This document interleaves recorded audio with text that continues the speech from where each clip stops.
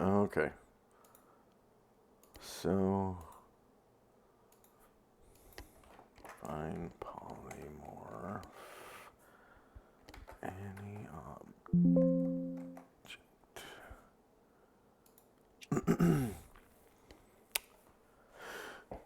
All right. Spell changes one object or creature into another when used as a polymorph for other or stone. To flesh spell, simply treat the spell as a more powerful version.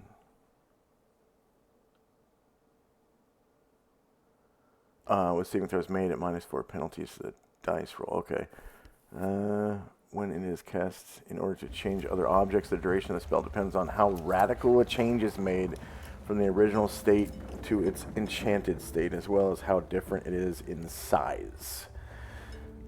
The DM determines the change by using the following guidelines. So size, smaller equal larger.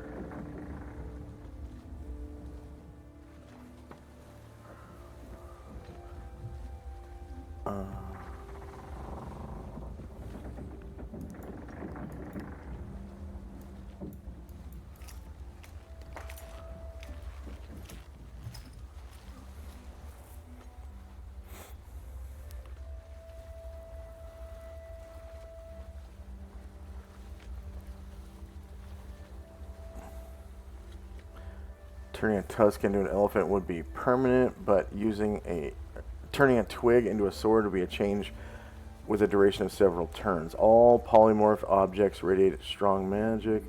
For example, it is possible to polymorph a creature into rock and grind it to dust, causing damage, perhaps even death. The creature was changed to dust to start with. Yada yada yada. System shock roll must be applied to living creatures, as must the restrictions noted regarding the polymorph other and stone flesh spells. Also note that polymorph effect often detracts from an item's or creature's powers.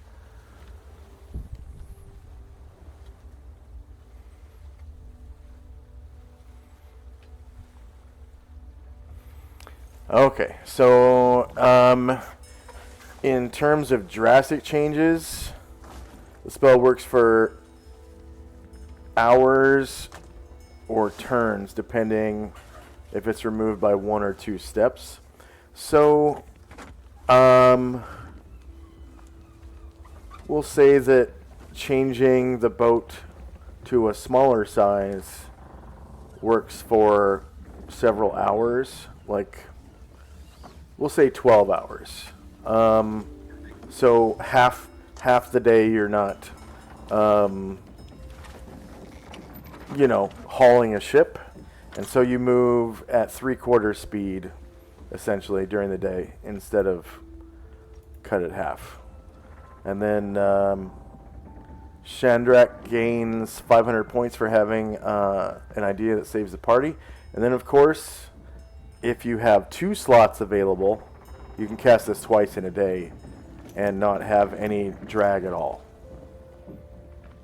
Shandrak himself does not, but after our discovery near the end of the day of travel, he will discuss this with Delina and say, if you have a polymorph object, it'd be really helpful if you could memorize one, and that way we should be able to take care of this boat problem and get to Etreska just as fast as normal.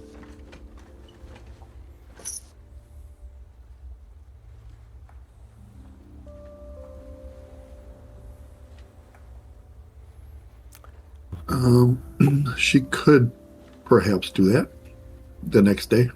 I don't know if she has one. Let me see if she has one today. Yeah. Next day is fine. She might have one. We'll see. 8th level. She does not have one today, so she'll get one tomorrow. Nice. All right. Then we'll take our new toy to Etreska. Yeah.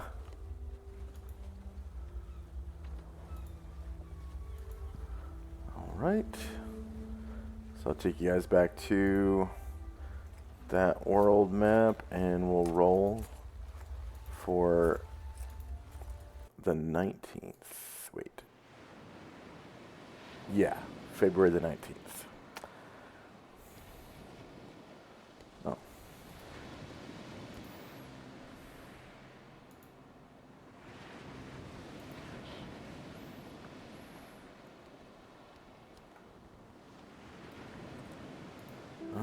Okay, random encounters, aquatic, saltwater,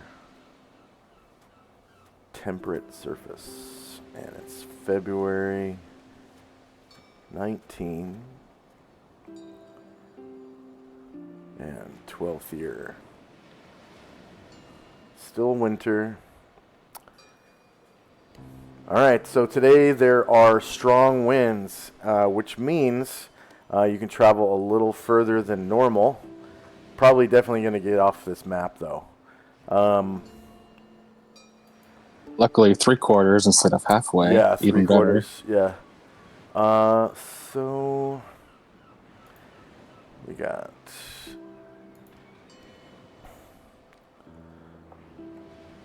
Galleon.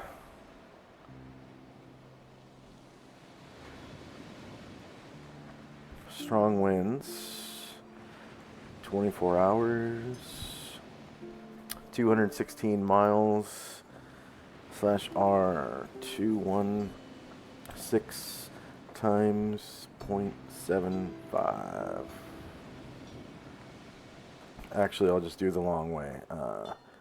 Divided by 4 times 3. 162 miles. Probably gonna reach port today. 162. So that's about 93 miles to the edge of the map.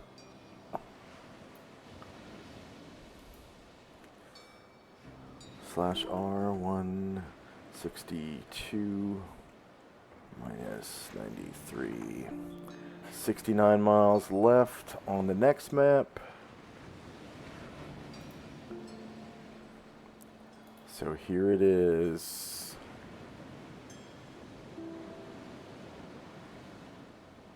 Atreska.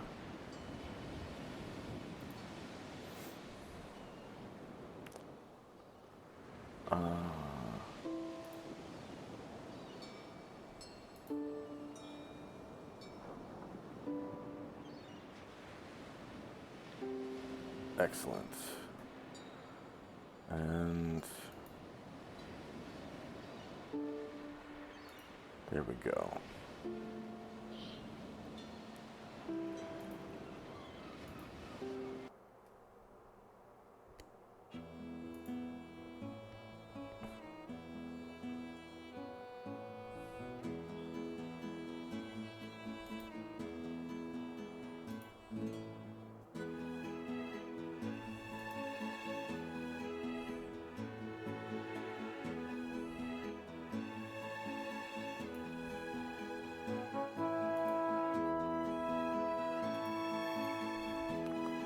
So this track is called Pennsylvania Rose by Kevin MacLeod. All right, so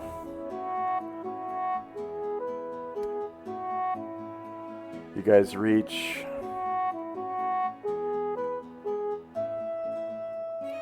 the coastal waters of Atreska, and Captain One Eye, he asks you guys towards the end of the day. Well, actually, this would be, let's see, 216.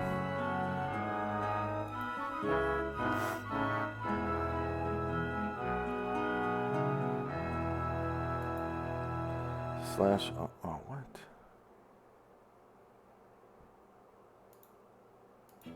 That was weird. /R216. I guess he'll ask you guys one last time before you go to bed, because this is kind of like in the middle of the night. I'm sure it's probably somewhere after midnight where you'll arrive, but he asks you one last time, you know, do you be wanting to go to Westlink or to New Irian?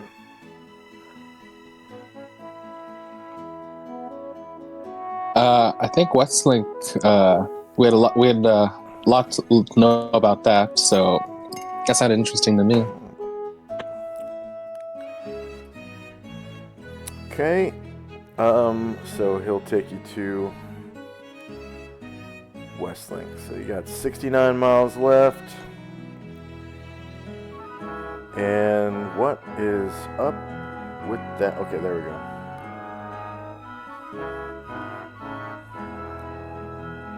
All right. Okay, so 69 miles. You don't arrive during the night, but you'll probably arrive the next morning of the 20th. So I'm just going to roll encounters for the 20th.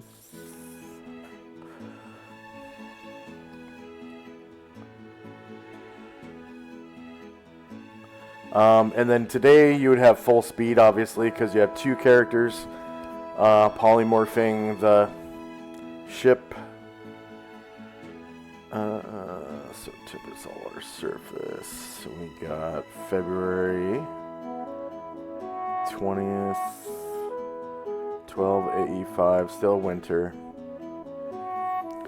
Strong winds with precipitation. So, yeah, you sail really fast today. Again, at full speed.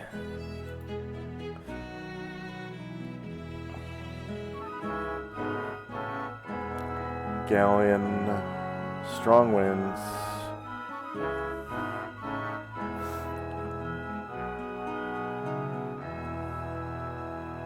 And it only takes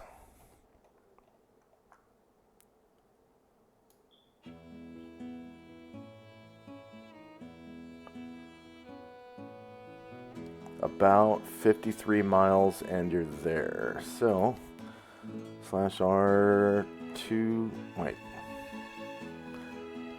Should just do 53 divided by 216 times 24 hours. So roughly 6 hours into your day of sailing, you would arrive. So you start sailing in the morning at 7 o'clock. So it would be 1 o'clock in the afternoon that you arrive in Westlink. And you should be able to click.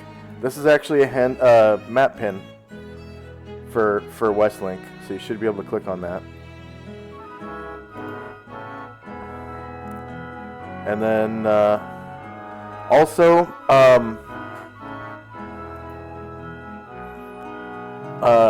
that night before you went to bed,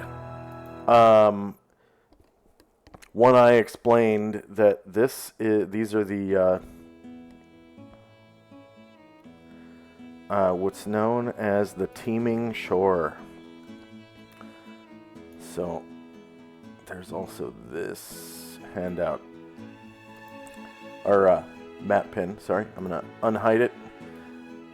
So this is the teeming shore. Let's see. Expand and edit. And player's journal. So we got Tenzi, Shandrak, Lily, and Shinzo. Set changes. All right. So the eastern coastline of Etreska is known to hold the eastern colonies, which grow rich by importing new settlers of Etreska and goods from around the world. The densest fishing and whaling in the world are known to be here, and the settlers of Etreska grow rich upon it. So he just explains that to you guys as you arrive, and you are now in Westlink. So I'll take you to the Westlink map.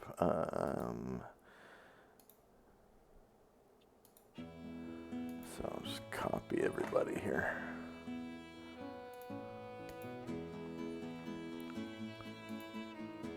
Big reveal.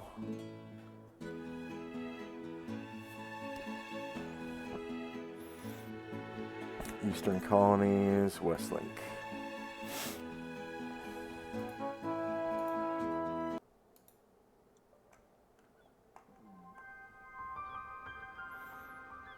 So you guys kind of walk off the deck of the ship. Man, I gotta find a spot big enough to hold all you guys. I guess I'll just stick you in the water for now. And then kind of rotate the group.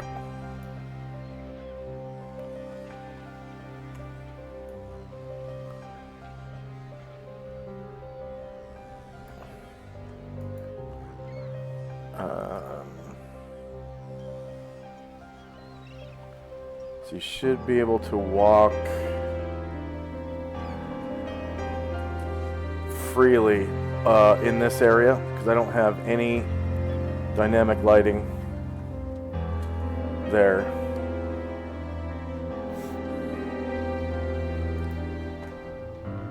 Okay, 1 second.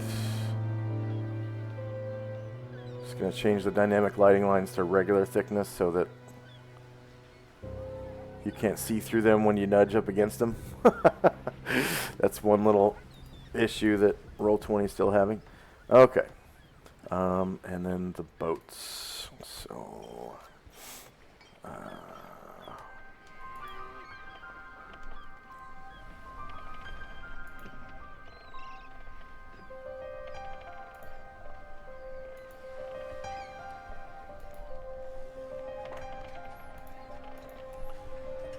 Alright, so all 3 boats dock.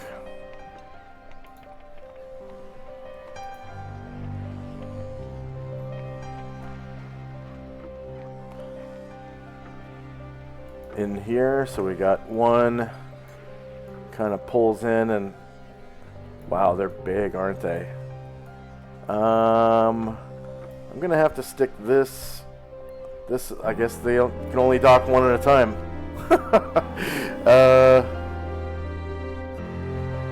So I'll put the other ones kind of parallel to it, and they'll have planks going across.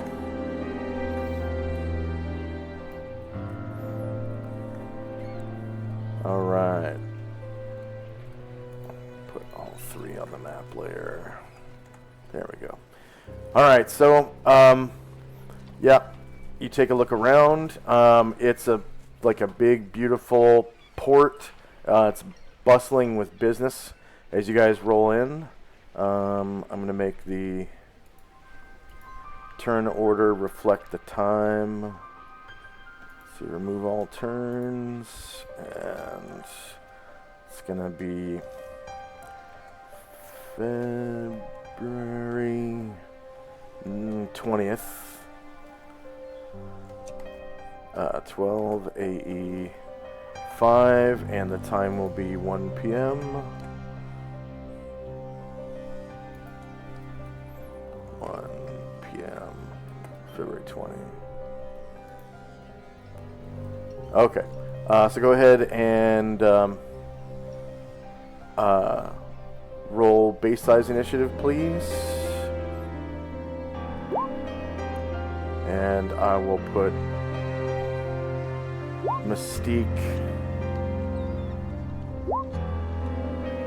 on the GM layer.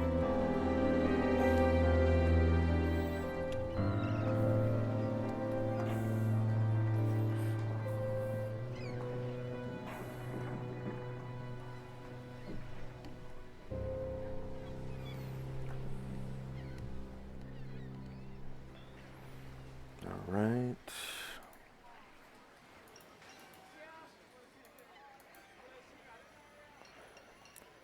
So time now is 1 p.m. February 20th, 12 AE5. And Lily, you've just kind of, stepped off of the deck of the ship, and you're now on the, like a stone, a dock-ish object. There's just kind of right behind you guys, there's a man sort of directing traffic. Looks like he's like a dock master of sorts. And, he's just like, come along now, come along. Hurry up, hurry up, hurry up. Let's go, let's go, let's go, let's go. And it's kind of pushing you guys out so that other people can use the dock to move goods and things back and forth. Maybe other livestock and things like that. There are other people out here working, so their clothes look a little funny, so you get guys dressed up, you know, like this. And obviously a merchant sailor there. And yeah, today it is snowing, so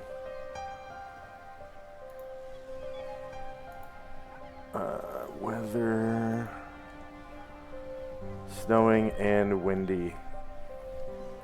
So snowfall, light, snowfall, heavy. There we go. And I'll put some windy sounds in, and we'll start our encounter. So you can see sort of like a naval station in the northern part of town. They got a large cannon facing out to sea.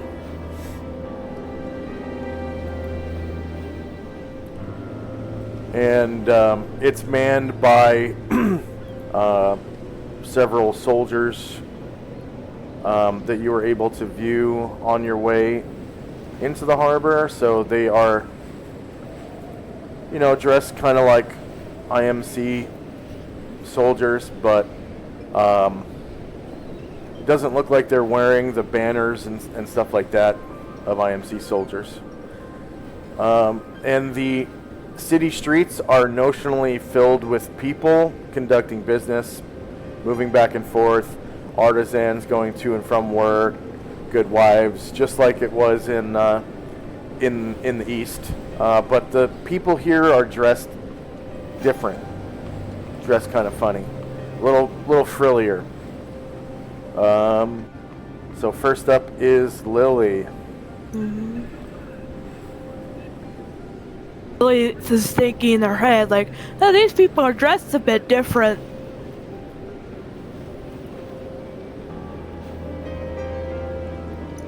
Lily kind of moves. Yes. Yes.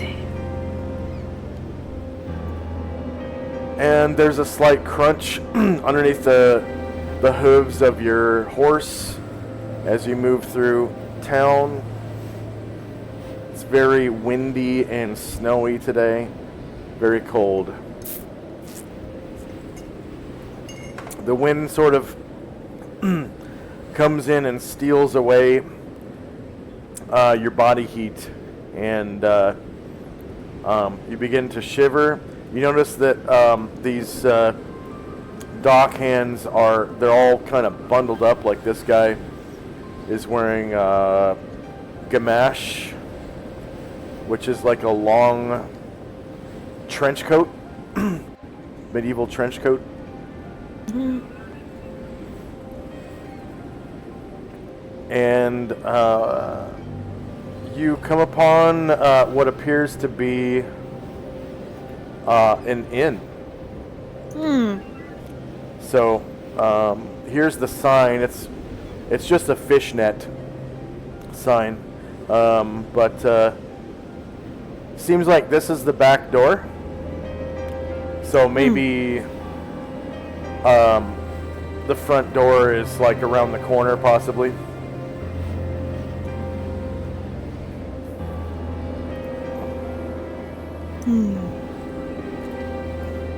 Front door somewhere. Yeah. Let's see here.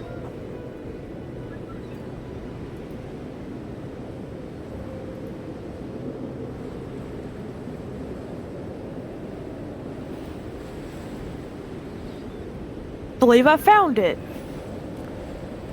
Yeah, it looks like yeah, it faces the avenue there, west of the building. And you can see a sign above the door that has like a bed on it. I believe I'll wait next turn. Okay.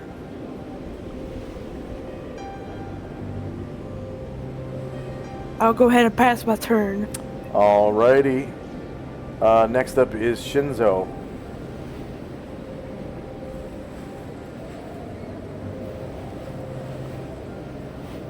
I will attempt to follow her, although I had been looking around at the new environs.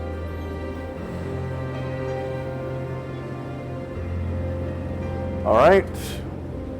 Oh. So yeah, you just kind of walk into this house, Oh, and there is a woman in there, like, sitting by the fire. I deeply apologize. Oh, I'm so sorry, madam. I have just arrived. She's like, and woo! I'm completely loud.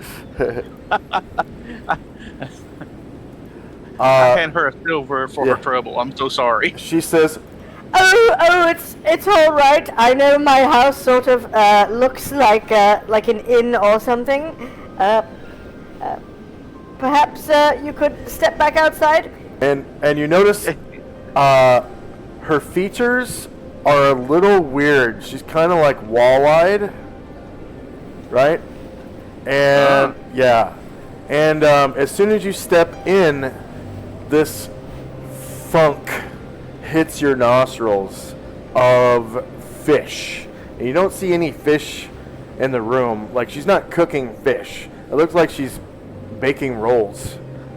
But yeah, this weird fish funk hits your nostrils pretty hard as you step in.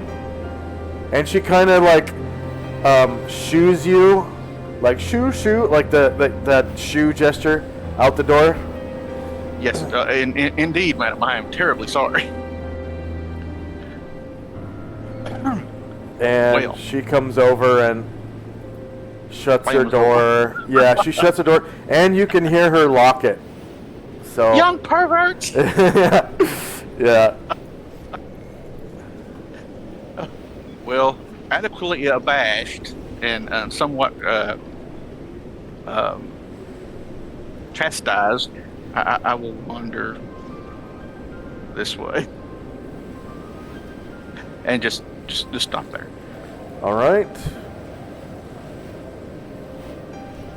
Oh, I'm sorry. This actually is a private house. Yeah, so no sign on the door. My mistake. I see where the inn is now. So maybe as you guys reach the edge of this little alleyway right here, maybe there's a sign.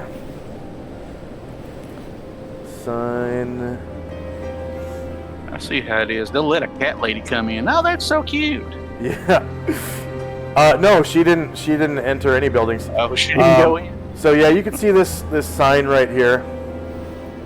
Down here, it's kind of posted in the corner.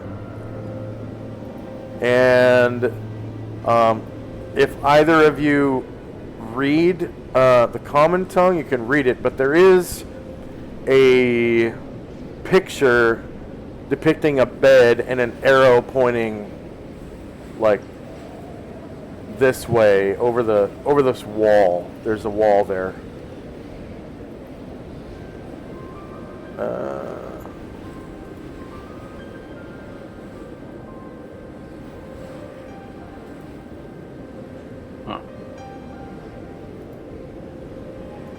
Well, I will end my turn where I'm at, Okay. considering I don't read. Okay. And then Tinsy. We'll start writing out.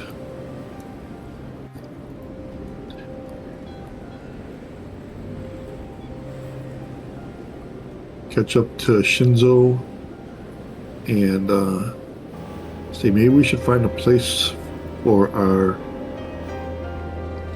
mounts. Have you seen anything yet?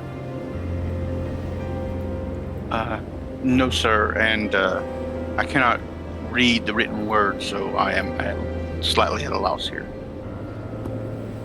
Okay. Well, maybe we can find.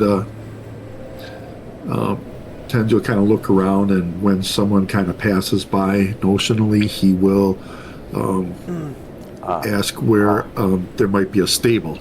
Okay, perfect. So,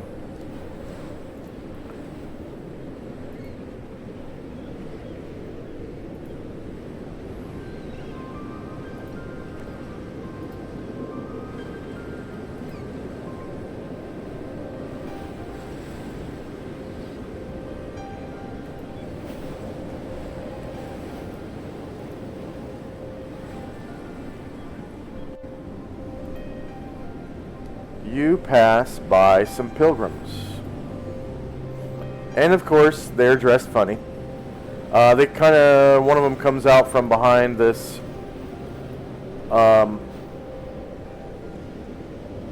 alleyway, right?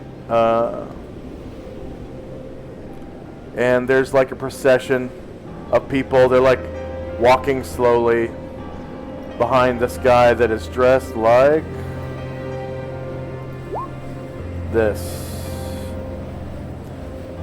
So long coat, top hat, and cane, which is odd. People don't dress like this in Panoplia. Like a nobleman would probably have a robe and a what's it called?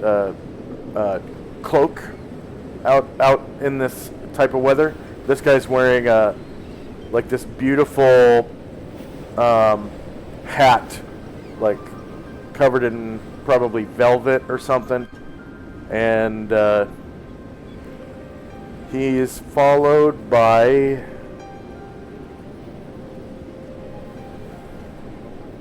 let's see, where is my thingy here? There it goes. Truska.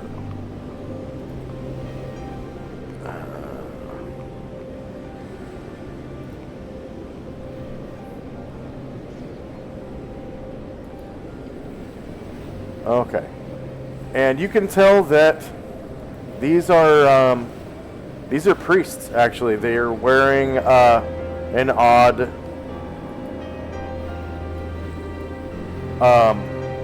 holy symbol, and they kind of take a couple more steps, and you can see the procession behind them is just a bunch of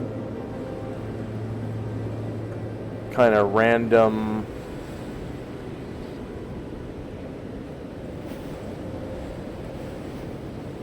people here.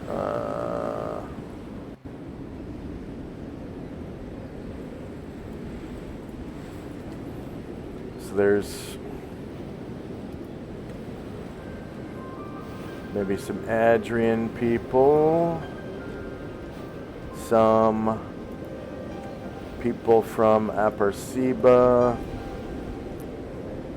and maybe a couple Panoplian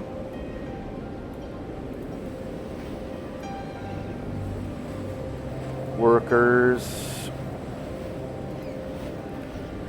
And you can see the procession kind of clogs the alley a little bit.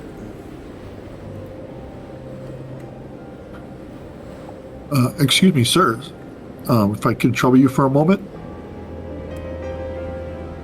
Oh, yes, sir, says the man dressed in green.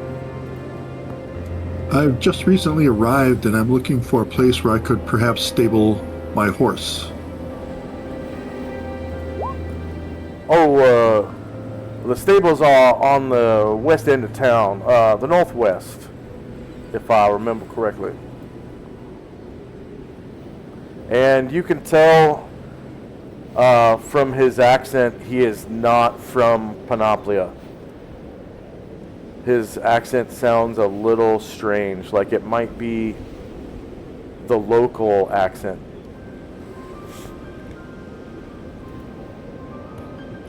I take out a silver piece and give it to him for his trouble, saying thank you. He doesn't take it. He just waves his hand, takes a real good look at your holy symbol, and sort of waves and says, "Oh, that won't be necessary. You go ahead. We'll stop here and wait for you." And I'm just there's like people with like tambourines and shit, like that were banging on them with every step. So they take a step and you hear this like, and then another step and and they just stop the whole procession and wait for you to pass.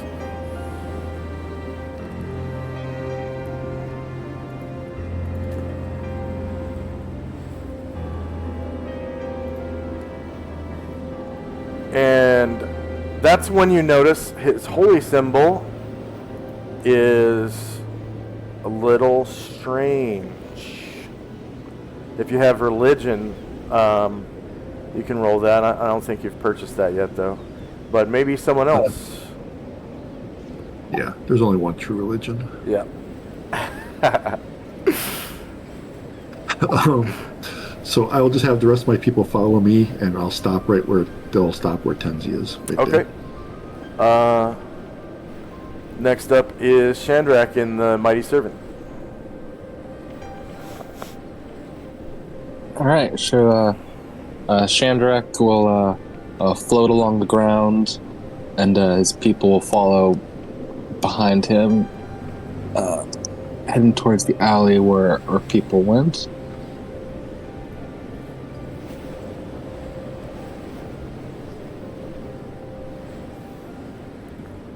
And as my people begin to pass through, Saint Luther, who kind of from a distance was able to see the procession, once he gets a little bit closer, he will kind of stop for a moment to look at the strange leader's holy symbol.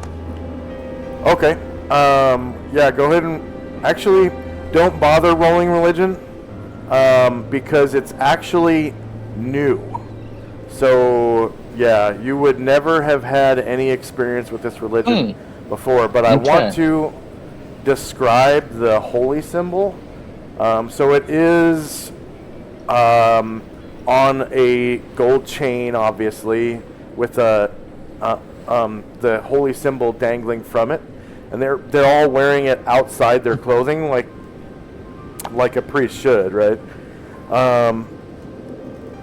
But its design is peculiar. So,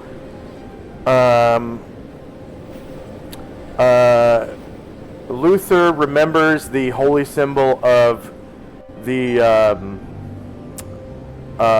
wheel, like the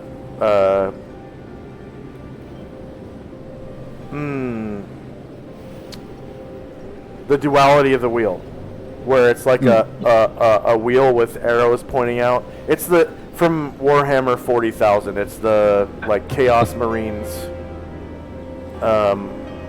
symbol. So this is similar but way different. Like it has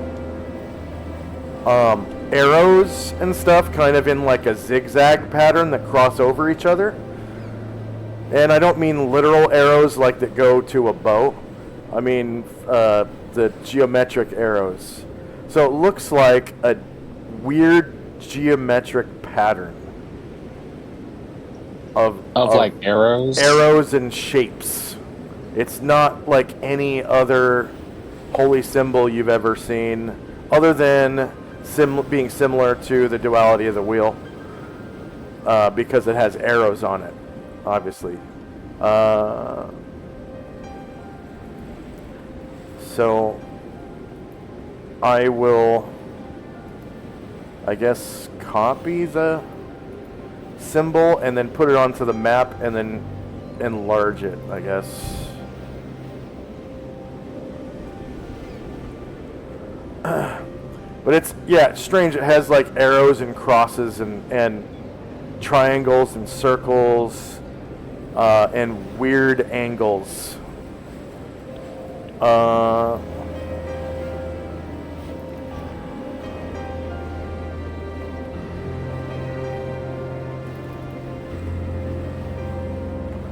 if I can find... Okay.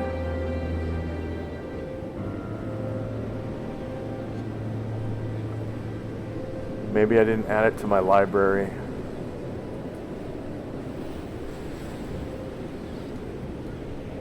Shoot, okay.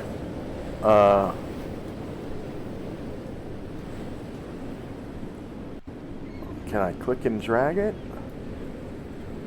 No.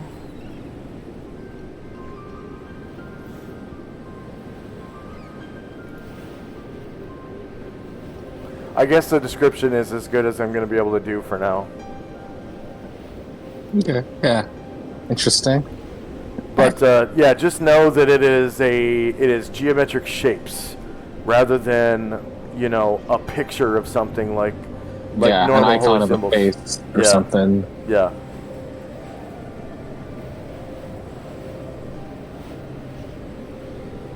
All right.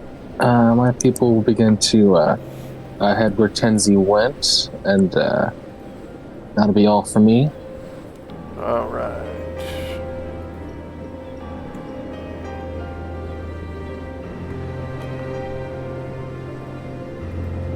Maybe I can find it on the web. No? Okay. So time now is 1:01 p.m. and next up is Lily. Lily will go ahead and move with the rest of the crowd. Yeah, come on.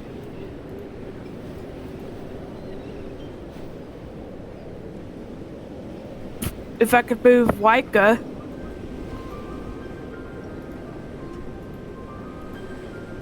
Oh, I think Shinzo is standing on top of Waika. Yeah, he is. Oh, I'm terribly sorry. It's okay. I was petting. Look, it was fine.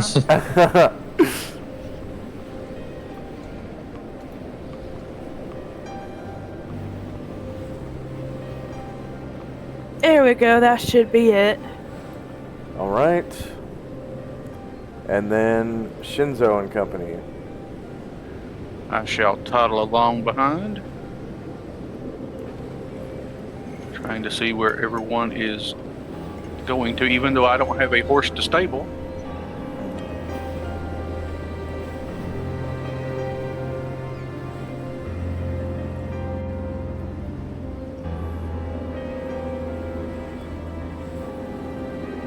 All right, and then Stop right there. Tenzi and company.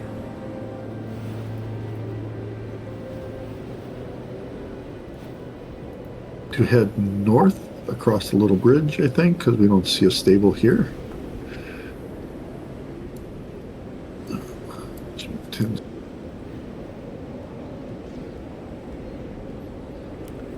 All right, so directly ahead of you, like straight ahead, is a big barn. And then you see okay. another one over here. Awesome. So we will start heading that way. Oops, I'm gonna have to.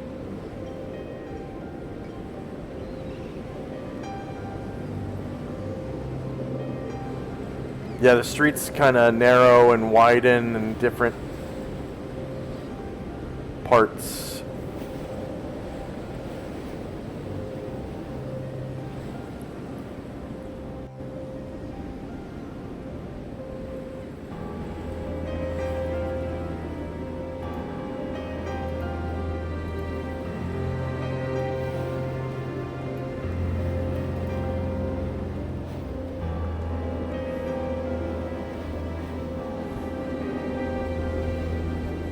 All right, so you're basically standing in this wide open area, and there are two, you basically have a choice. There's this barn and this barn. And you can see that they have this big, beautiful fountain over here in this courtyard.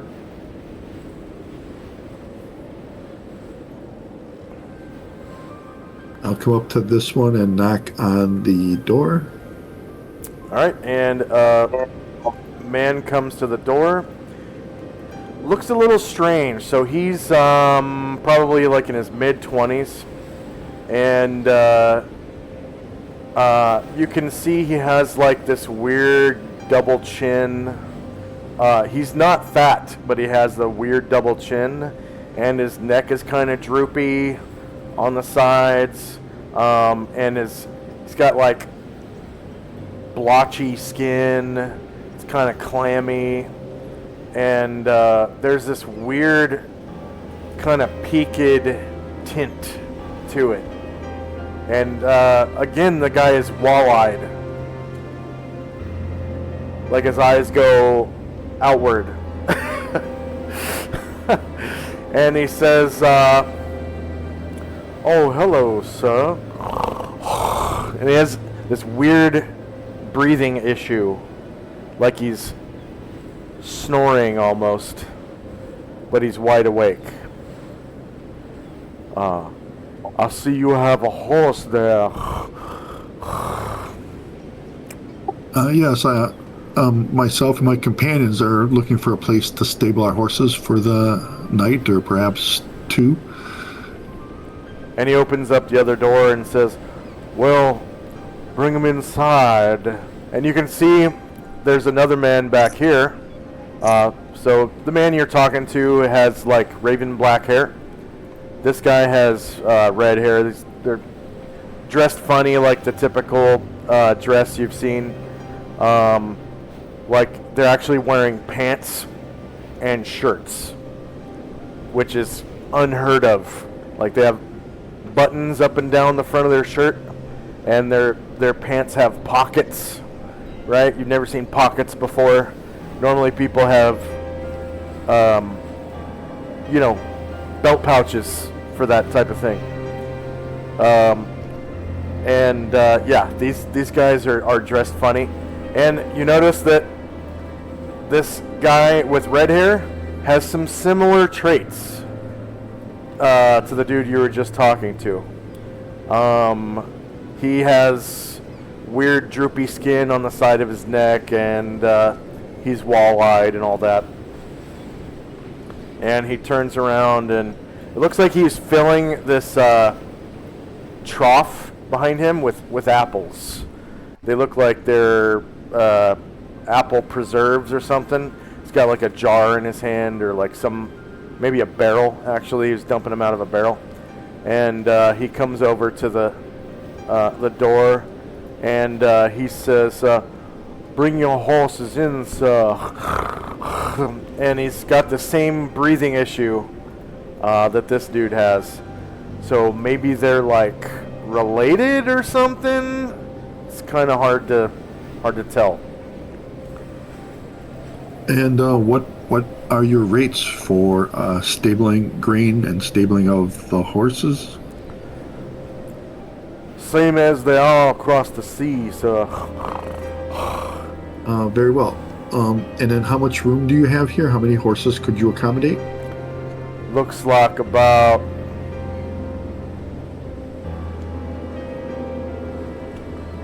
About 10 horses, sir. Very well. I will have, I think we'll be able to fill up your stable between myself and my companions. And I'll direct, my people will kind of stack up here, and then we'll start going into the stable next round. All right. And Shandrak. All right. Seeing Tenzi through the window, talking to the man in that stable, him and his people will begin to ride up. All right.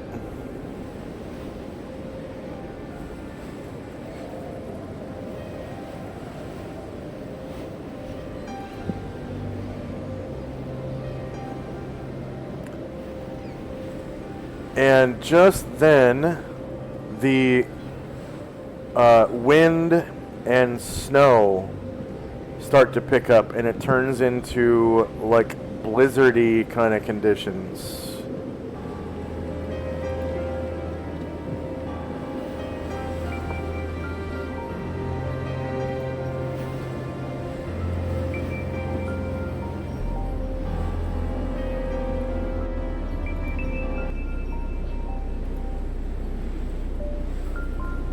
and the snow really begins to fall down. Big flakes, like the size of a coin, almost. And time now is 1:02 p.m. And next up is Lily. Guess Lily will put her horse up, or there's enough space. All right.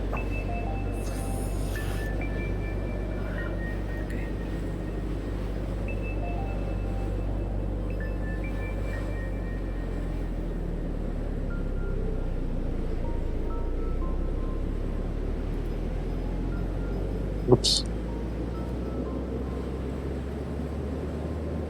Sorry, I don't mean to be pinging people.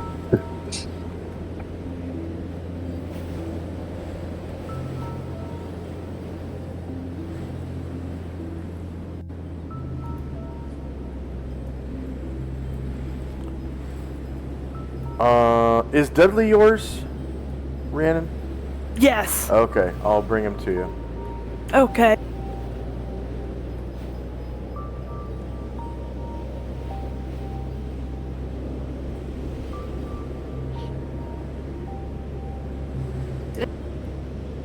There we go. All right. And Dudley follows close behind. Meehaw, he says. Yeah. Well spoken. Well, that's really quiet. Can you guys hear that? Yeah, I can hear it. There it now. is. Okay. Wyko will be with me. All right.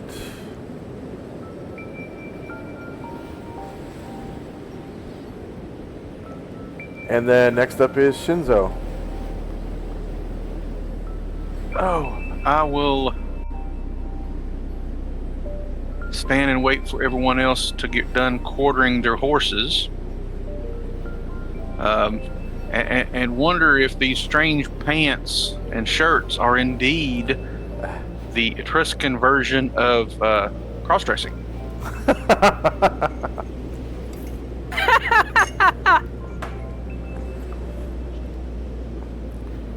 Next up is Tenzi. We'll start putting our horses into the stable.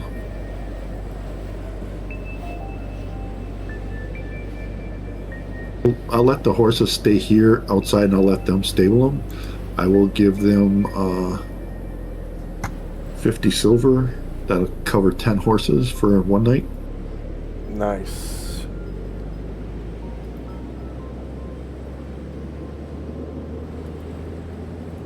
Oh yeah, he takes your money. Oh yeah. SP 50. Alright, anything else for Tenzi? No, we'll just be managing that. I think I got Sandy stuck on a wall to the south next to where Jan was.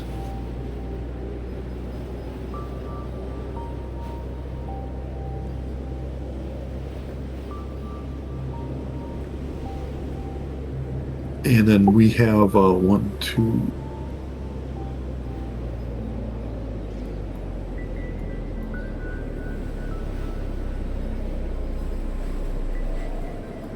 So I have 6 mounts, so 4 other mounts could fit into there.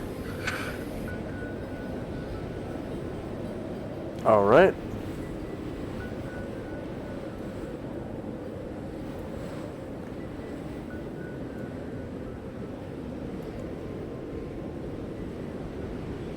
And next up is Shandrak.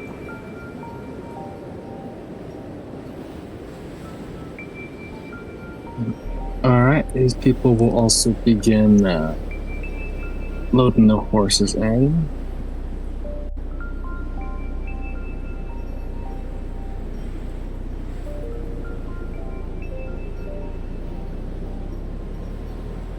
And Shandrak will say, is this the only stable in town? The man with raven black hair answers and says, "No, we have our competitors across the way there, on the other side of this courtyard." And he points at these doors right over here. Okay. So nice. So Shandrak will he'll begin. 4 of his people's mounts will go in, and leftover will stay outside and begin to head over to the other guy. All right.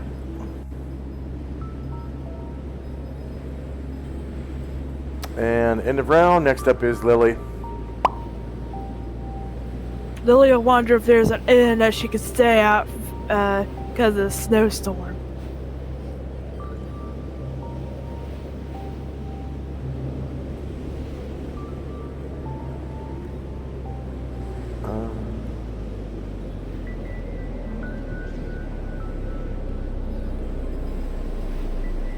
And then Lily remembers that sign.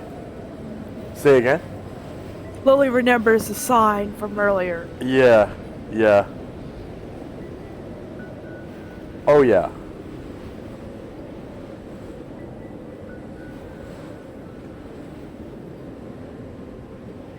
Lily will wait till the other people will get their horses in. Okay. Shinzo and company. Will wait, staring into the jaws of the T-Rex. Everyone finishes putting up their horses. Those are some large teeth you've got.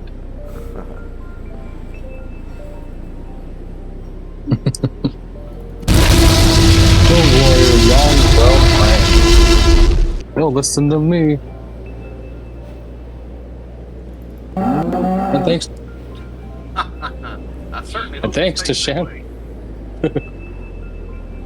And thanks to Chief Shandrak, he's not even hungry, so he'd only attack you if you were fighting him. That's good as well.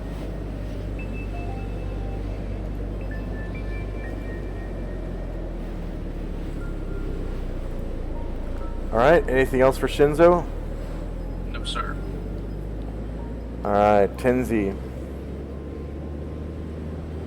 Looks like we have our mounts pretty much taken care of, so we'll start heading towards the inn.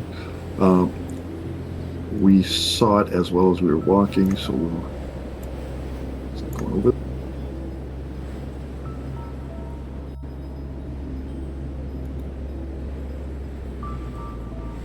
And we didn't see any other type of inn as we were walking, did we?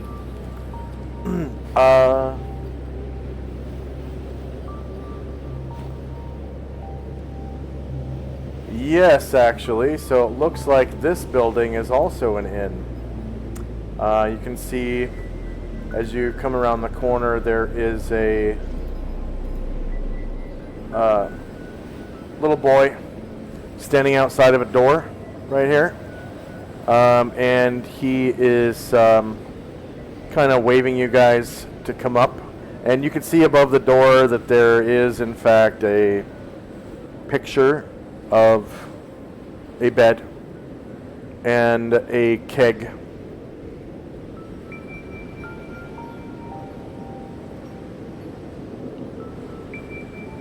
He'll come up to the young boy and ask him if there are rooms available in here.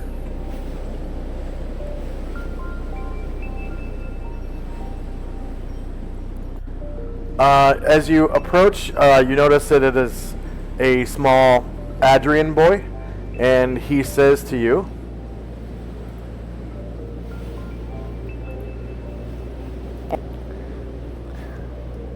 Yes, of course. Come inside. My mother, Tay, will direct you to a room. Very well. Well, we'll probably want stay in the common area for now, but later we will take our rest. Thank you. And my party will start coming in here. Thelina will stop outside and fold up the rug.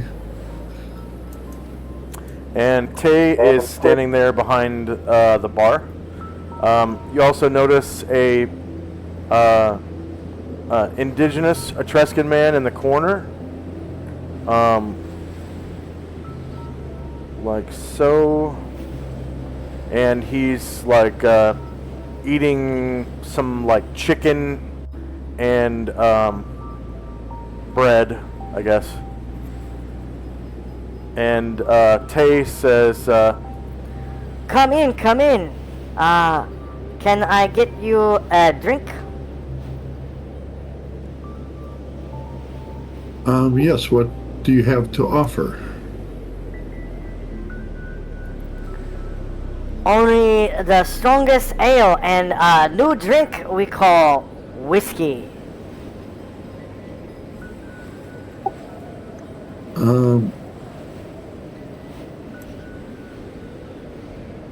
I think I will try some ale, and I'll get that for my party. Do you have a bit pitchers?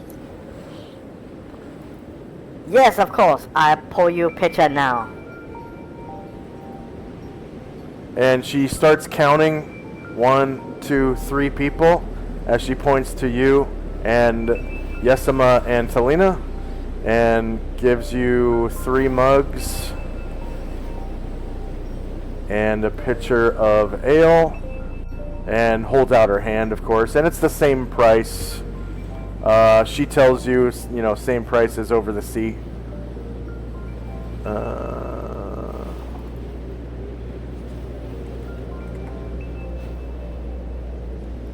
And you can smell chicken roasting next to this indigenous man. There's a fireplace.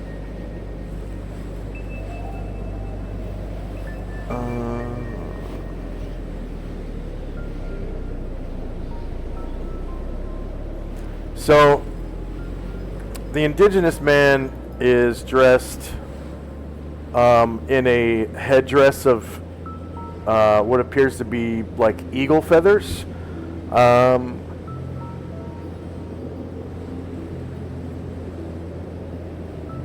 And he's got leather clothing on with like tassels. So leather pants. His pants don't have pockets though. And then he's got like this leather, like almost like a vest, that's held together not by buttons but with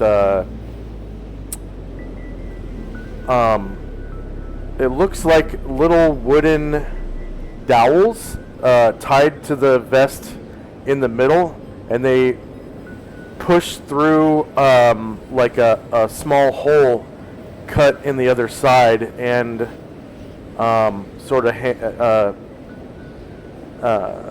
don't really hang, like the string or twine or whatever isn't long enough for it to hang, so it keeps it pretty tight to his body,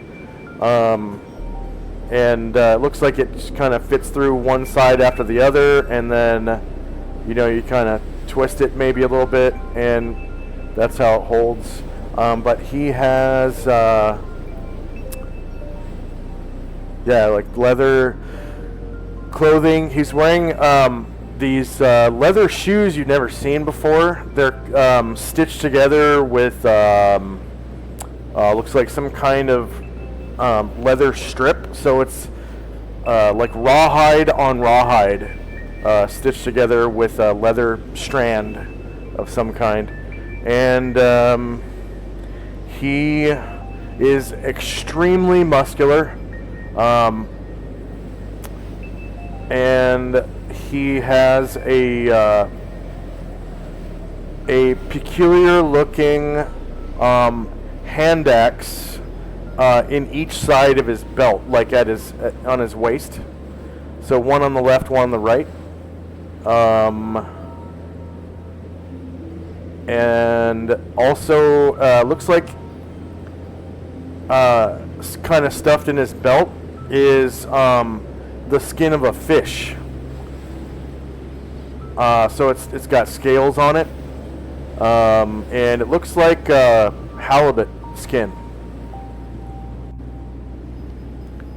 So halibut look kind of funny.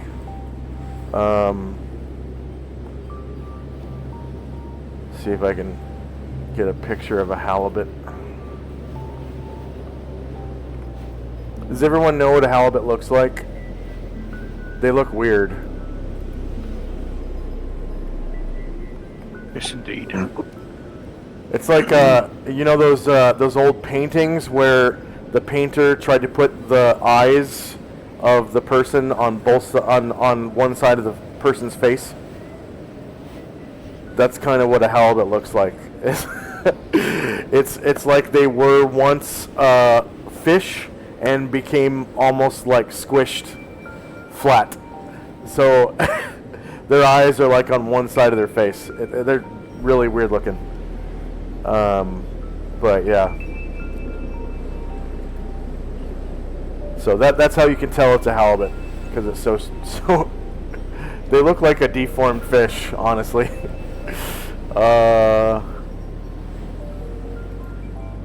Okay, anything else for Tinsy? No, we give her the normal price for ale is 2 silver pieces per gallon. I give her 3 silver pieces for this stronger version, and that'll be it for us. Okay. And next up is Shandrak. All right. It's a little tight for Gargamon, so he is gonna kind of take Yon kind of along the south side and work his way around.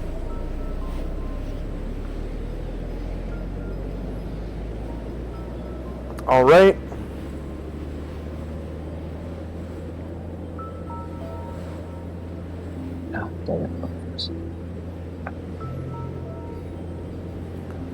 So you pass by a couple of houses here and here, and then looks like there's like maybe a cart right here, because you can see a cart right outside, and looking through the windows you can see a cart right partially in construction. Sorry, a cart partially in construction, and there's a man hammering on it right here.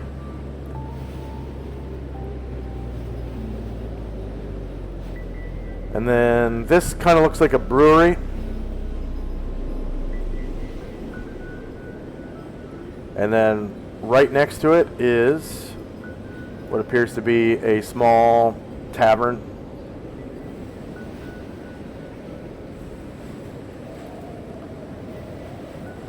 And you find 2 barns. This one looks kind of full with some of Tinsy's horses. 2, 4,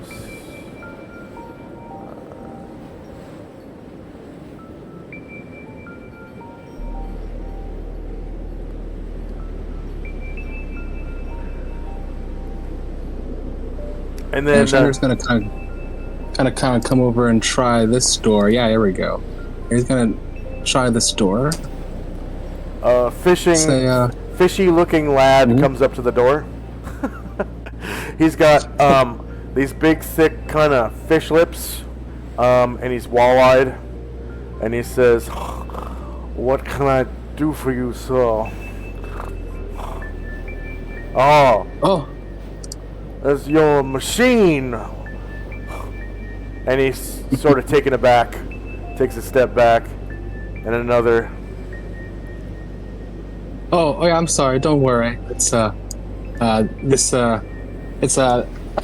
a real person in here. I'm just, this is a good find I found.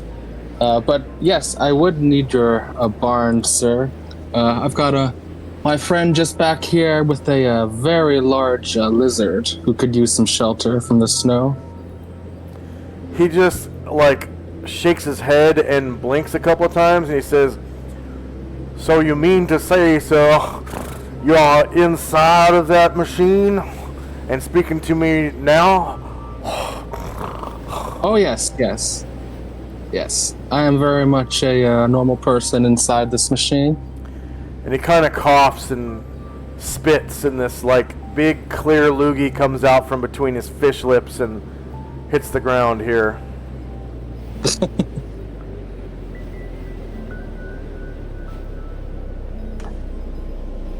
But I would like to purchase some of your services, sir. My veteran party is quite large, so we've already filled up your competitor's space. So I came to you because my animals need some shelter.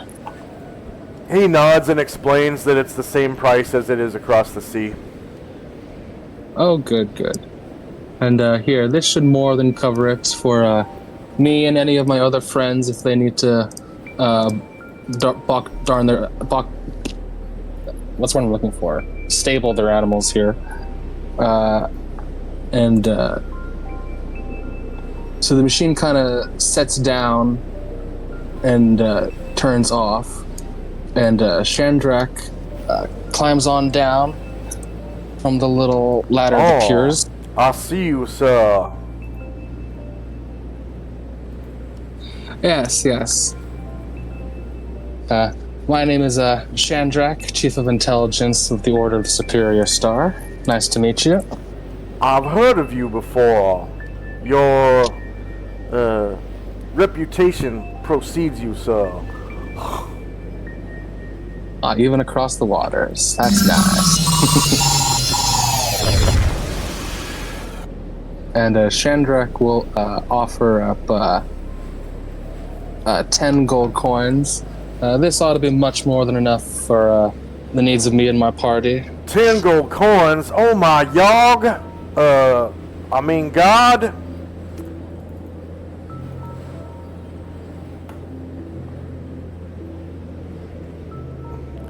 Why, that's a fortune around here, sir.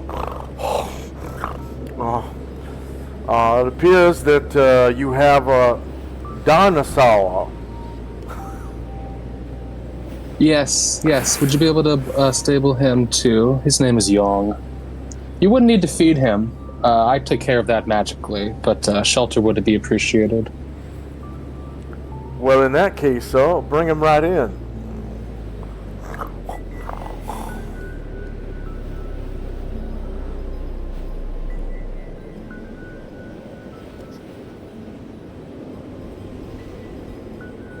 And it seems like the man has some weird kind of like throat problem, because he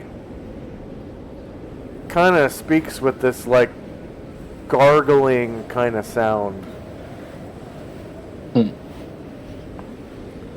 And it's like two youngish looking men in their 20s, one with brown hair and the other with blonde.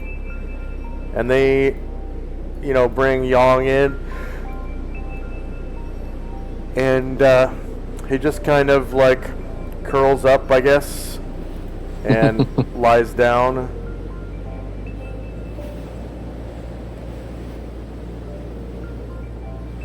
All right.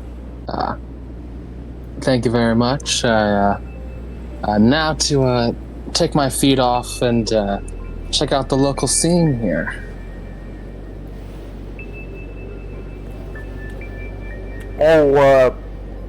There's an inn across the way. And he points, kind of comes outside with you and points to this building here. Thank you very much. And as Erdrin also exits after stabling his horse, he kind of stops by the man and says, I heard Westlink knew how to make silver bullets. Where could I get that done?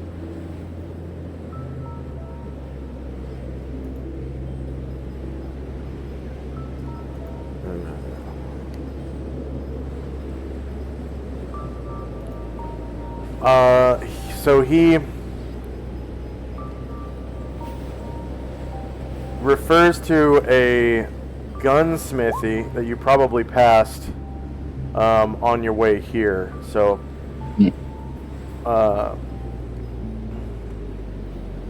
he'll say that he says the gunsmithy is directly across from the landing. The boat, okay. The boat landing you guys passed. Okay.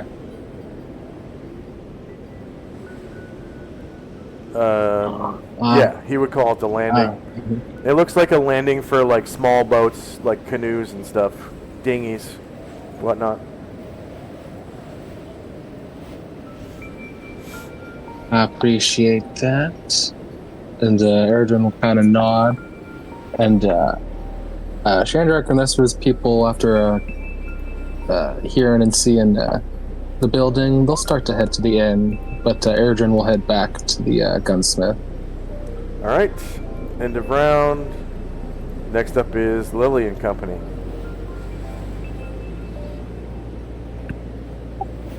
I think she's AFK. Oh, well, why don't we take a quick 3-minute break then? Sure. So we've been playing for a little more than an hour. So we'll take a 3-minute break starting now.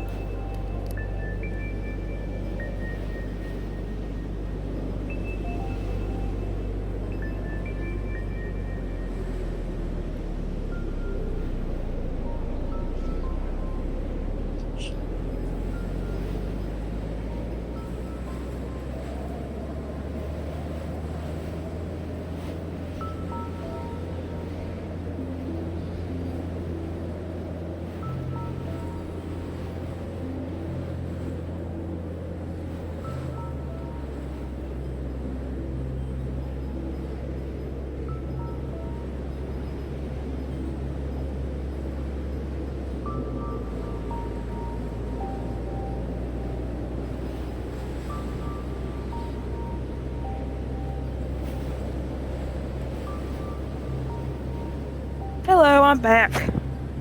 We are taking a 3-minute break. Okay.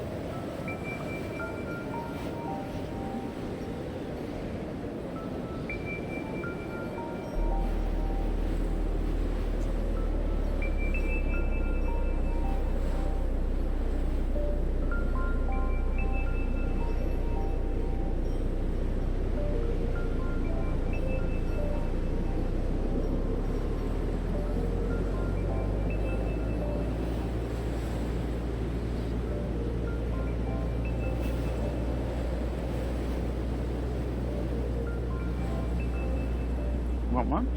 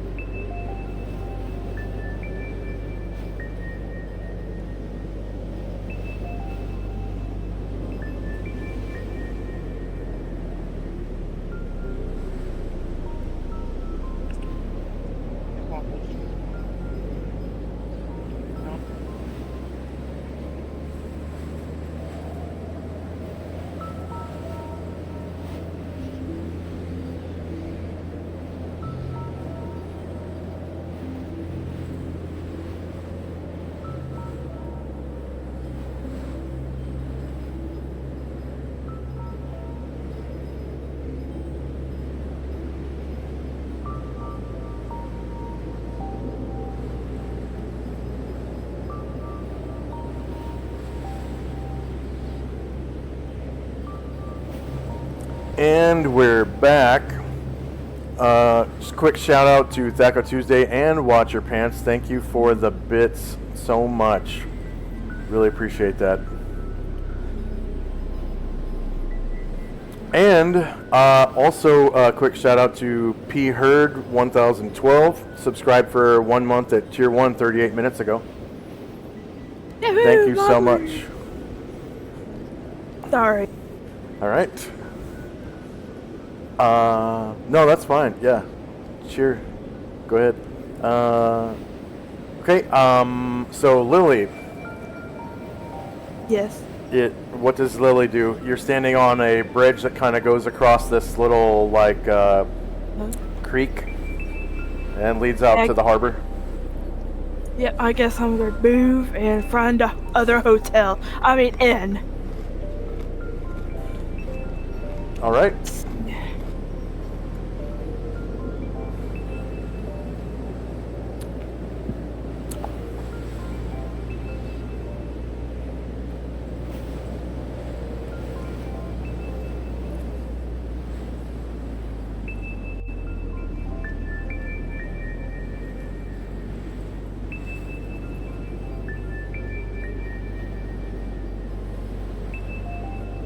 Okay, so you kind of walk by this little boy, and he's standing there kind of pointing at this open door, and inside you can see your companions.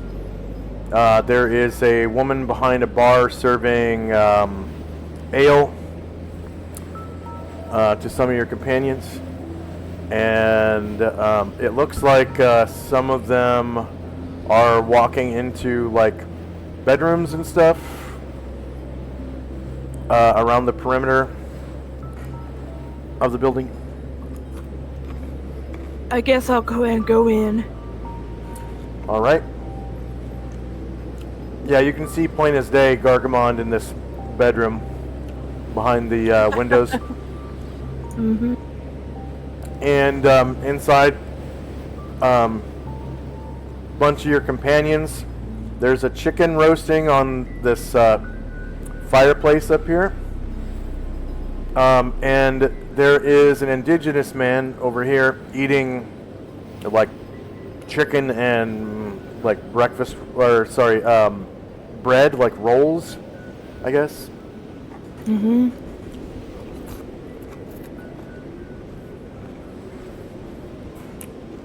Is there any seats that are taken or no? Yeah, lots of seats that are not taken. There's one right here at the end of the bar. And then some at this table.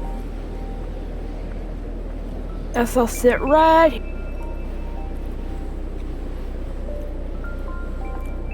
And this woman tending bar, an Adrian woman, she introduces herself as Tay. And says,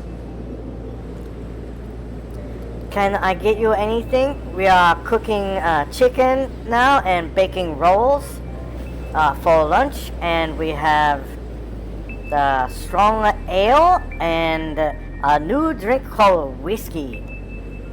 So I was like, yeah, sure, I'd like to try that whiskey, and also I'd like some chicken, please.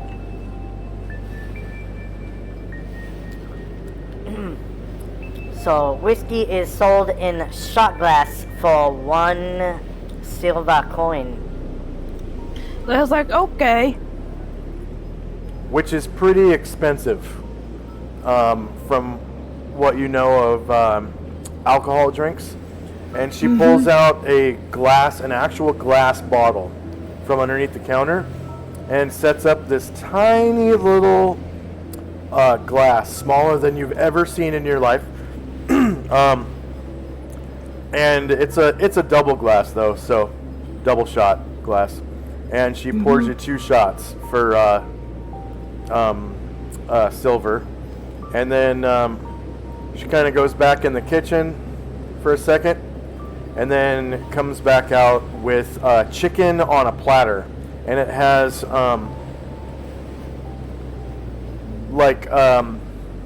it's garnished with like pickled seaweed, so it's kelp that's laid down on the platter, and then the chicken is laid down on top of the kelp.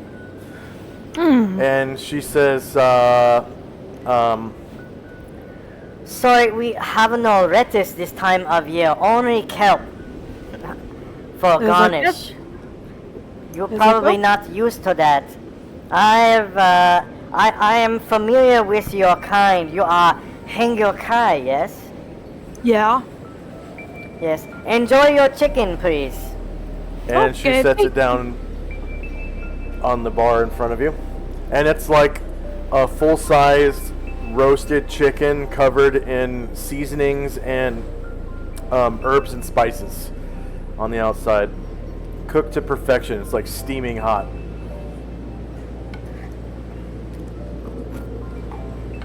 Lily will let it cool off a bit. I'll go ahead and pass my turn too. All right. Shinzo. Seeing them head this direction, I too shall. So just before Shinzo kind of moves, quick question. When Erdrin kind of comes up by him, is Shinzo, since he took the carbine, is it like on his person? Like his carbine? Yes, it's slung across his back. Okay, so when Erdrin kind of runs past, well, when he walks past you, he kind of says, I'm heading towards the gunsmith, trying to make some silver bullets if we're spending the night here. If you're going to be shooting that, silver's the next best thing if you don't have magic bullets.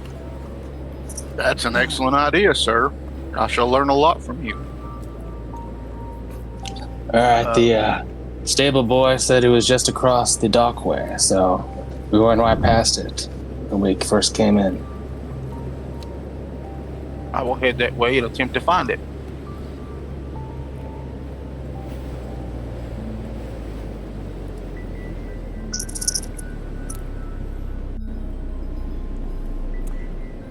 So you see, yeah, this is the gunsmithy right here that they were referring to. Oh, okay. You can see, like, in the windows, they have display cases with all manner of, pistols on one side and then all manner of rifles on the other. Why didn't that work? Weird. It's not working anymore. Okay. Well, the pistols work, so that's that. The We've gone twice. Yeah. And the door's not locked. You can see a man standing behind a counter. Looks like he's reading, like, something off a piece of paper. Okay. Well, I will open the door and walk in. Hail, good sir. Good afternoon to you, sir.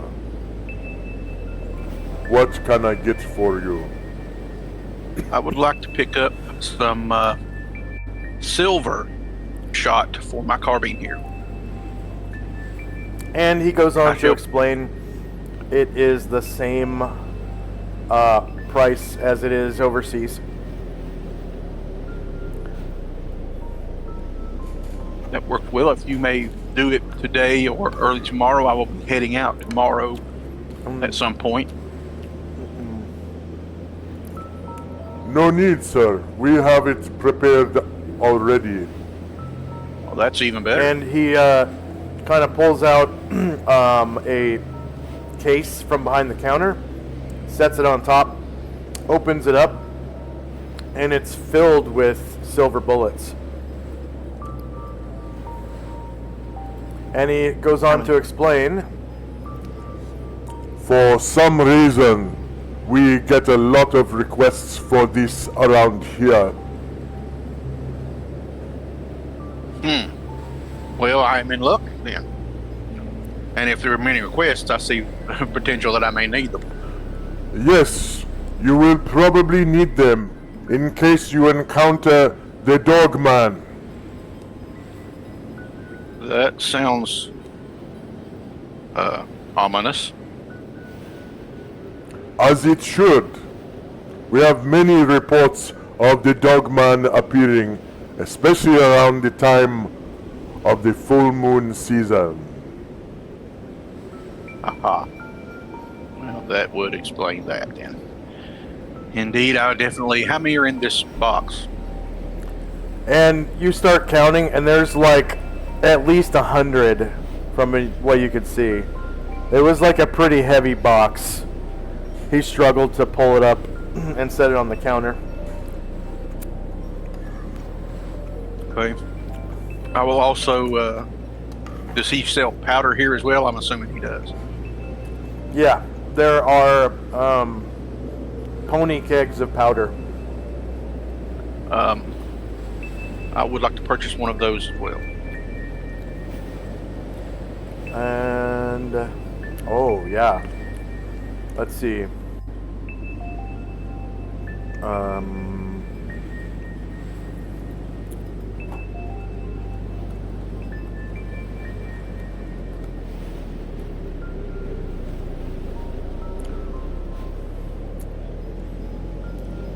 $992 ounces in a pony keg.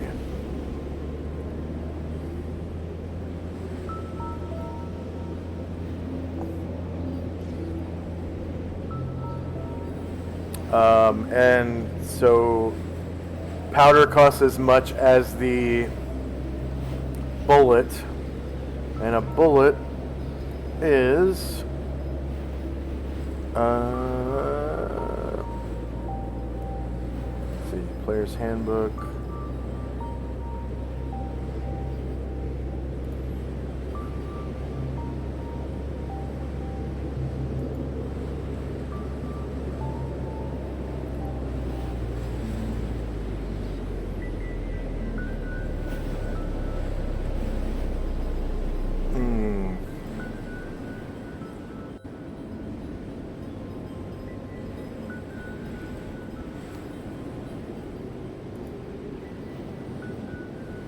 Weapon, there we go.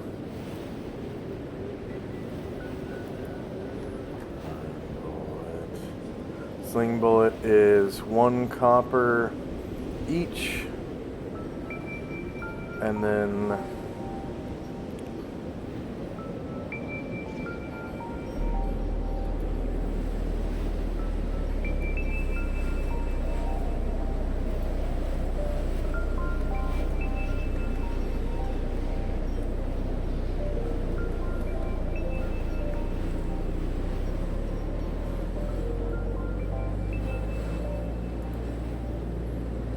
$100 to $150 grains.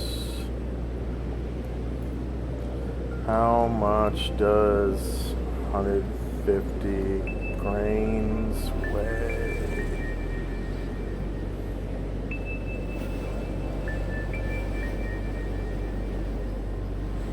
.34 ounces, roughly a third of an ounce. Okay, so /R 992 times 3. So let's see, 30 gold. 30 gold for a pony keg of powder, and it has roughly 3,000 charges of powder. Okay. I asked him if he can exchange one of the paradots I have for these purchases.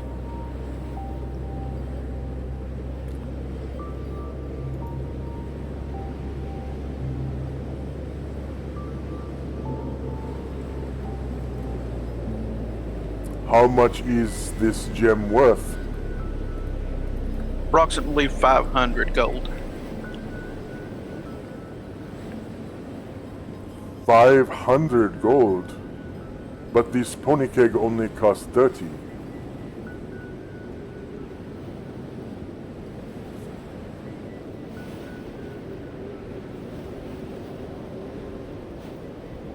I do not have this much money. I am terribly sorry.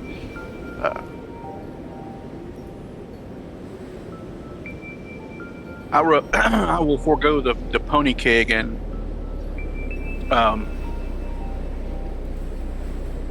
I will return tomorrow before I leave, hopefully with this changed out and by then. Very well. Thank you, sir. And I thank you, sir. Please be sure to come back.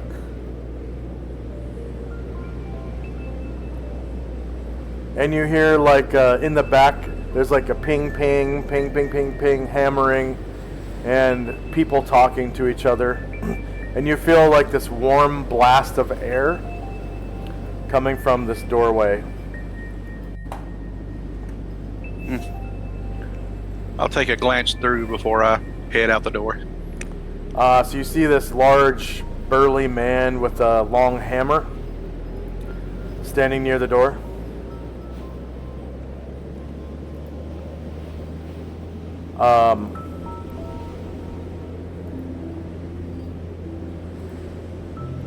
Yeah, he's heavily muscled and holding a maul. And he's like beating on a sheet of metal right here with it over here behind the where you can't see. You can hear it go clang, clang Okay. as he beats on it. Well, once I'm done with this, I will go ahead and head over to the inn. All right.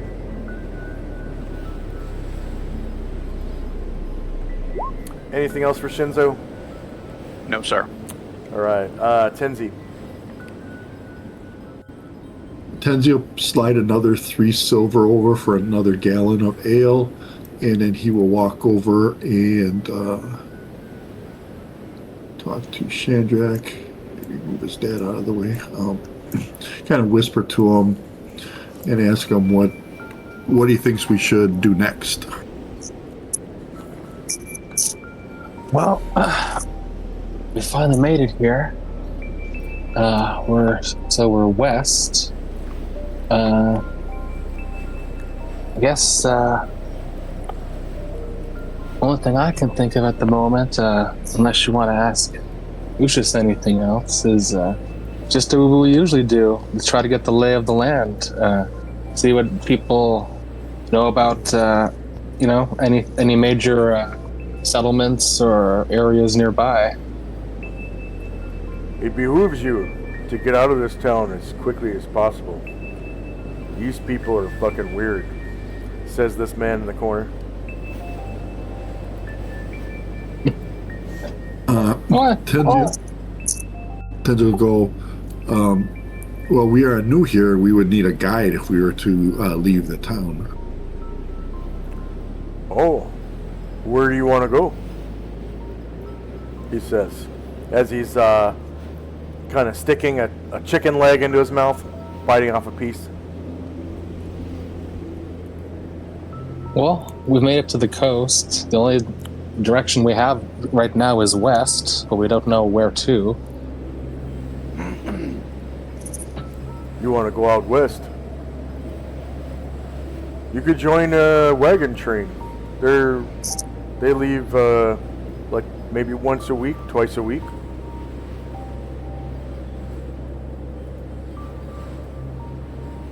Wagon train. What's that?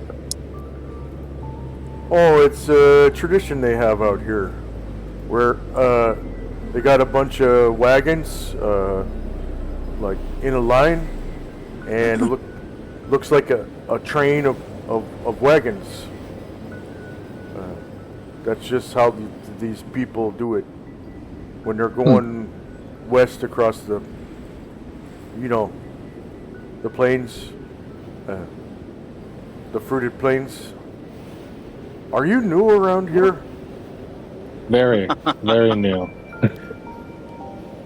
Alright. So he describes what a wagon train is.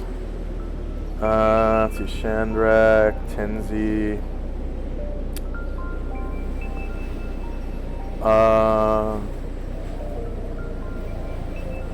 Yeah, I guess Lily's there too.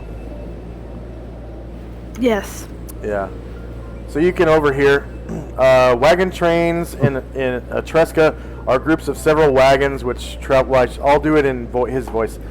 Wagon trains in Etruska are groups of several wagons which travel in line with each other, one after another, like a train.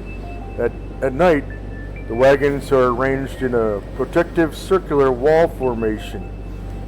It's a temporary fortification to protect the camp from purple buffalo stampedes and monsters like pale crawlers and wendigos.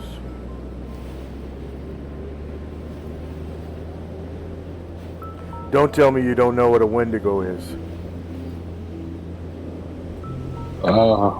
When does Wendigo? Oh. Okay.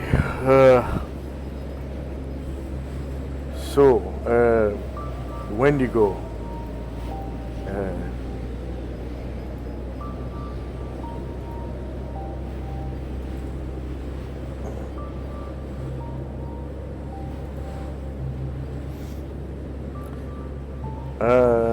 The Wendigo is a fearless creature.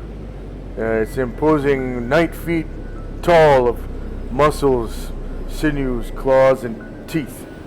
The creature is appears to be undead, but apparently is not.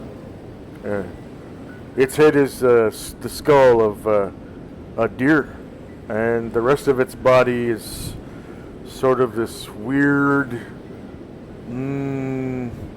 tall man thing with claws, and it's covered in like drooping skin, hair stuff.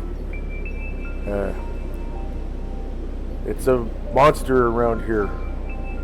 You know what about the pale crawlers too, or no?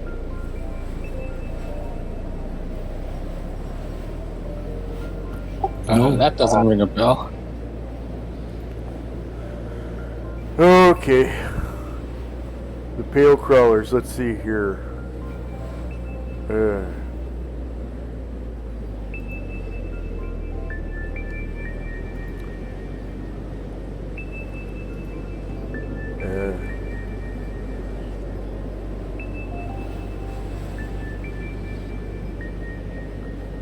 Oh.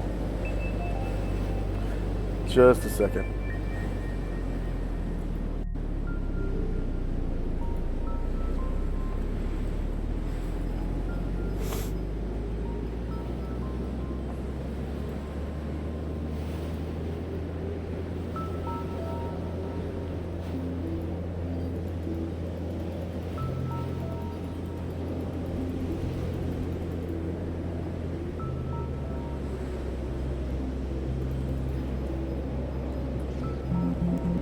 What?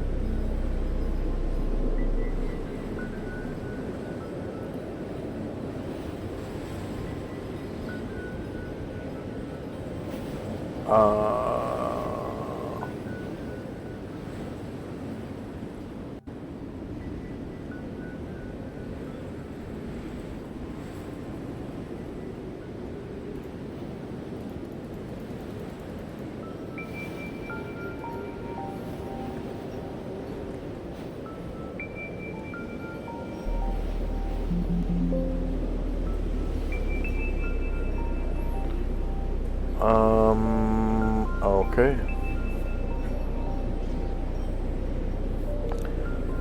Having a little trouble. Let's see.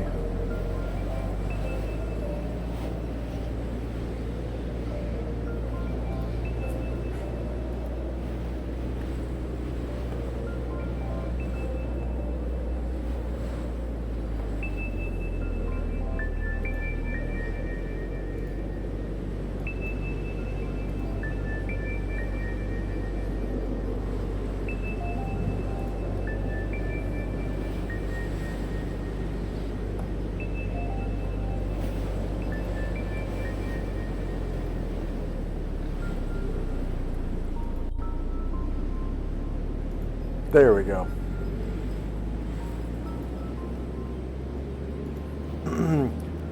So a pale crawler it's an undead creature, once human, who now feed on the flesh of corpses. Although the change from human to pale crawler has deranged and destroyed their minds. They have a terrible cunning which enables them to hunt their prey most effectively. They're vaguely recognizable once having been human, but have become horribly disfigured by their change to pale crawler. The tongue becomes long and tough for licking marrow from cracked bones. The teeth become sharp and elongated, and the nails grow strong and sharp like claws.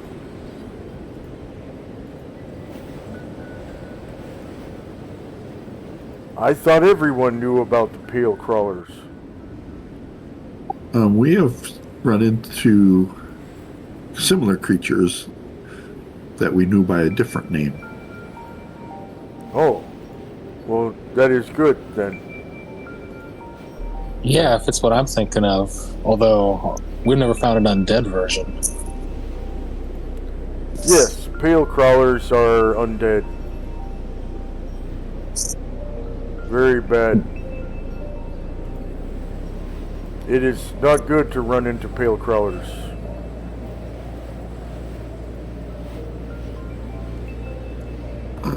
No. But the light of Lucius destroys such abominations. The light of Lucius? Yes, she brings the dawn every day. Oh. The rising sun? Yes, That is good. Anything else for Tenzi and Company? that'll do it. All right. Shandrak and Company. Erdrin will make his way, seeing Shinzo pop in. He will make his way to the business.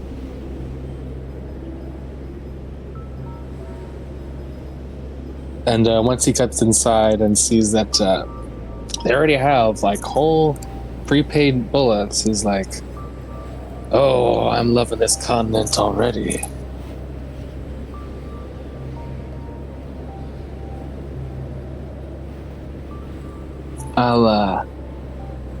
I'd like one of these cases of 100, please.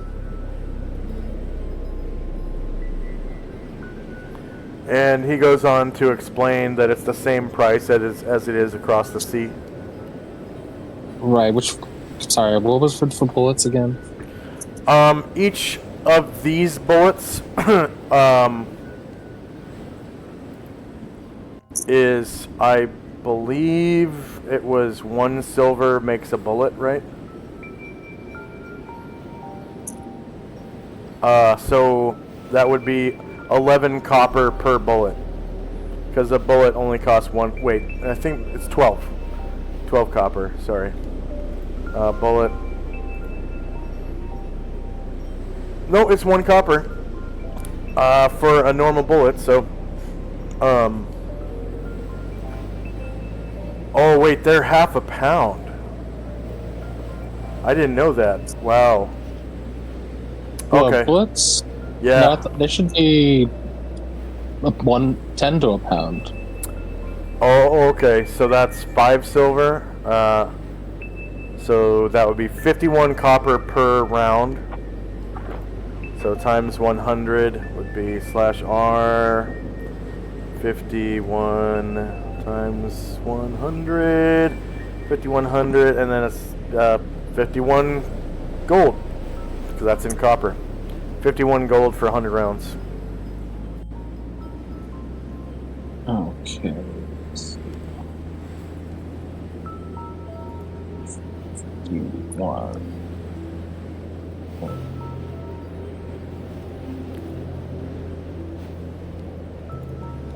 These cases are 51 gold each. Here you go. And Erdrin will pull out from one of his little pouches 11 platinum pieces.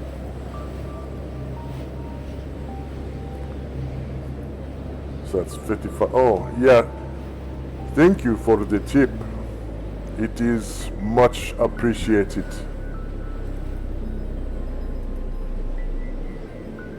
And Erdrin will collect the bullets, and he'll dump most of them into his pouch on his with the rest of his bullets, and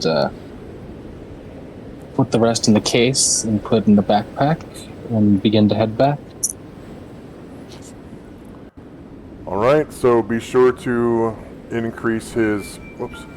Be sure to increase his silver ammo count by 100. Well, actually, whatever's readily available, like in his pouches. Yeah. And you said, I think, 80 the pouch could contain? Yeah, I think a large belt pouch supposedly holds 8 pounds. So if you have one pouch that's bullets, and then you've got your, wadding and powder somewhere else, then yeah, you can hold 80. Usually powder is in one of those muzzleloader bag, leather muzzleloader bag thing. You like stick the bag into the tip of the muzzle and like shake powder into it. All right. I don't know what they call those. He'll dump about 54 into his readily available bullets and fill up his sack. He's like, all right.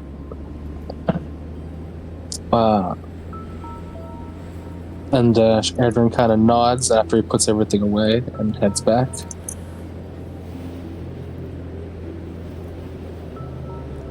Your business is appreciated. And he walks up and shuts the door behind you and goes back to reading whatever it was he was reading. Anything else for Chandrak and company? Yeah, so Chandrak back in the inn with everyone. He'll say, excuse me, our guide. How rude. I think we haven't introduced yet. Thank you for telling me about this land of yours so far. My name is Chandrak. What is yours? Oh, I already knew who you were. Yeah, I've heard about you guys. My name is Laughing Killer. Laughing Killer? Yes. That name was given to me by the people of my tribe because one day we were invaded by an opposing tribe, and I killed a man and laughed at him.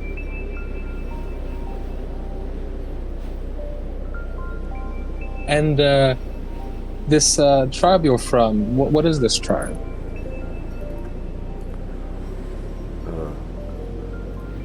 Are you...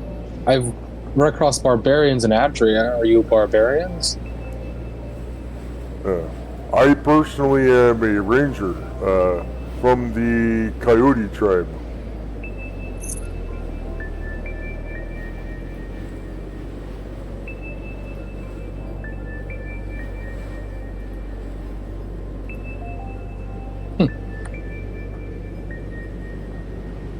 A coyote, that is a...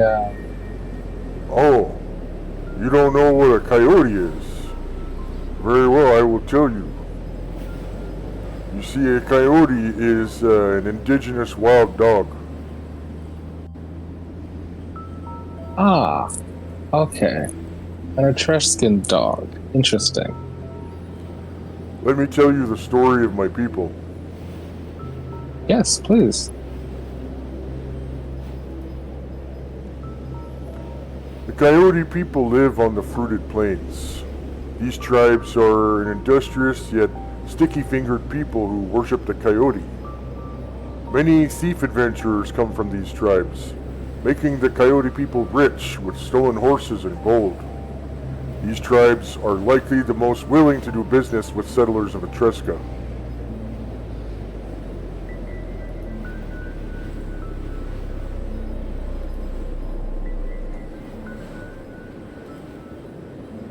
Aha, well then, no wonder you know about me. I must be one of the most famous sticky fingers around. Yes, I knew that, of course. Of course.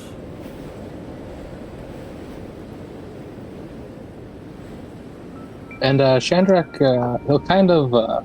So, besides our party, there's this laughing killer and just the innkeeper. Looks like there's nobody else in here.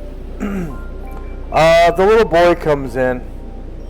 Right, And little boy. Yeah, he says, like, Mom, I'm hungry, and she gives him a chicken.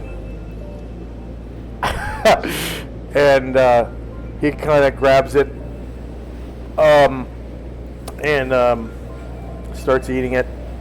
Goes in the back room over here. So as kind of the little boy is kind of running around playing, I kind of look between the boy and the woman, and laughing killer again. And so, do any of them have that look that we've seen in a few of these people? No, nope. Laughing Killer looks... Well, you've never seen an indigenous person of Etruska, so... I will...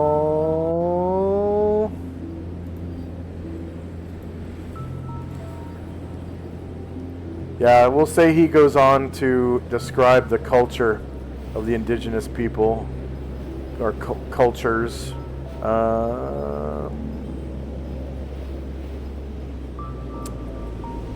Where's my folder? There we go.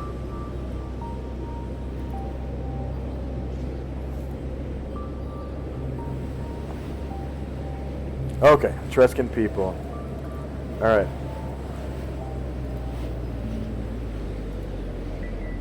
So Tenzi, Chandrak, and Lily. Etruska is densely populated by the indigenous people of Etruska, who live in the Purple Mountains, Redwood Forest, and on the Fruited Plains. The tribes of the Fruited Plains are the Raven people, Snake people, and Coyote people, and some of whom hunt the purple buffalo.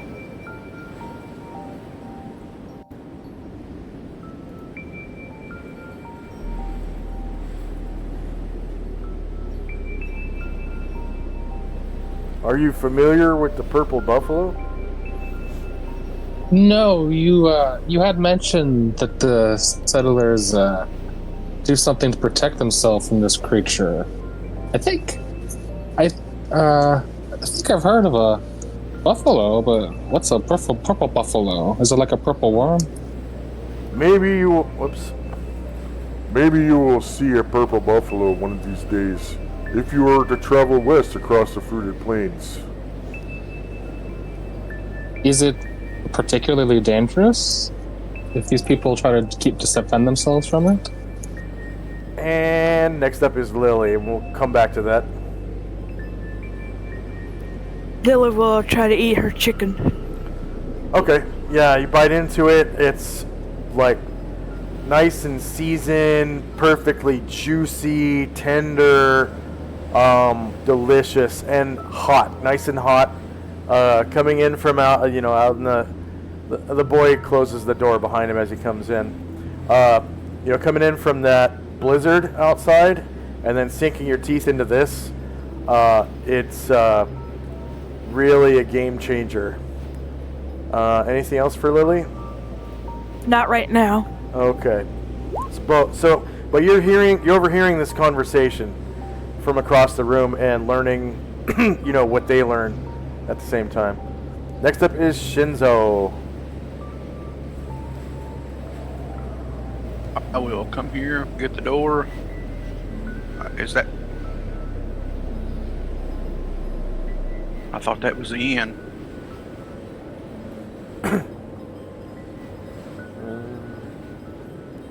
Okay, so you walk into this building, right, or open the door at least, and it looks like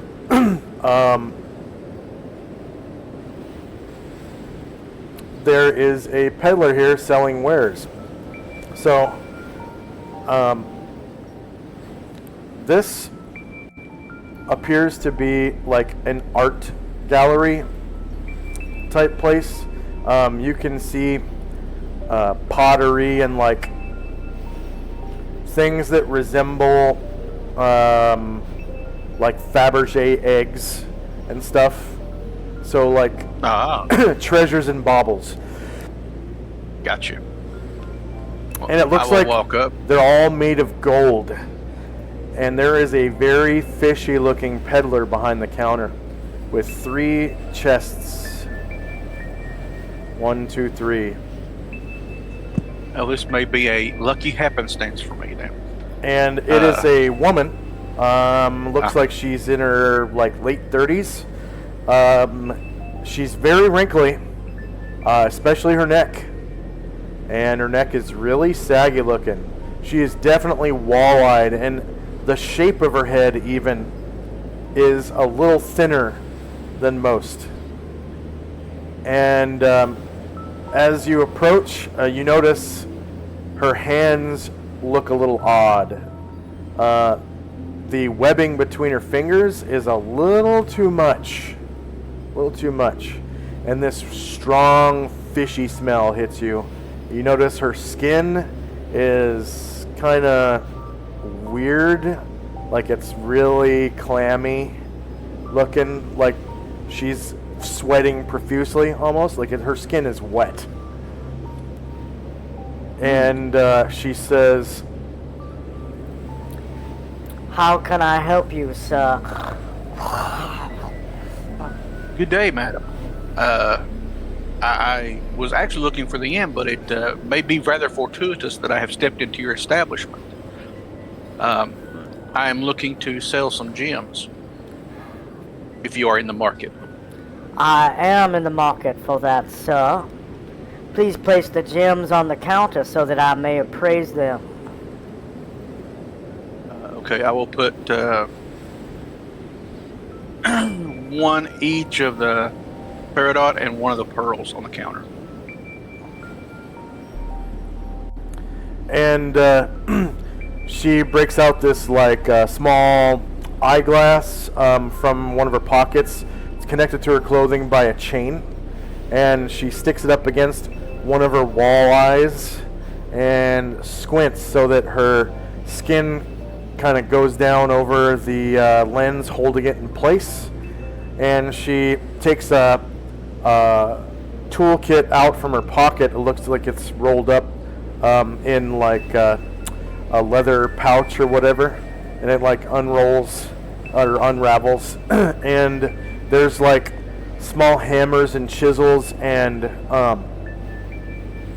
tweezers, and she pulls out a long pair of tweezers or like calipers or something and picks up one of the stones and brings it up to her eye, and you can hear her like struggling to breathe. She's like almost choking on like this maybe like snot or something that's in her throat. And then suddenly she opens her fish lips, and you can see her teeth are a little too pointy, and she spits onto the floor a clear, viscous liquid. And then goes back to looking at the stone. I stiffen my jaw a little bit and just try to keep my demeanor. And she says to you, These are of a good cut, sir. I'm assuming you come from across the sea. You have very good gem cutters over there. I can offer Yes, you ma'am. 500 gold coins for this stone. It is a peridot. That is, I will accept that deal, yes. Very well, sir. And she pockets the stone. So go ahead and subtract 1 peridot from your inventory. And she begins counting out 500 gold coins with you. And actually, she offers... Would you rather have that in platinum pieces? Yes, please. Very well. 100 platinum pieces, sir. And she counts out 100 platinum right before you in stacks of 10 and pushes them across the table towards you with a straight edge tool like a ruler or something, so that they don't fall over. Anything else for Shinzo? No, sir. Well, I will ask her if she can if she can give me directions to the inn, but after that I will end my turn. Yes, there is a rather inexpensive inn in the northwest corner of the town, near the 2 stables. If you're looking for something a little bit more extravagant, just east and to the south of this building is a fine inn. Thank you, madam, and may the rest of your day be as glorious as it can be with the snow. And you and yours. Go ahead, I'll end my turn there. And then she patooies another one onto the Okay, floor. before I end my turn, I will step outside then. Yeah. Now, stop. Next up is Tinsy and Company. Tenzil asked Laughing Killer if he's ever been to the Purple Mountains.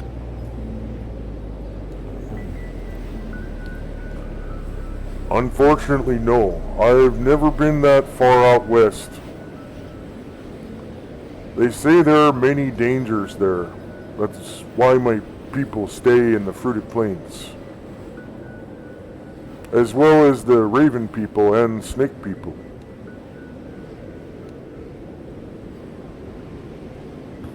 What sort of dangers are in the mountains? Oh, I've heard tell of strange creatures, sort of strange form, flying creatures that mine the mountains. I've never seen them, but I just hear tell of weird flying creatures. And not only the Purple Mountains, but the nearby vaulted hills.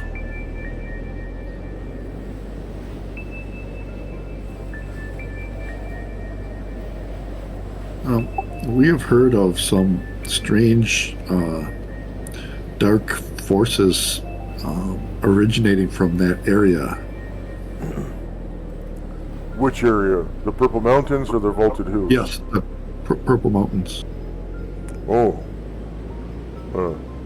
Perhaps it is the same legend of my people.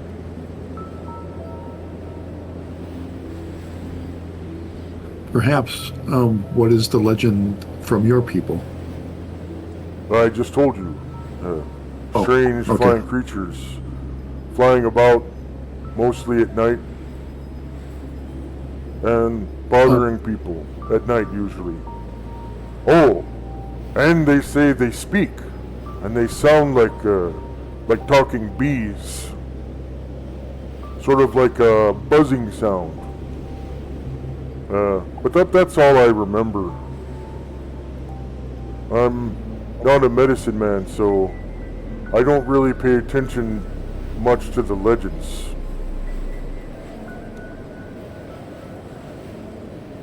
I'll end my turn there. Alright, and next up is Shandrak and Company. Shandrak will say, sorry, did I hear you correctly that those creatures in the Purple Mountains that they fly and they change shape? Was that No. what you said in the part of the legend? No? Okay. No, they fly. Okay. Usually, you can see them at night, crossing over the starry sky. But I hear tell of the same type of creature in the nearby vaulted hills as well.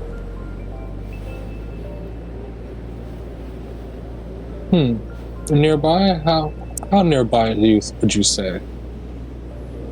Oh, you take the Rainbow Highway just a few miles west, and then the vaulted hills will be north of the roadside there.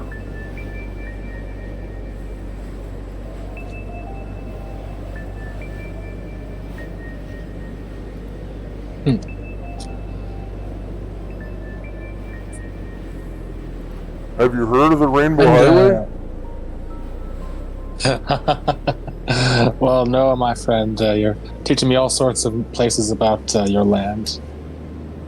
Fortunately, very little actually makes it across the sea about Etruska so far. Seems all the information goes east to west these days.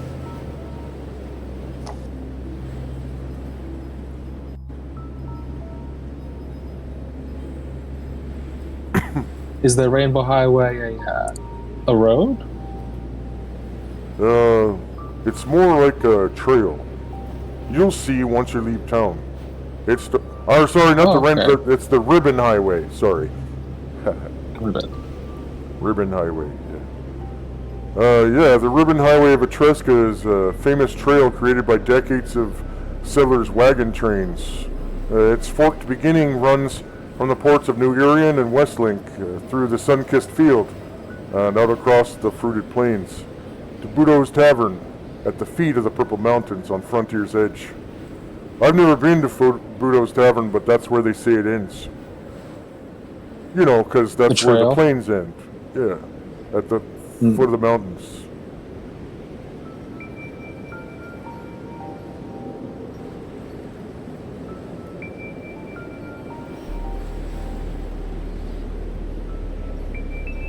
And where do these wagon people tend to head to? Are there any other cities out west? Oh, yeah.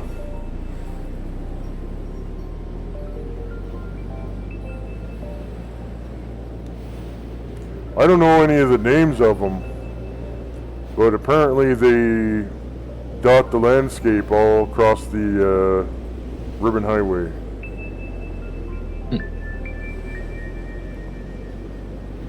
What about Never been there. Yeah, what about the other there was another port colony, New Area. Do you know anything about that city? Oh yeah. Yeah, it's up north of here. If you take the Ribbon Highway out to the sun-kissed field where the Ribbon Highway forks, it'll start going north and you can get to New Irion. Unless you want to sail. Of course, you could just follow the beach.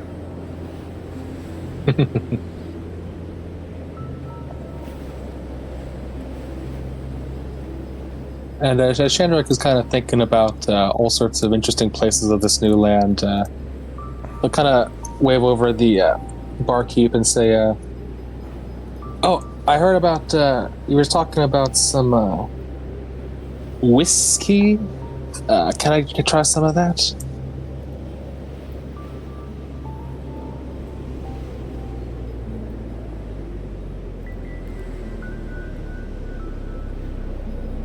Yes, the whiskey is available here. We do sell whiskey. It is 1 silver for double shot. Very expensive, but of course very expensive to make. Oh, yes. And Chandra thinks to himself, "Oh, very expensive," as he kind of reaches into his pocket and is like, "Oh, yes, okay." And he does pulls out a nice little silver coin for her. And actually, he'll pull out 2 for her. Here you go. Oh, you want 2 double shot? Oh, you're gonna get a good buzz. And she pours a bottle out. and 2 double shot glasses, tiniest glasses you've ever seen in your life, and pours 2 double shots and kind of slides them over to you, takes your money, and says, Be very careful. This is not like ale. It burns when it goes down. Oh, so this is an alcoholic drink. Yes, very strong alcohol. Very strong. About 3 times stronger than ale. All right. And Chandrick just kind of holding and looking at his whiskey for a minute, and Erdrin will make it inside, and that'll be all this round. Next door there is a brewery and distillery that makes it. And I sell here.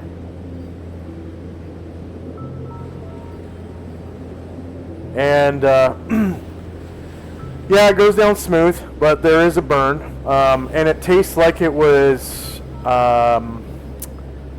like aged in like maple woods, because it has like this like maple syrup type of, like a very light maple syrupy aftertaste to it,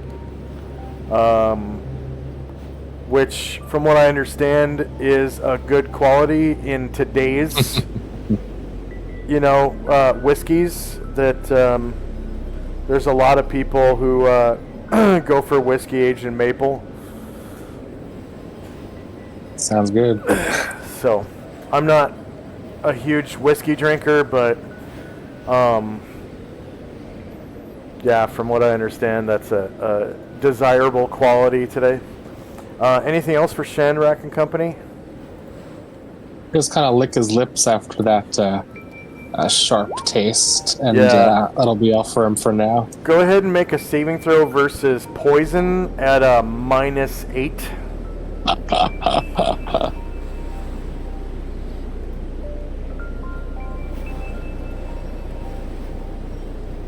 My God, on the first one, here we go. Well, yeah, you just did 2 double shots, so it's like.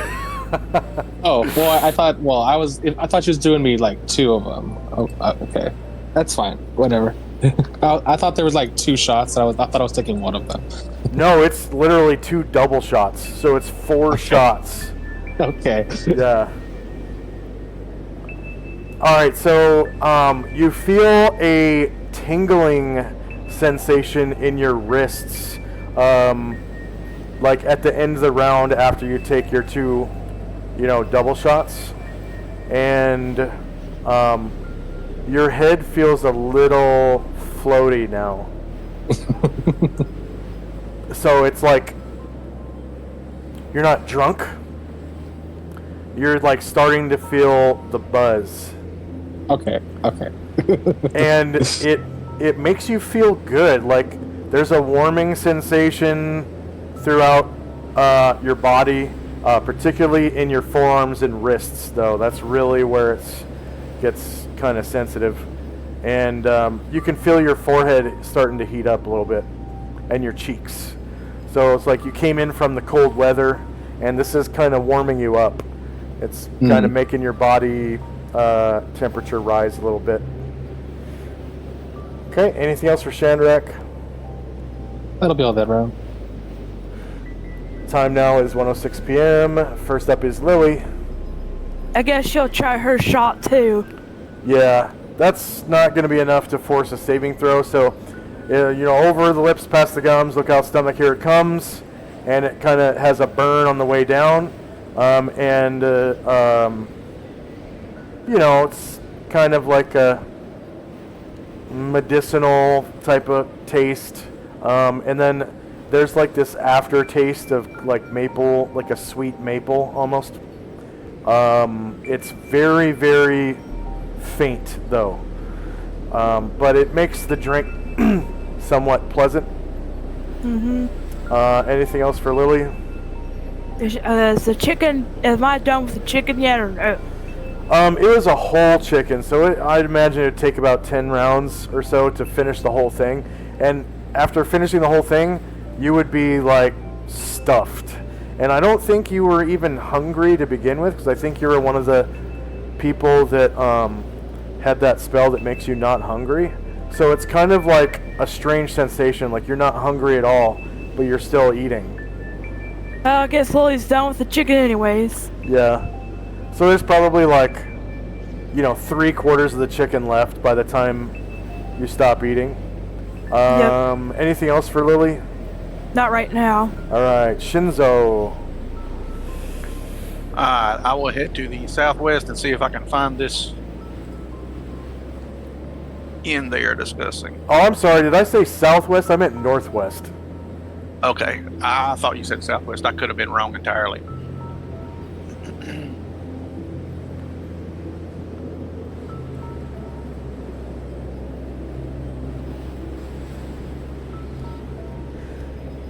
All right, so passing by a bread and fish monger. Well, it smells good, but I'm not hungry, as we have discussed. So. Yeah. Yeah, there we are. And Watch for the back door. Yeah, but and the little boy's like shakes his head, walks over to the back door, shuts it, goes back to eating his chicken on this. Yes, I was raised in a barn. Yeah. And Sorry, you can good see, sir. You can see there's like it's a bar. There's like a keg of ale on the counter. You can see underneath the counter there's several different sizes of glasses and pitchers, and there are bottles of this mysterious brown liquid.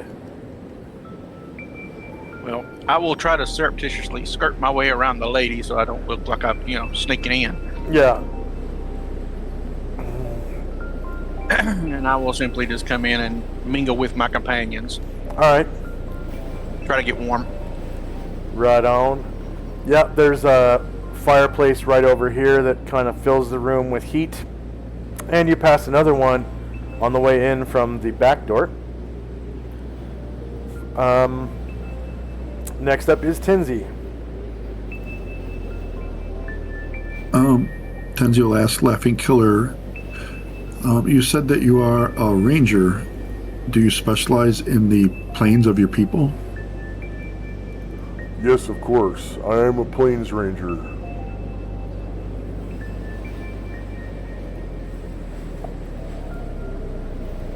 Are you looking for work? I suppose. I am an adventurer. Are you going on an adventure? Adventure seems to find us wherever we go, my friend.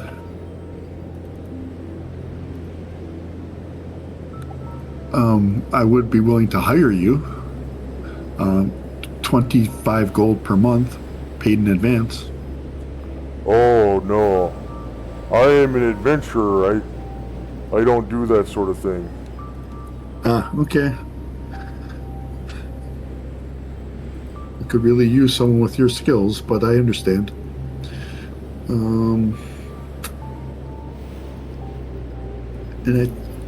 He'll slide 3 more silver over for another gallon of ale, and says to Laughing Killer, "Feel free to join us for some ale if you would like." Oh, I would like some ale. Yes, thank you. And I think we'll end our turn there. All right.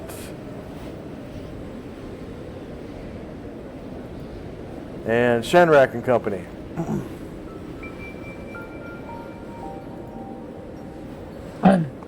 Chandrak, when Shinzo comes in, kind of turns to him, and his purple skin's just a half shade lighter. It's like, Shinzo, oh, where you been? Well, I wandered and think you got lost for a little bit, so I actually found a merchant that was interested in some of our gems, and I went to the blacksmith for some shot. Oh, that's not. That's a good idea. And this merchant. So, did they did they have any of those weird coral-looking jewelry that we heard about this town has? I did not notice any of that when I looked around, but I wasn't specifically looking for that. I saw a lot of gold art. Oh, and said they bought something off of you? Yes, they bought one of my paradox. Oh, nice. All right. Well, there's some people in this town with Jink. That's good to know. Yeah, so what you guys know about Westlink is they sell gaudy and hideously distasteful gold jewelry, including heavy, pointy crowns and tiaras created by local crafters. And that's the type of stuff that he saw in there. Oh, it was? Okay. Yeah. Okay. Yeah, it's like, oh, well, we're just getting a little warm and talking with our new friend here, Laughing Killer. He's telling us all about Etreska. But I'd definitely like, if you could show me where that merchant is, I'd like to check that out later. Indeed, I plan to head back to the blacksmith as well. Gunsmith. Gunsmith, I'm sorry. Blah, blah, blah. I speak English. Anything else for Shandrak? Yeah, he will slide the barmaid. He's gonna slide her 2 more silver and say, "I don't want a big shot. I want 2 of them, please. I want 2 separate. One for me, and I reach over to Chaya, and 1 for her, and I put 2 silver down." So again, she pulls out double shots, and she's like, Sorry, this is smallest glass I have. and just, well, okay, you paid her enough for 2 double shots, so she'll pull out 4. Well, I thought it was 1 silver for 1 It's drink. 1 silver for a double shot. Yeah, that's fine. I had a quadruple shot at first, so a double shot's fine. Yeah, so she pulls out, you gave her two more silver, so she pulls out 2 more double shot glasses and pours you 2 double shots. And Chandrak will give 1 to Chai, and he'll just kind of cheers it with her. Yeah. Oof, to a new land, Chai. And we'll both down our drink. Over the lip, pat the gums. Look out, stomach, here come. Says Chai.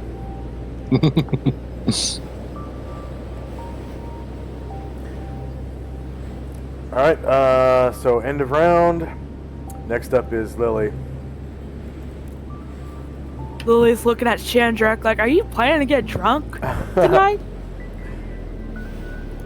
Did you say that, or you just think that? He's got a big smile on his face. Uh-huh. I'm saying it. You are? Yes. Okay, Chandrak's like, I just like to try new things when I adventure, and this is a nice new thing that this place has. Lily. Yeah. It's past the point of planning. Yep. He's well into execution. Mm-hmm.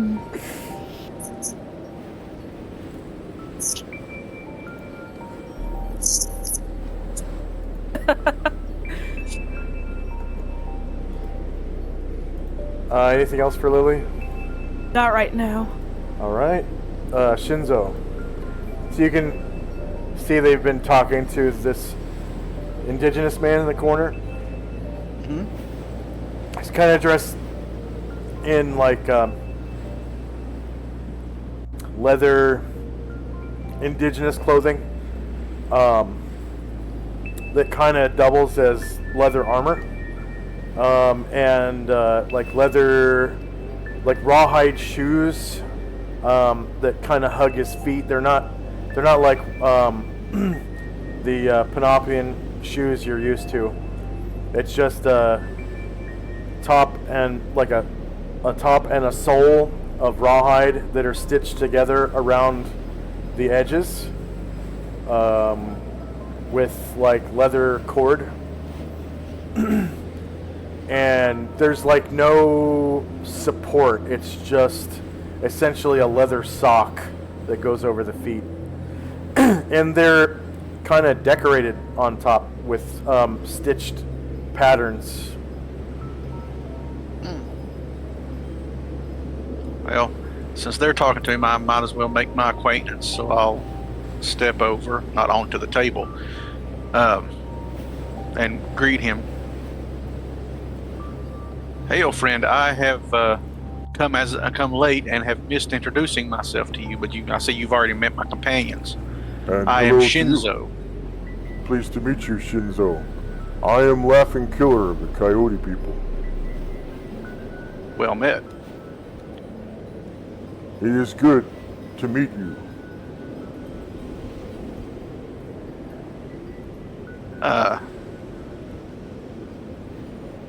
So you're local, I see. What can I mean? I'm sure you've already told them, but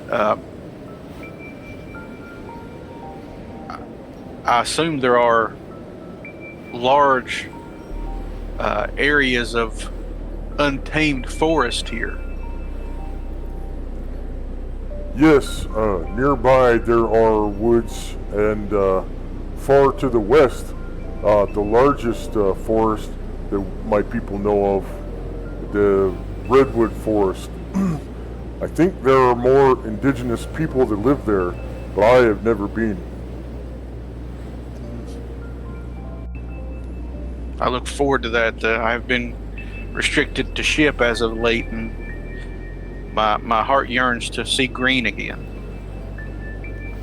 Oh, as soon as you leave town, other than what's covered by snow, you will find much greenery.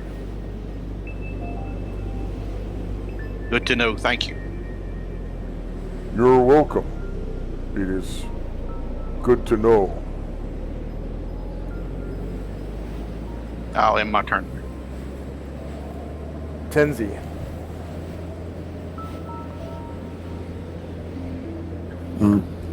Tenzi will ask Laughing Killer if he knows how long the journey is to the Purple Mountains, to the Burrito Tavern.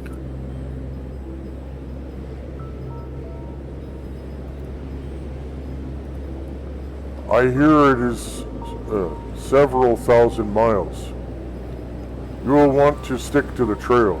It will be faster for you.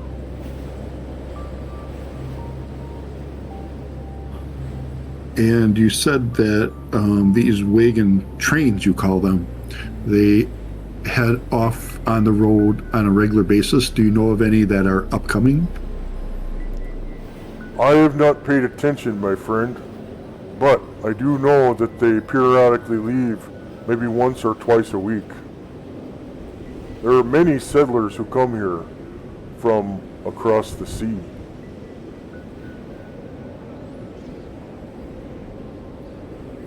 And when I was on my way here, I saw a group of people, and the man that was leading them had a strange type of symbol that he was wearing around his neck.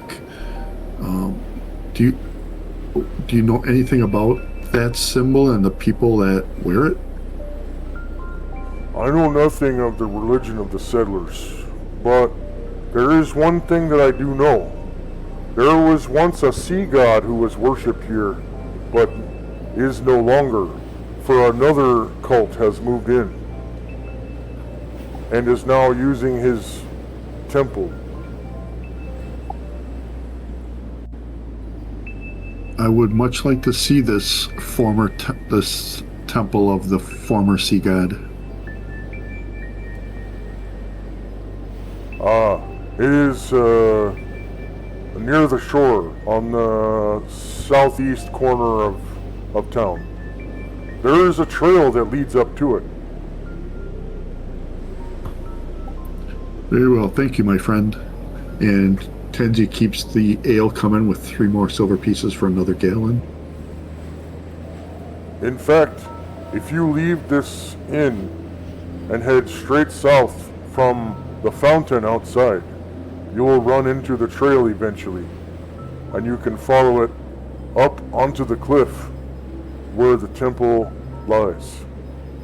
Ah, okay, very good. Thank you. You are very welcome, my friend.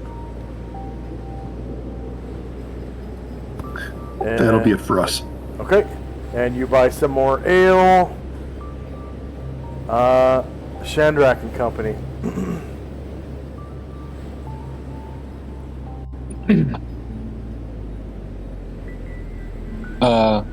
Luther will kind of lean in as we're talking about this temple and cult or new religion, and he said, back when we were on that second of the Nervian bases, I had spoken with the motive and Pierce there. He told me about. He didn't know much about it, but there was a Etruscan cult. Said it was called the Cult of Starry Wisdom.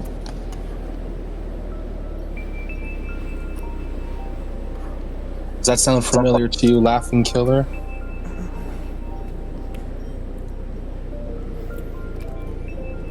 Like I said, I know very little of the religions of the settlers of Etrusca. What I do know is what I told you already. There was a sea god that was once worshipped in this town, but he is no longer, and his temple has been taken over by a different religion. Do you know what this former sea god, who this deity was? Like I told you, I know nothing of your gods. Ah, yes, it was an Oplan god. I see. Tenzi, overhearing that. Oh, wait, it's not my turn. Never mind.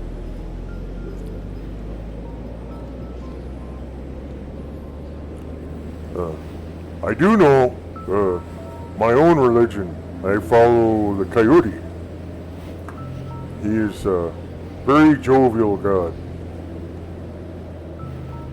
Oh, your clan is not just based off an animal. The animal is a god as well, says Luther. Coyote is the most clever and cunning of animal spirits. He is credited with teaching men crafts such as making weapons, pottery, as well as the summoning and controlling of fire. Despite the generous side of his personality, however, Coyote is a cowardly thief who often resorts to trickery. Coyote can polymorph himself into any natural animal once per day. He can make himself or any object invisible for an indefinite period of time, and can animate any object for up to 1 week. His true form is that of a giant silver-furred coyote. He is greedy and conniving.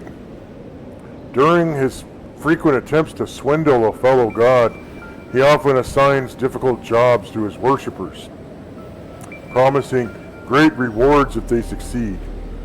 Most often, he forgets, quote unquote, to keep such promises.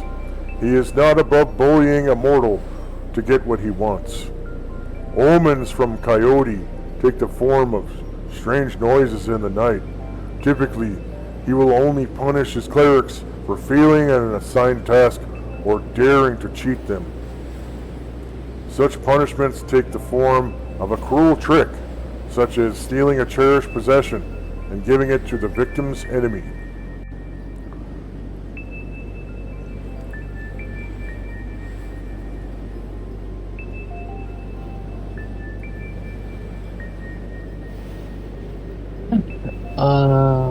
Let's see. Also, yeah, Shinzo, you stepped on top of Chai. Can you? Oh, sorry. I am all over stepping people. Thank you.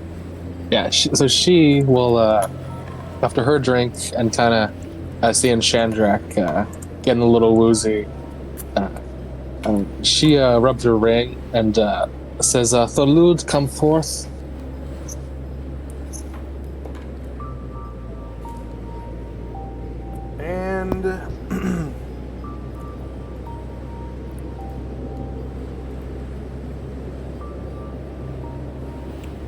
Salute.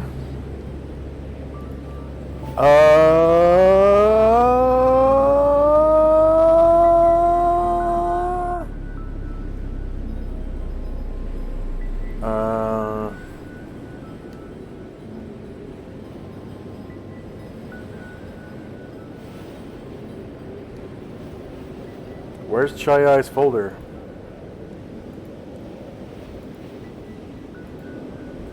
Her folder should be below Shandrak and his spellbooks in my backpack.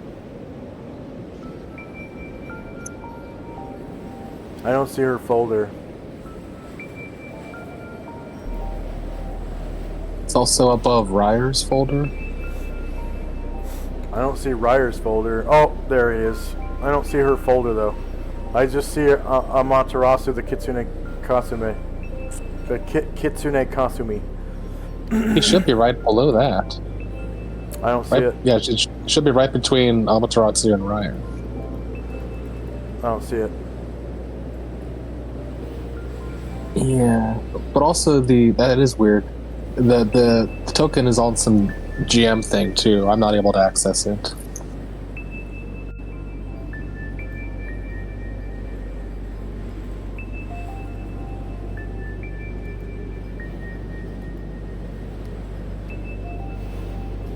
I'm just gonna refresh to see if it pops up. Hopefully.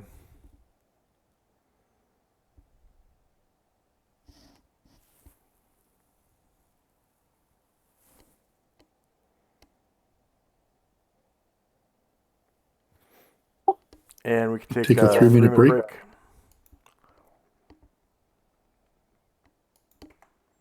Starting now.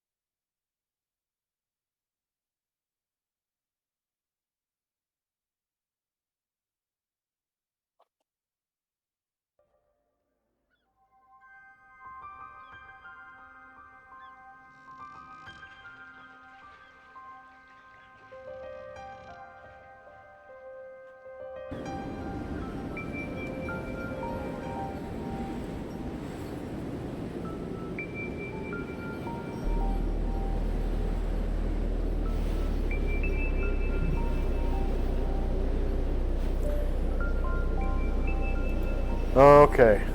Yeah, Chai Ai's folder is back. Now that I've refreshed. Okay, so is Shandrak back? Yeah. Lily, are you there? Yes. And Shinzo? Yes, sir. And Michael. Tenzi. Okay. So, Chai calls for Thalud. Thalud appears and says,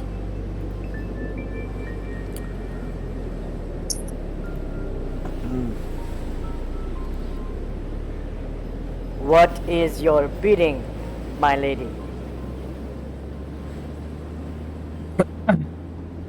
And she kind of gestured to Shandrak. My love requires What is your bidding, my lady? She kind of gestured to Shandrak. My love requires water. Please prepare water for him to drink. And he can create enough water for 2d6 people. Your wish is my command. and he creates water. Like a pitcher of water, please. Yeah, he just creates a pitcher too. I think he can create objects, right?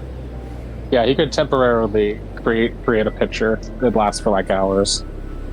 Yeah. And he fills it with water, and it's magical too, because you said he can create water for how many people? Enough for 2d6 people. 2d6 people. Okay. So it will refill itself with 2d6 gallons of water as it pours out. And she will thank Thalud and then pour a glass of water and hand it to Shandrak. We'll start sipping it, and that'll be all for me this round. All right. Next up is Lily. Lily will give the rest of her chicken to Waika.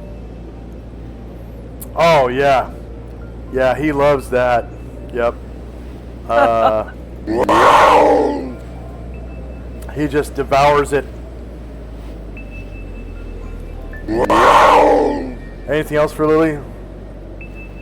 Not right now. All right. Shinzo. I will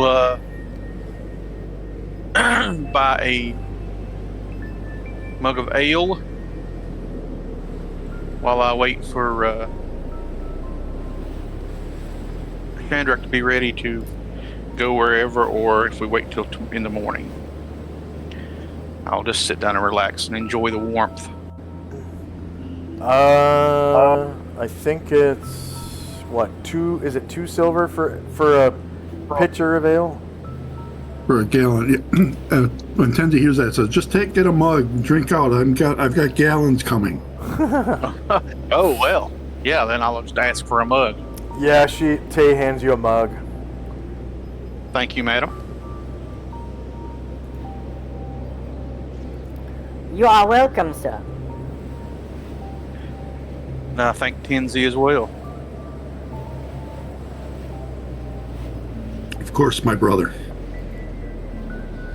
Sit down and just kick my feet up toward the heat. All right. Tenzi and Company. Tenzi'll ask Luther if he wants to go and visit that temple. Luther says, yes, if we are finished asking any pertinent questions we have right now, I would also like to visit that temple before we go. Perhaps some answers can be found there.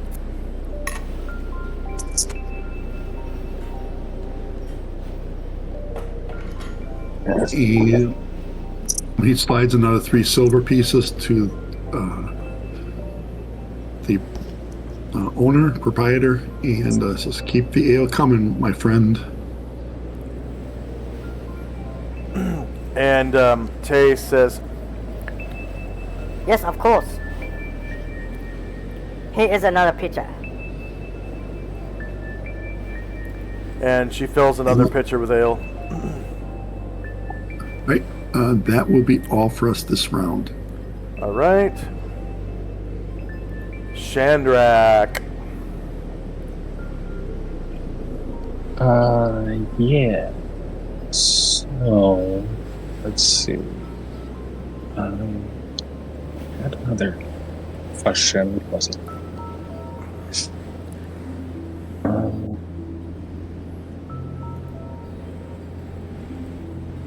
Oh, yes. So as Chandrak's kind of nursing his cup of water, he'll turn to Laughing Killer and say, you said it sounded like you've done business here, but you don't exactly trust the natives, at least the natives of this city. What's the deal with that? You don't trust them?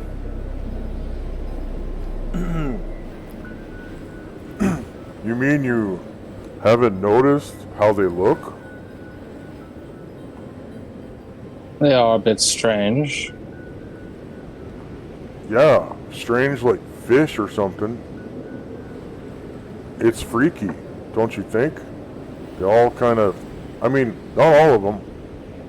The people from foreign lands don't look that way, but the people that have lived here for generations, they all have that weird wall-eyed look to them, and they stink like fish. And Yeah, they have double chins even when they're skinny, and their weird loose skin on their necks that looks all wrinkly. Don't tell me you didn't notice. No, I noticed. In fact, it's not the first time I've seen these people. We did run across on our way here. There was an island we came across, and there was two of these people were stowaways and had been killed. Stowaways Yeah, that's what I from learned here. about. Yeah, all the way from here. Oh, that's not They, good. It was pretty far. That was that island was maybe near the middle of the vast ocean. It's pretty far out. Ooh, that's a bad thing. If they're trying to get over to your land and spread their weird fishiness over there.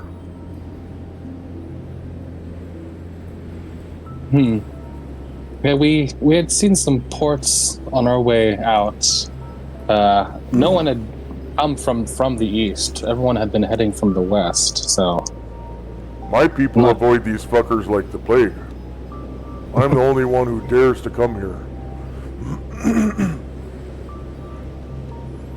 yeah, what? And he kind of hiccups. What? Westlink look. You've heard about that? Yeah, they call it the Westlink look, exactly. But besides being a bit strange looking and I suppose having a hard time breathing, some of them, they ever wronged you? What do you mean? Well, has anyone in this town, I suppose, cheated you or treated you wrongly or given you, done something to you, given you reason to not trust them? No, not me, but, my people tell me all kinds of stuff. And, actually, I heard, eyewitness accounts from, an old man that lives, or, works out at the docks. All you gotta do is, give him some whiskey and he'll spill the beans and tell you everything. He told me all kinds of weird stuff about these people. I don't know if I really believe him, but... Oh, weird things. I don't want to spread any rumors, but if you want to go talk to him, His name is Lauren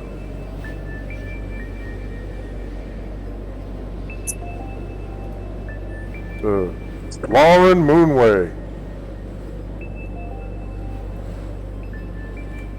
Lauren. Can you type that in chat, please? Lawrence. Yeah, Lawrence. Lawrence Moonway. An old man that works out at the docks.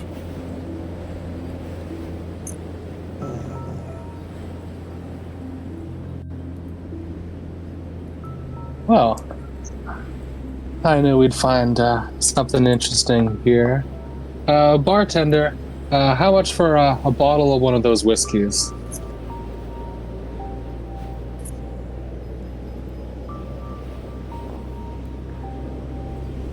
$20 silver, get you a whole bottle. Yeah, let's get a nice unopened bottle, and Shandrak will reach into his sack. Let's see.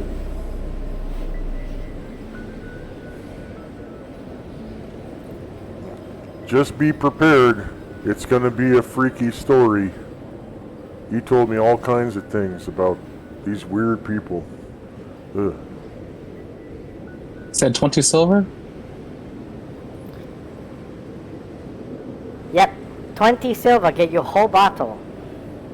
Shandrak will pull out 10 gold coins. Here you are. How many gold? 1, 2. 10 gold. Oh, wait. 2 gold. Sandrak, don't you think you've had enough of that whiskey? Yeah, and he's like, oh, wait, no, that's too much. And he pulls it away. This enough for 10 bottle. You want 10 bottle? No, that's... No, one should be fine. He gives her 2 gold. Thank you so much for tip. Here 1 bottle. You pay me price for 10. Huh? It was 20 gold, right? Or 20 silver? Yeah. Two Yeah, golds so enough 2 for gold 10 should bottles. be good, right? Isn't that... Oh, Wait, I'm huh? thinking, yeah, okay, no, you're right. I forgot. It's 10 silvers, yeah. 10 silvers to the gold. Right, I'm sorry. So, yeah. This enough for 2 bottle. Ah, you know what? Yeah, just in case. If you have 2, I'll get 2 from you.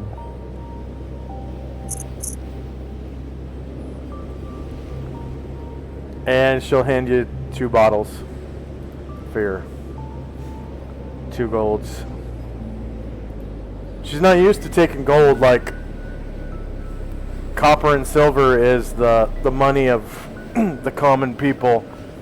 Gold Yeah. is like for nobles and government officials and military. And platinum's even more rare. So, but yeah, she gladly takes your 2 gold.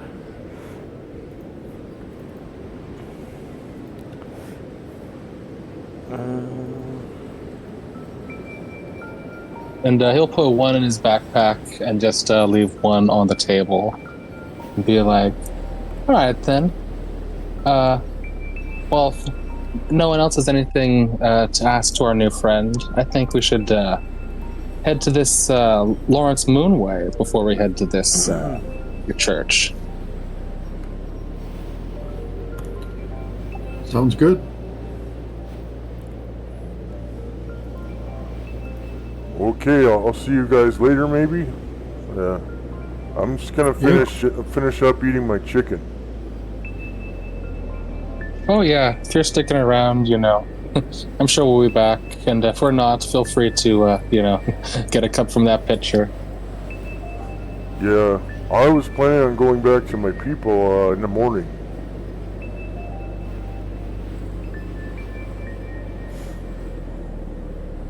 Where are your people?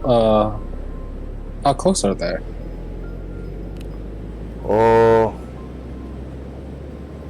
They were camped near the Ribbon Highway. When I left them, let's see.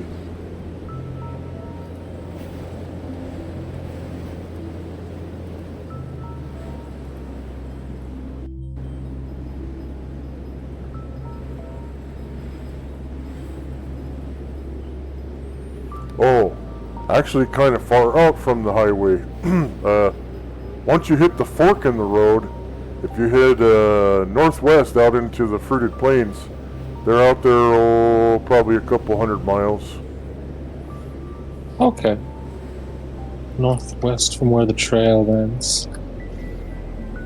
No, not the end of the trail, but where the trail forks. Oh, Yeah. right. It's an intersection of 3 roads.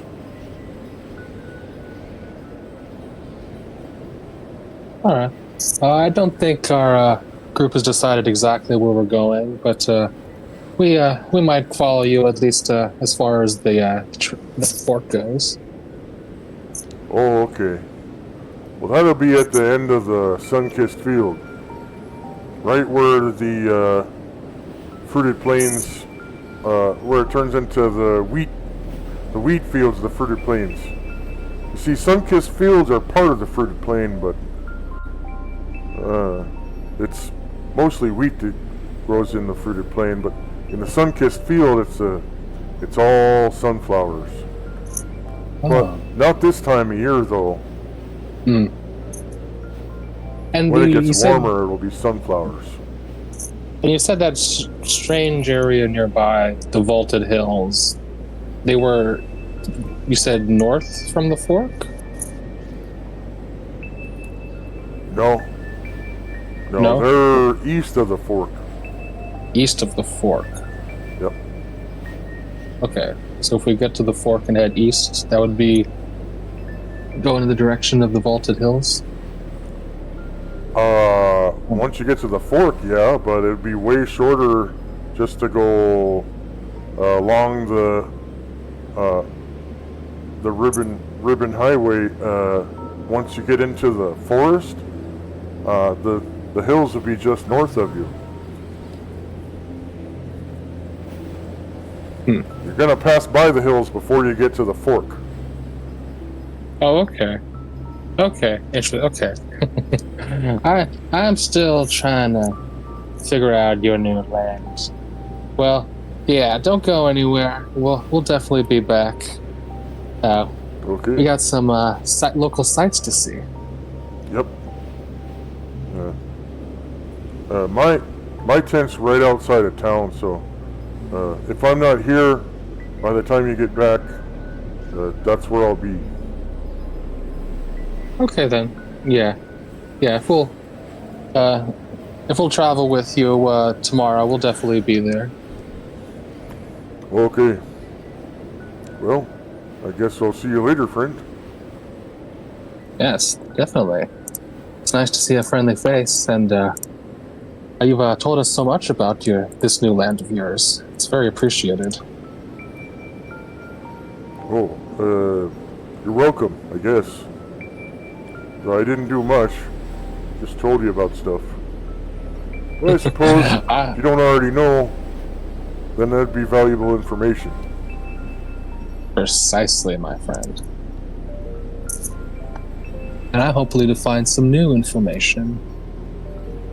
And with that, Chandrak and his people will kind of set their drinks down, and they will begin to head towards the docks. Looking for this Lawrence Moonward.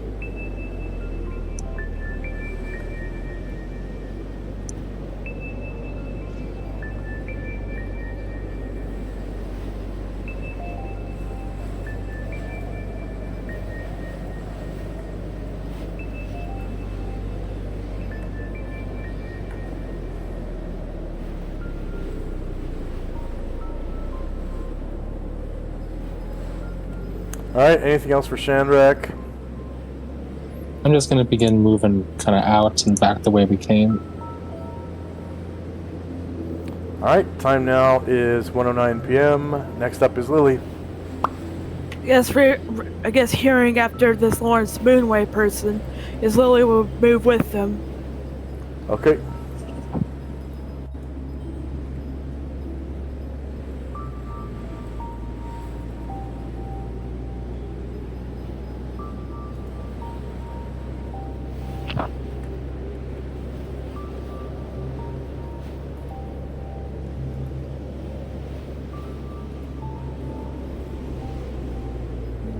Shinzo.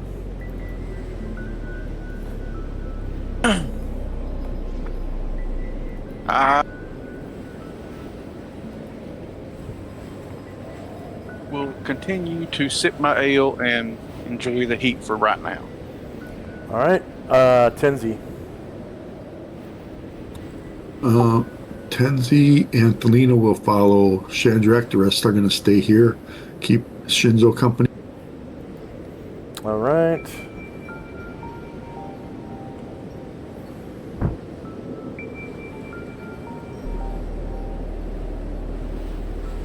And Shandrak and Company.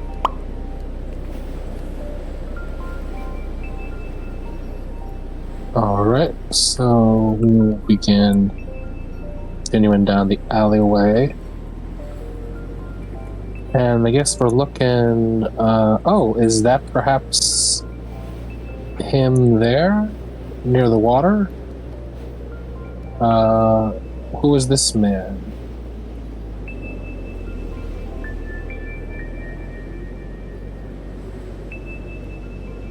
What guy? Let's see. The This guy youngish here? looking boat merchant sailor. He's like messing with some cargo in this dinghy and like covering this one up with a tarp because the snow is like really coming down. Okay, doesn't sound like what we're looking for, but He looks like he's I'll about ask. 25. He's got long brown hair done up in a ponytail.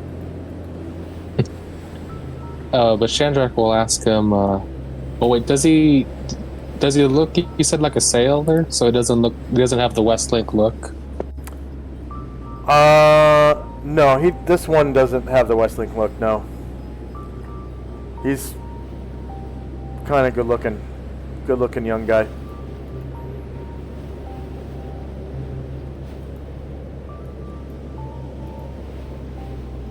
Shandrak will kind of end kind of close to him and be like, "Hi, I'm sort of new in town. I've checking about all the locals. Have you heard of this Lawrence Moonway?" Aye, Lawrence Moonway be a beggar out by the pier. Ah, the pier. Okay, so we're not quite there yet. You'd Thank be you, sir. finding him out there drunk.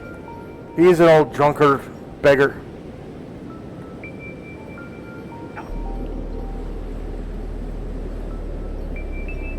All right, thank you, sir.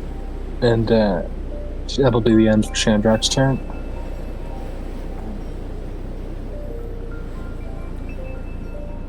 If you give him a spot of whiskey, he'll be telling you a tall tale. Shandrak kind of motions like he has a unopened whiskey bottle in his hand. He's like, "How tall are we talking?" Oh, that bottle will be enough for him to go for hours.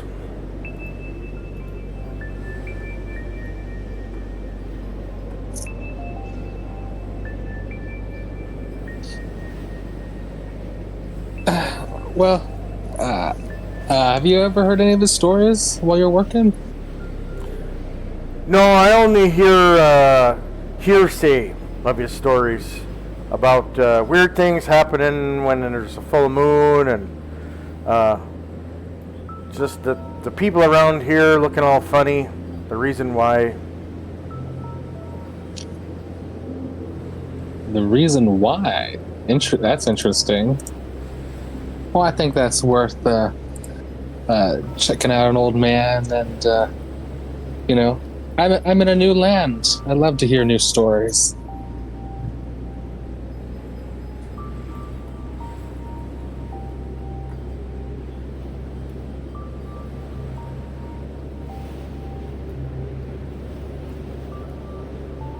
No, I'll be getting back to work then. Yes, yes. I won't take any more of your time.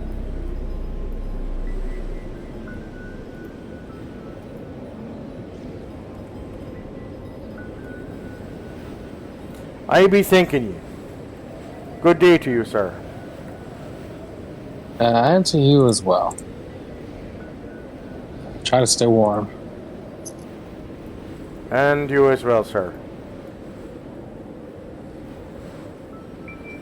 And I'll kind of make it near the intersection, and that'll be all from me.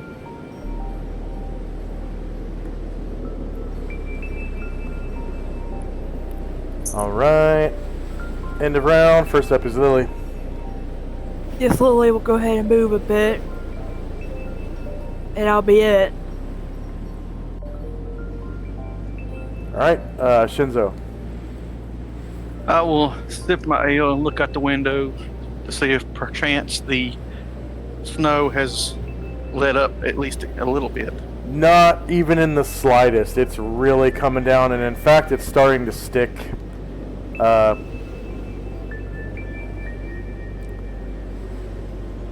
Pretty good here. Fine In that case, I will. There it is. In that case, I will simply stay where I'm at until necessary.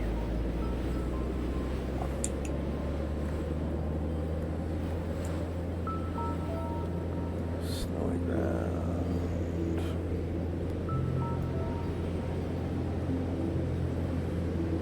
Sticking something fierce.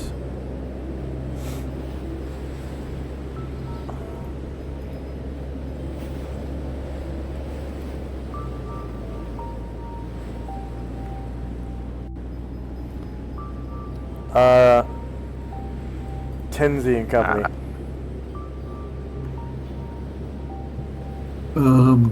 We will continue following Shandrak and Company. When we get to the boats, does it look like, excuse me, does it look like a fishing boat or for cartage or with the sailor in it? Oh, it looks like it's a dinghy that came from this boat over here. Looks like just some crates and stuff, and he's like covering this dinghy up with a tarp. So kind of like a merchant, he's just hauling goods. Yeah, he's a merchant sailor. All right, that'll be it for us.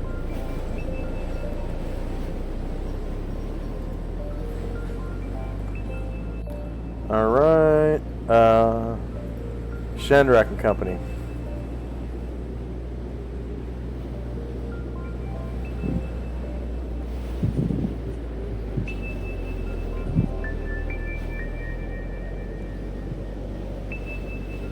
Shandrak, you there? Oh. Yes, hello. So, Chandra kind of walks down the pier, and is this an old man that I passed by just now? That he is.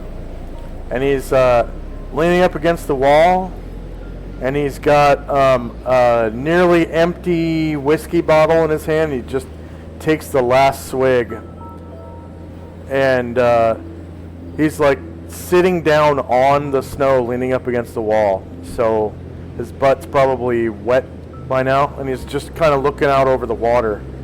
And it's like just a little past noon.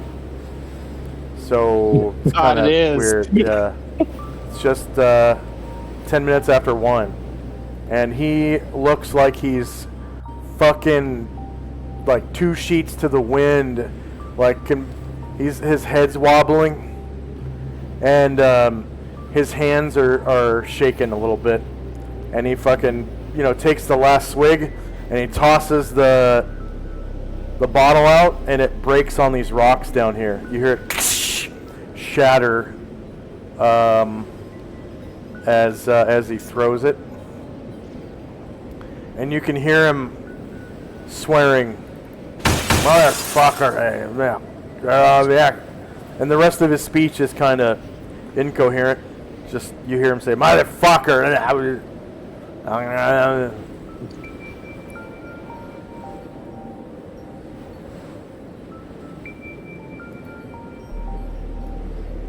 Shandrak will kind of stop, and they'll be like, hello, is your name Lawrence? I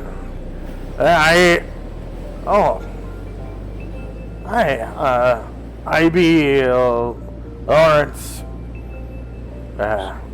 Lawrence Moonway. Lawrence Moonway. That's just the man I wanted to see. I actually have a few friends that will be here in just a minute, but we're new in Etreska. We came all the way across the sea, and we heard you had some. I know who ye be. Yeah, we are pretty distinct. I heard you've been telling some very interesting stories. Stories, he says.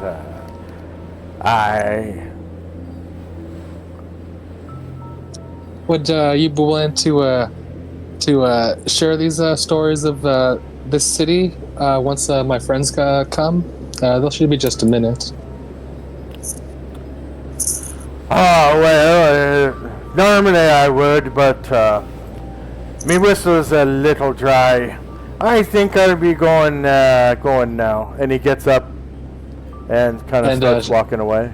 And Chandrak kind of, so he's been holding it the whole time, but he kind of motions, now hold on. And I got this here brand new, fresh bottle of whiskey. Oh. Bottle of whiskey, you say? That's right. I just got it from the local inn. Didn't catch the name of it, but yeah, it's fresh and unsealed. So, would you wait just a moment, and we can pop the cork and share the story together? I see where you be going with this. Aye.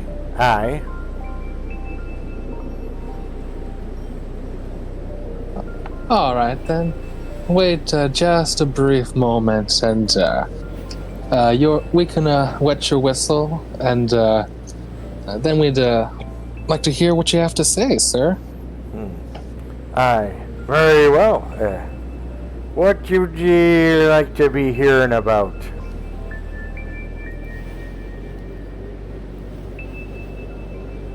Well, I've been hearing all sorts of things. That, you're talking about people in this town.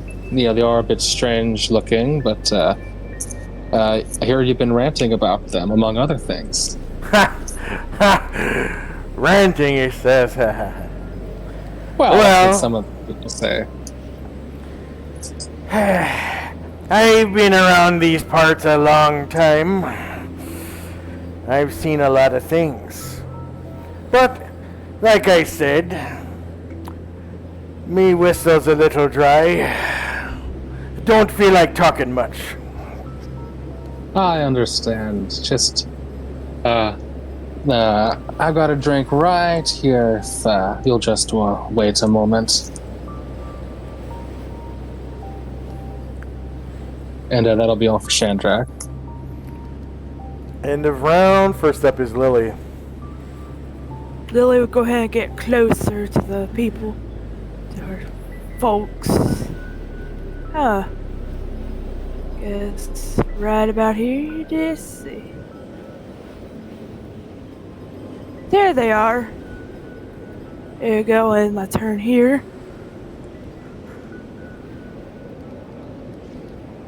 Alright, so just right here on the corner, you can see this old ass beggar. It looks like he's drunk as shit because his head's wobbling around, he's kind of shaking. And he sits down in the snow. You can see the ass of his pants is like wet. And he just sits there. And Chandra kind of has a bottle of whiskey kind of outstretched, but not quite all the way.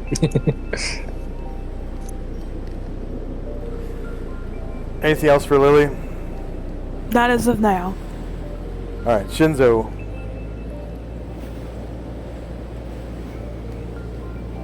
Well,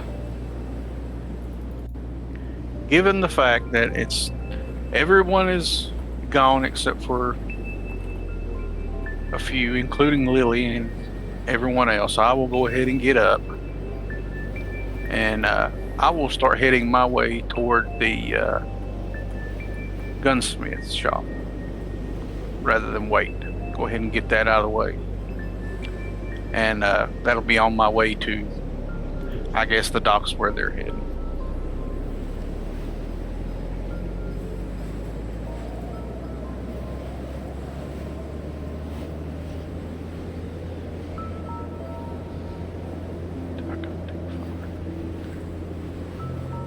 And I'm gonna go through here to make a shortcut. Oh, there's a door here. Wrong part. I am lost.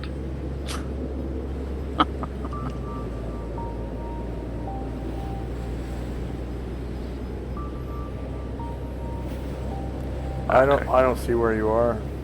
I'm way at the top. I'll just come down the stairs here, and I'll end up. Okay, so to the right of you looks like a military barracks.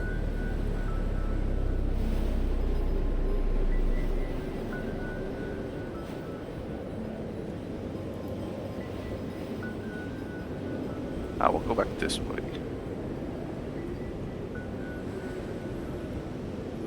And this is one of the barns where your friends are keeping their mounts. I went too far up. I didn't see the side street. The snow is obscuring my vision. and I will just yeah, you can see the gunsmith right here. Yeah.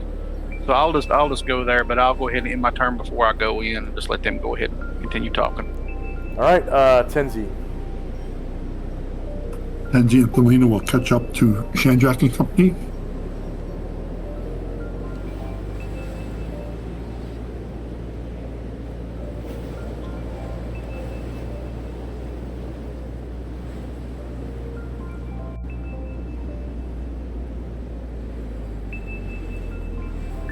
And we'll stop right there.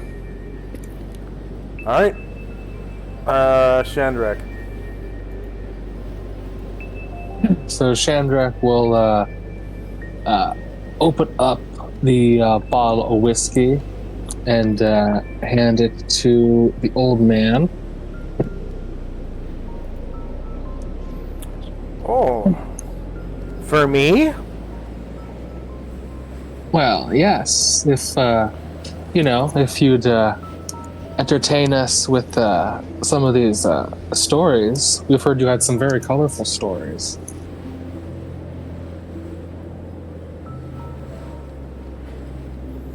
Oh, stories, he says.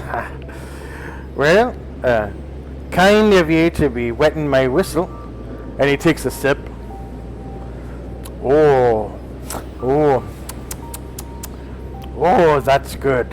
And he takes another sip. Ha. Must be from the distillery in the northwest of town. You be buying this from Tay? Yes. Huh? The innkeeper. Good. Best whiskey in town. I be thanking ye for wetting me whistle. Now, what was it ye wanted to hear? Well, we are new to this continent and sort of heard most about this port city first and its strange inhabitants that the Panoplian people that have seemed to live here and haven't continued west. We've met a few of them. Come again? The people that live here, that been living here for a while. Aye. The children, as they say. Children. Aye. Children of who? I think ye be known. They all have one father in common.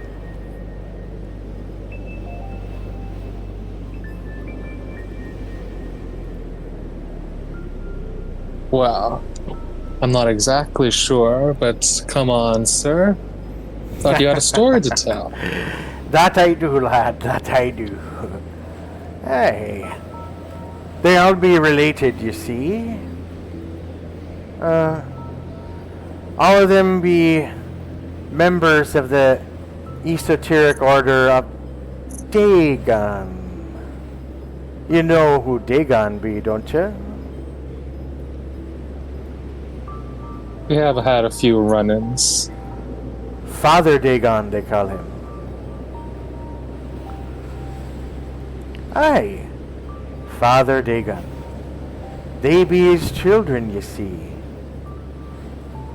Don't you be wondering about how that be coming about?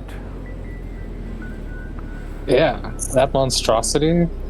How? Aye. They all be descendants of the Deep Ones, you see. The Deep Ones. Descendants of Father Dagon. You see, the Deep Ones, they be mating with humans, you see. That's why they got their particular look about them. They're all related, you see. Each and every one. Children of Dagon.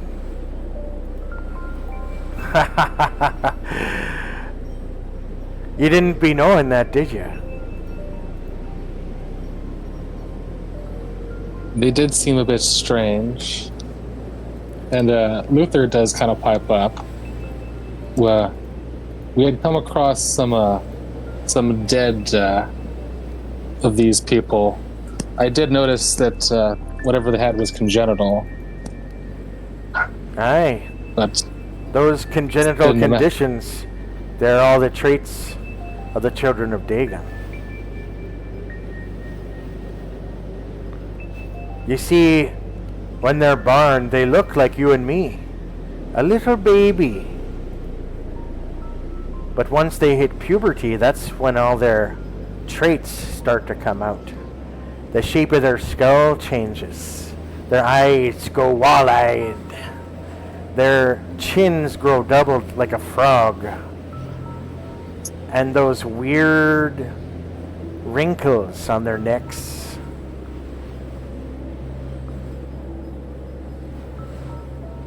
You see, the older they get, the more fish-like they look. Their hands grow webbed. Their toes grow claws. And those folds in their neck, aye boy, they become gills. You don't be believing me, do ya? I've seen it many a time by the light of the full moon when Dagon comes around. They be sneaking off into the sea, you see. They breathe water. They go join their father in the deep. I told the soldiers that they didn't believe me. They choose to ignore it. I'm the only one wise enough to know what's going on around here. You see... Oh? What was that, You've seen these people when they transform into their fish-like form. You've seen this. No. They don't transform, you see. They grow. They grow. And they never stop growing. You think Dagon be the only big one? The older they get, the bigger they get. Dagon's just the biggest one. They're all the same, you see. Same as Dagon. One and the same. They're all genetically identical. And this esoteric order of Dagon, is that the church that's here up on the hill? Aye. Me grandfather, Obed Moonway, used to tell me about the folly of worshiping Poseidon. You see, he be the true god of the seas, but Dagon hates him with all his fury, all his will. Hates him. The two be fighting over the sea, you see, constantly. And the children of Dagon cast out in the times of my grandfather the priests of Poseidon and slew them, threw their bodies in the sea. And now they use Poseidon's temple for the esoteric order of Dagon. You don't believe me, do you, boy? It's the truth, I tell you. Nobody understands the truth but me, boy. Everyone around here chooses to turn a blind eye. Oh, they're just weird-looking people. Nay, all of them are mutants, I say. Mutants. But then again, 'tis better to worship Dagon than Poseidon nowadays. Now that Dagon's power be growing, you see. He be more powerful than Poseidon. No one believes me. No one. Son of a bitch.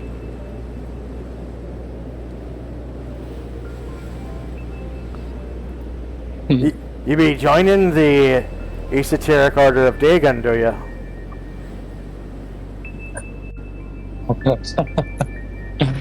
Oh, I think we plan to pay them a visit, but... I thought so. I saw it in your eye. Who sent ye? Who sent ye? I won't be paying any membership dues, though. Oh, no? What you be doing here? Tell me, are you so drunk that you don't recognize our motley crew? Do you know who we are? Aye, I be knowing who ye be. Well, we've just finished solving some mighty large problems in Adria, and we heard about a darkness rising in this western continent. So we're here to figure out what it is and put it into it. Aye. Well, let me finish my story then, before ye be gone. You see, if you be Yes, joining please. the esoteric order of Dagon, you be getting good fishing, aye? Good fishing indeed. I seen worshippers of Dagon pulling huge nets of fish, and hidden inside those fish be treasures beyond your imagination. Sometimes bubbles, sometimes crowns of gold hidden in the fish's mouth. That's why there be so much gold here. You see, they worship Dagon in exchange for gold from the deep.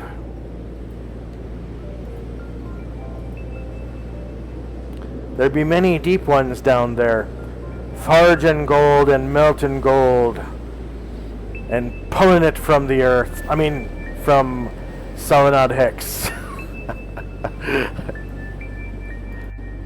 And they hide it inside the fish's mouths, only to be drawn forth by the fishermen's nets.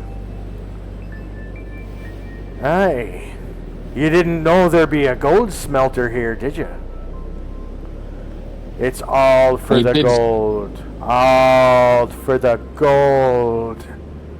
The beautiful gold. You don't believe me, do you? Cast a line and find out for yourself. If we fish up a deep one, Nay, just a fish. It's all you be needing. Why do you think these waters are teeming with them? Dagon brings them all from the deep sea.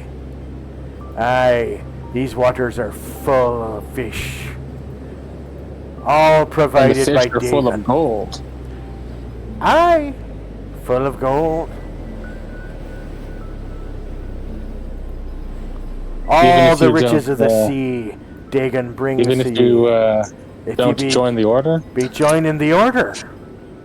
The esoteric order of Dagon. yes, this is always a catch. And what does Dagon ask of his worshippers? Oh, a sacrifice or two, and to mate with the deep ones. Ye be liking fish, do ye?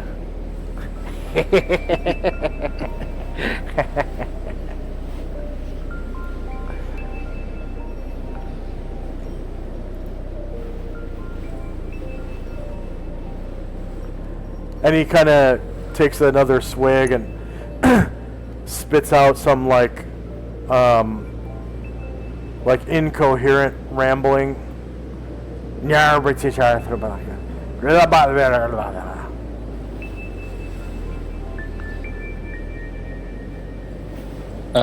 Consume tight. Ah, excuse me.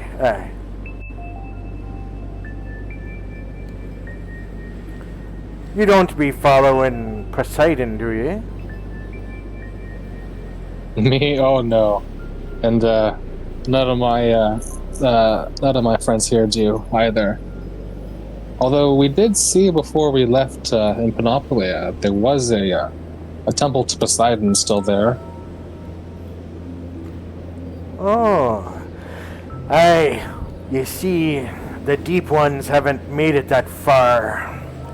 Neither has the influence of Father Dagon. He's not yet spread his covenant to the east. But from your stories of those stowaways, it seems he's already begun his attempt. You see, first, it starts with the children of Dagon, passing their seed.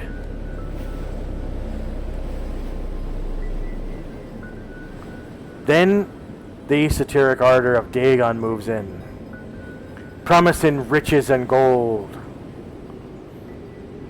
Then Dagon himself.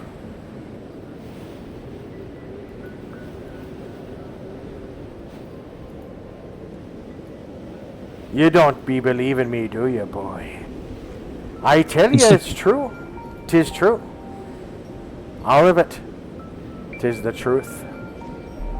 Anything else for Shandrak Company? Yeah, he just kind of considers the old man's tale as he wonders what to ask next. That'll be all for now. Lily.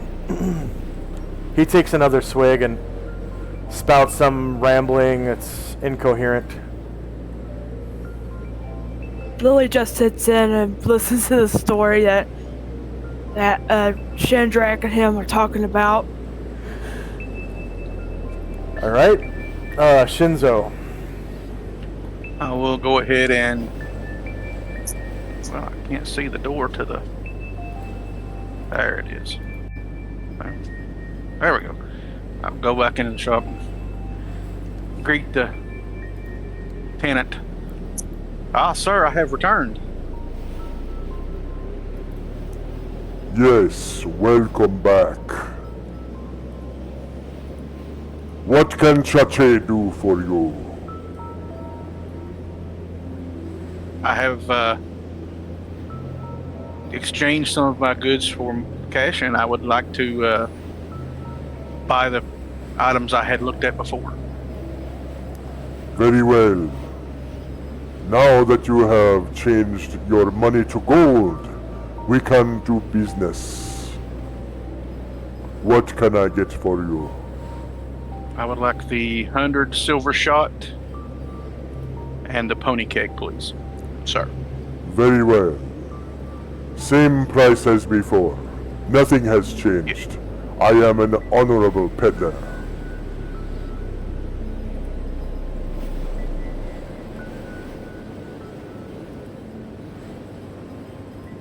Okay, so it was... How much was it originally? I'm sorry.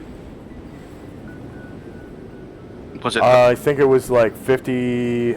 yeah, 51 gold. I One think. gold for the pony keg. And, yeah, Yeah, 51 gold. Yeah, go ahead. Was it 100 copper or something for the... No, not for the silver shot. That was for something regular. It was 51 for the pony keg. I don't remember how much it was for the silver shot, though.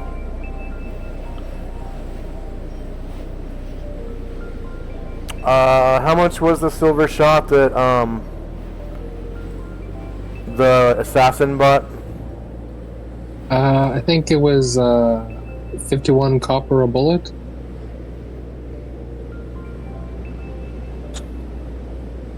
So 51 gold for the whole case. And then the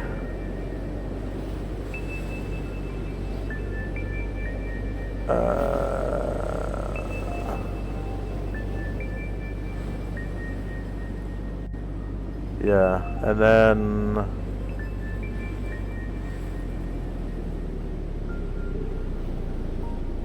300 gold for the pony keg.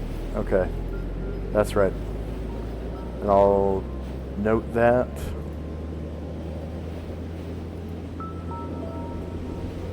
Westlink, edit.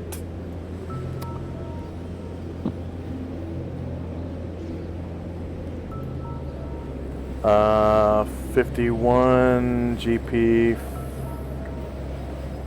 for a case of 100 silver bullets and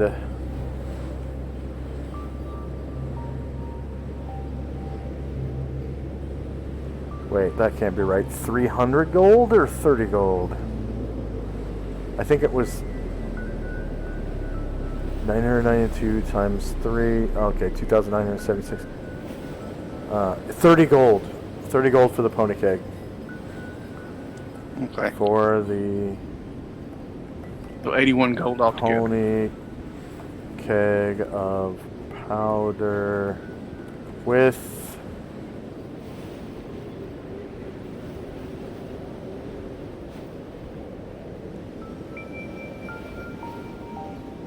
3,000 charges Okay. of powder. There we go.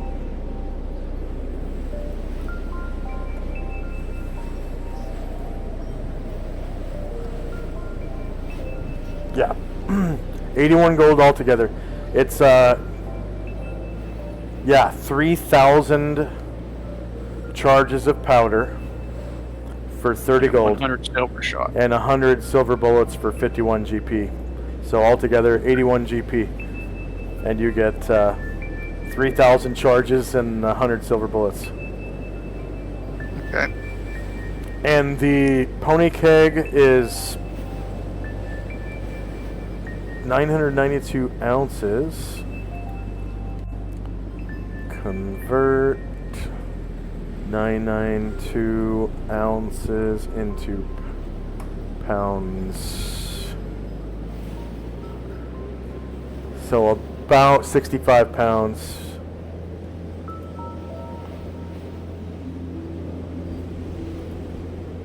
Well, I will carry it for now. I plan to have talk one of my companions into letting their pack animal hold it, but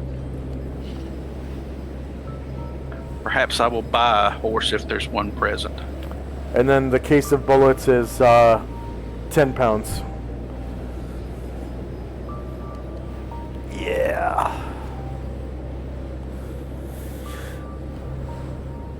Okay.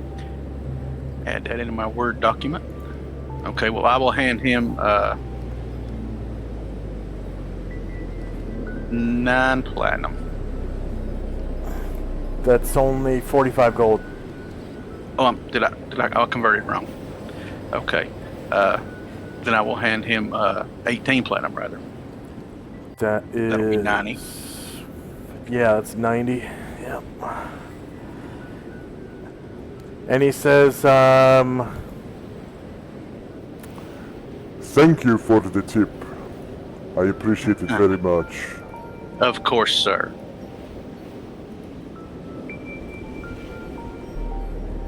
Thank you for the quality of your goods.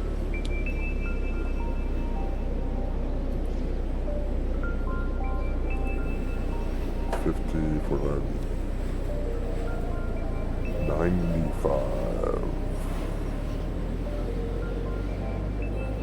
Alright, sorry, my voice changer was still on. Okay, and then Shinzo has some walking to do. And remember, sir. outside of combat, your walking is doubled. Your movement is Yes, doubled. And then Tinsy and company. Is Lawrence sitting down in the snow, or is he standing now? Yeah, he's sitting down again. He kept getting up and going around the corner there for a second to get closer to Shandrak. I'll walk up to him and then I'll kneel down so that when I speak to him, I'm at eye level. And I'll say, "Easy, friend. Tell me, these children of Dagon you speak of, what have you seen with your own eyes, and what have you only heard?"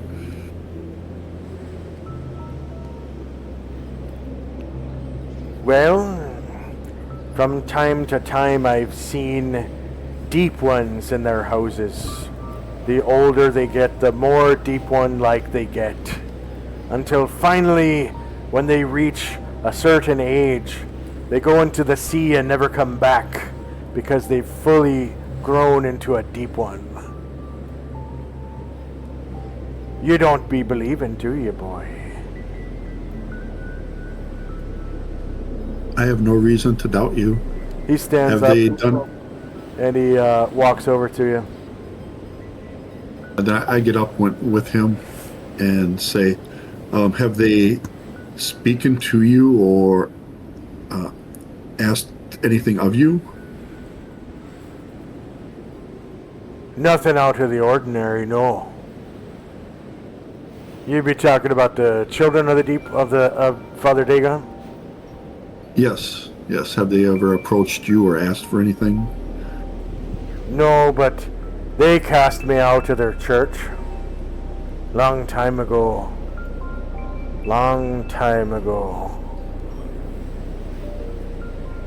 I was once in the esoteric order of Dagon. You see? And he walks up to St. Luther. Your faith used to mean something to me before I converted. Your faith was useless to me. Motivus can still shepherd you into a lighter and better path than this sitting here and drinking. It doesn't have to be this way, friend. Aye, that's what they all say.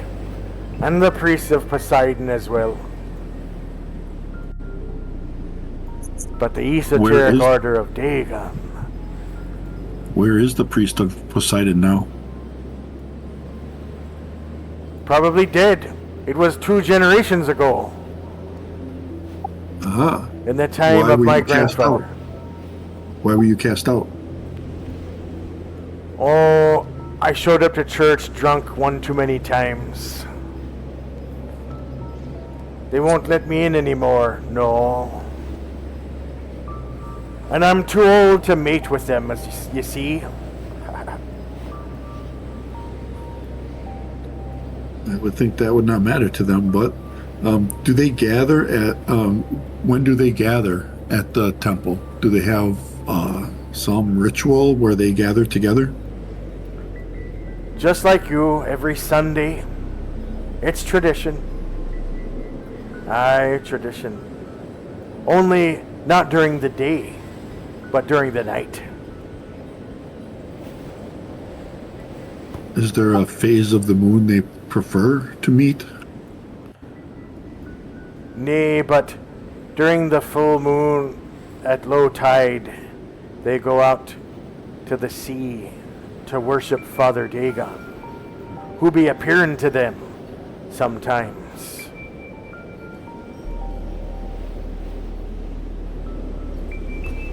Is that when many of them fail to return, or do they just, whenever Aye. they age to the proper spot, they go? Whenever they age to the proper spot, they never come back. What do the children of Dagon want? What is it they seek? To grow old and become one with Father Dagon. Don't we all? Don't we all? No, we do not. We should follow the light. You just Draw don't strength know from- yet. You're too young yet. Too young. Aye. Too young yet to understand. Your fear distorts your memory. Let the truth rise like the dawn. I be telling ye the truth the whole time. So do they have a leader here that leads the rituals when they meet on Sunday? Aye. The abbot. Homie Lodigan. I can't believe I just rolled homie. His name be homie. Homie Lodigan. The abbot. He must be truly fearsome to have that sort of name. Aye. Fearsome he is. Where do they gain their sacrifices from?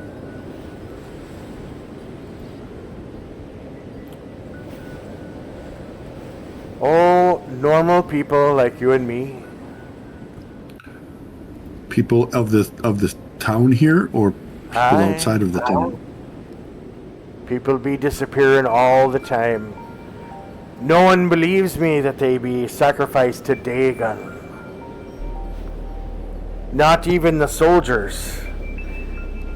They think people be getting drunk and going out for a swim at night and disappearing. One person a month for generations. Every single month. Aye. You don't be believing me, do ya? It's the truth, I tell ya. The truth. And he takes another swig of whiskey. He's gotten down to about half the bottle now. And he spouts off something that's kind of weird and indecipherable in some of the language. Yeah, blah, blah, blah, blah, blah. But it sounds familiar.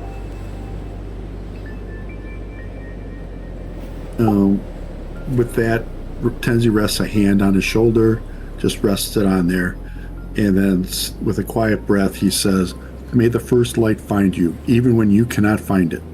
May the dawn warm in what fear has frozen, and may you rise tomorrow with one truth in your heart, that you are not abandoned." And then he steps and walks away over to Thelina. Your false religion has no power here. Only the power of Father Dagon. I know you don't believe in me, but it's true. True, I tell ye. Father Dagon devours all, gives all, and brings all. The true Tenzi power of goes, the sea. we have faced Father Dagon and we have seen him run away. We have no fear of him. Lies! Lies! You spread lies!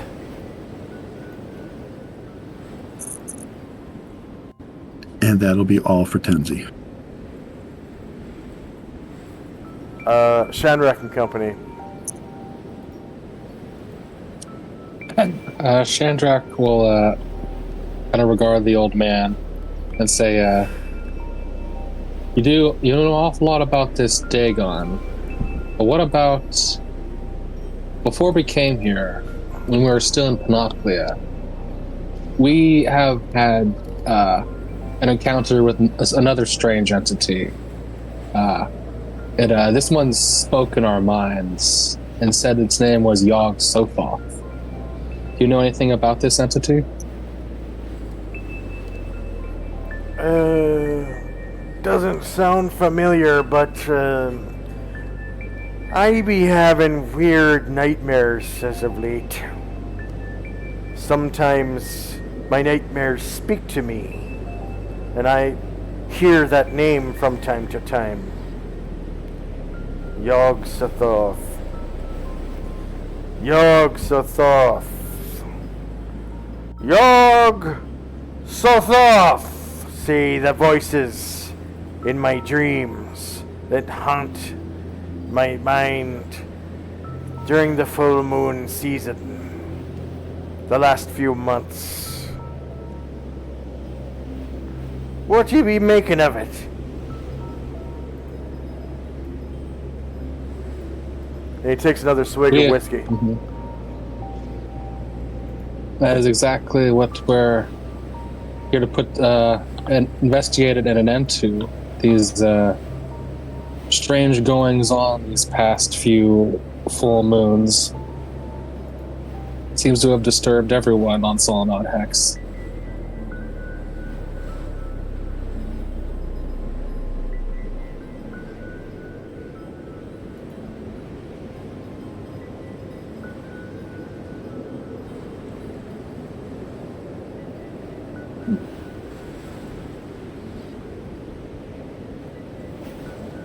Is there anything else that I might be forgetting, old man? Any other interesting stories you want to share while we're still here?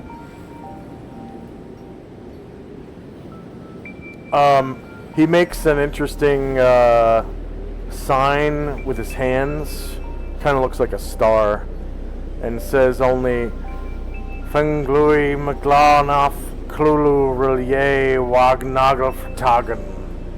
That's what they say to me in my dreams. In my dreams.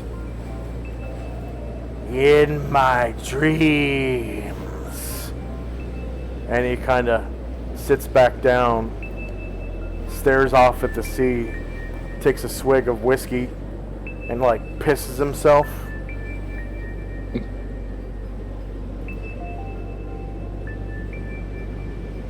Getting down to the bottom of the bottle now. What was that you just did? Were you casting a spell? What was that hand sign? 'Tis a symbol, something in my mind. I don't know. I've never seen it before, but it just occurred to me that I should make that sign with my hands.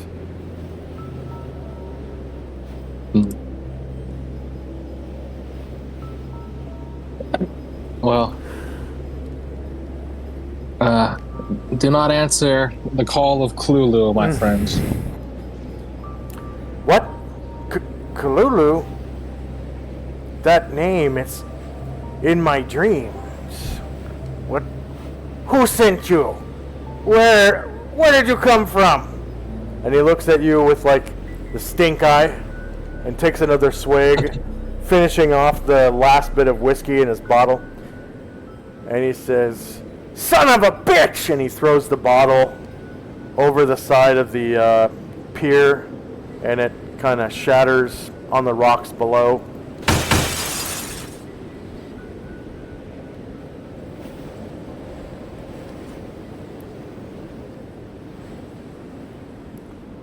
And he silently lips the words that he recited to you a minute ago. Funglui Mglanov Klulu Relier Wagnagel Ftagen. Over and over again.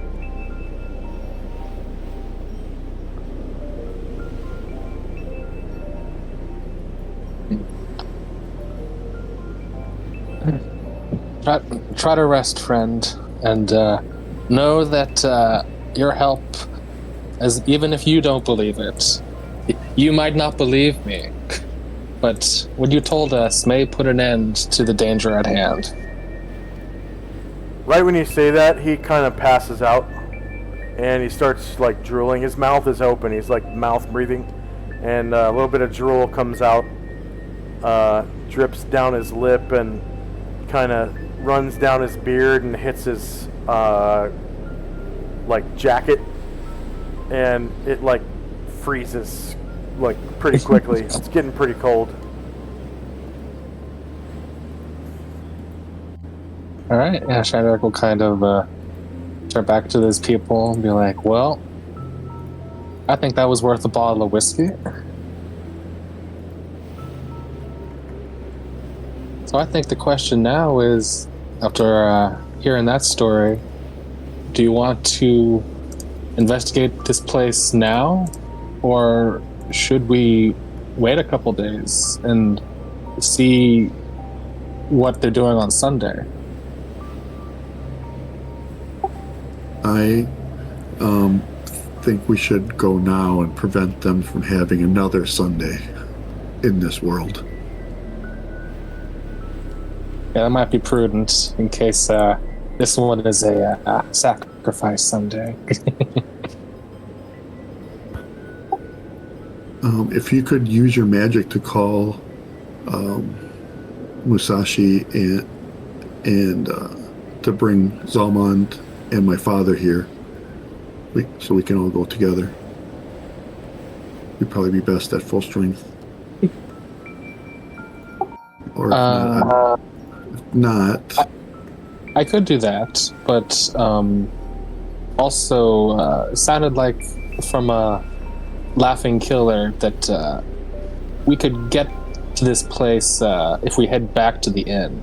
So we could double back and pick him up there. okay. Let us do that then.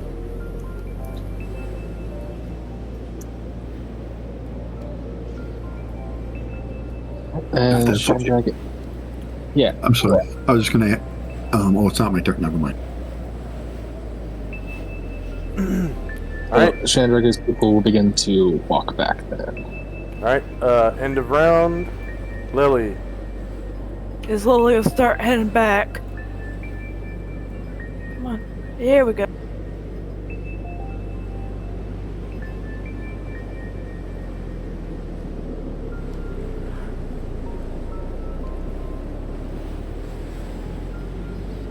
All right. Shinzo.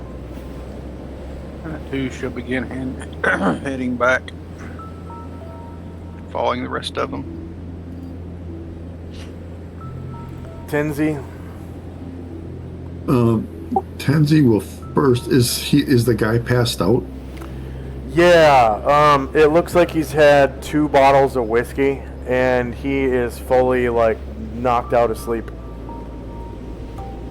Right. I am going to pick him up, put him on my shoulder, and I'm going to carry him to the inn. All right. He smells like piss as you pick him up. Yeah. You can smell it's Yeah. pretty strong. And yeah, he's light as a feather to you. So So I'll do that, and then we're going to head to follow the others.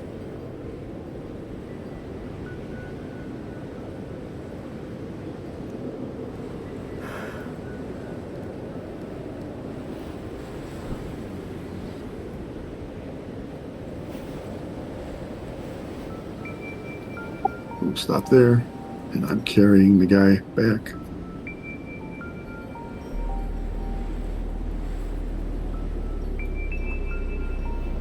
All right, Shandrak. All right. Begin to head north up the alley and head left at the T.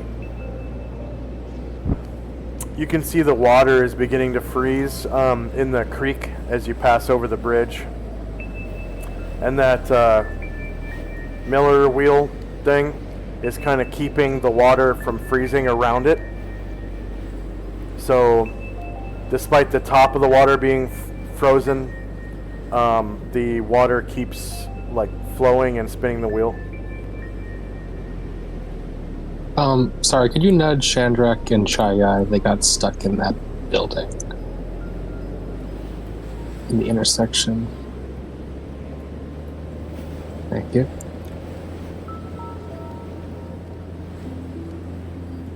Okay, end of round. Next up is Lily. I'll go ahead and move some more. And Shinzo. I shall do the same and head back toward the inn.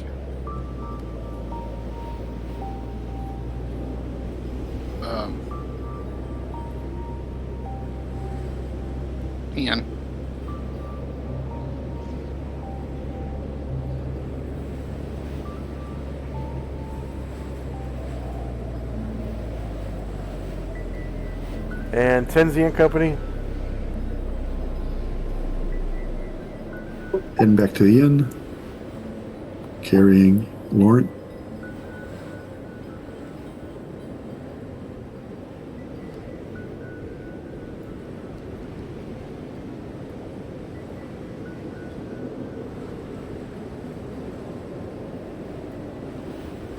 That's as far as we get.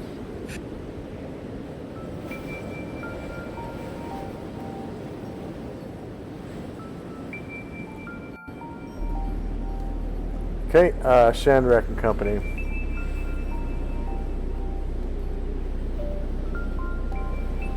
Okay, my people will make it back. And yeah, St. Luther will kind of come in and be like, we have heard distressing news, and we are heading out to this mysterious church we have heard of.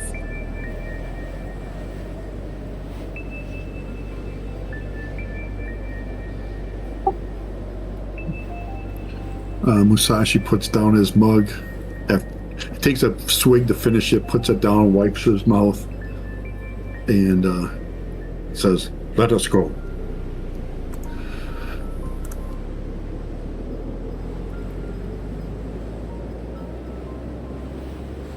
And most of my people will kind of walk a bit, kind of stop in front of the inn. Shandrak, though, he won't move. He's actually going to cast a spell. He's going to cast... let's see, where'd it go?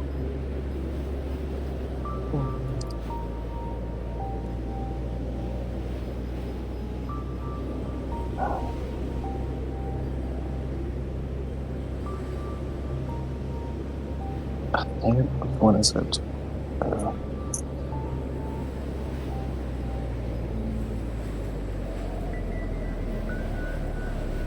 Conjuration Summon.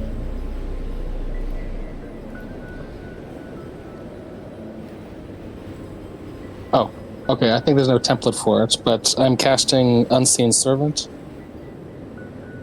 Okay.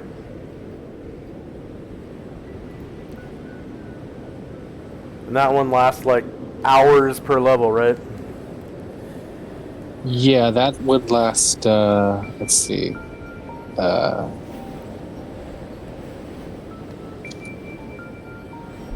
an hour plus a turn per level. So that's like 3.6 hours. Yeah, several hours. Okay, so you've got your unseen servant going, and that's level 1 spell. It is. All right, so you get 50 points divided by your classes, so 25 per class. Anything else for Shandrak?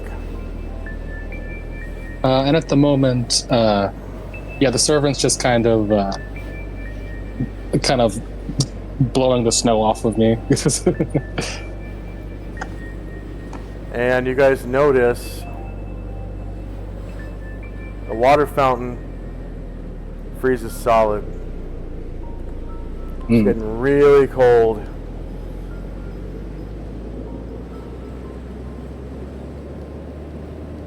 Anything else for Shandrak? That'll be all for now. Actually, no. Mad Moen, hearing this crazy story, he's going to begin to hype himself up. Ah, okay. I'll put that on the tracker. Moen.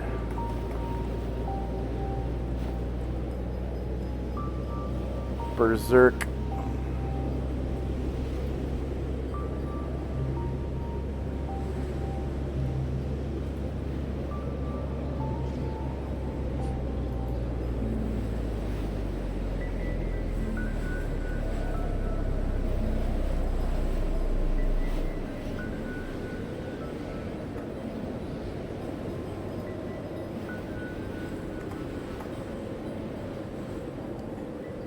And anything else for Shandrak?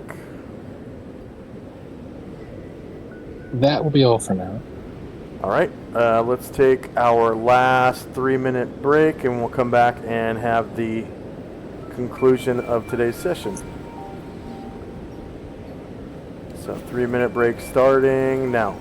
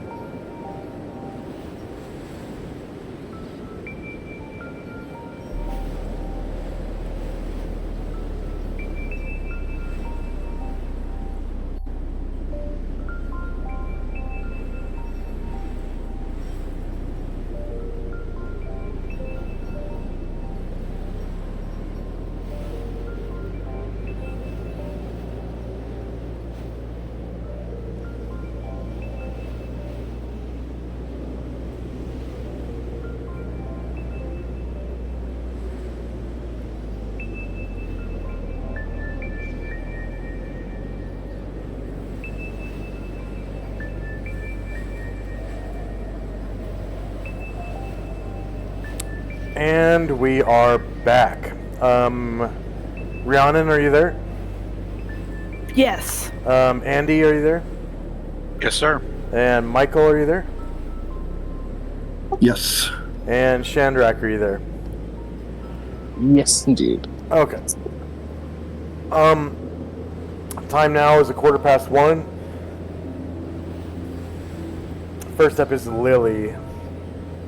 Lily will go ahead and move on to with her buddies. All right. Yeah, you can That's see it. that fountain has like frozen solid.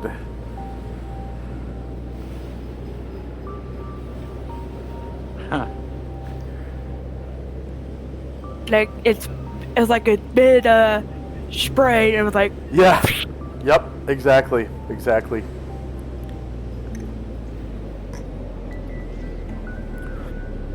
alright, guess I'll wait for the others. All right. Shinzo. I will go ahead and move inside as well. Warm myself for a second while we're waiting for everybody to get together. All right. Tenzi and company. Tenzi and Thelina will move towards the inn.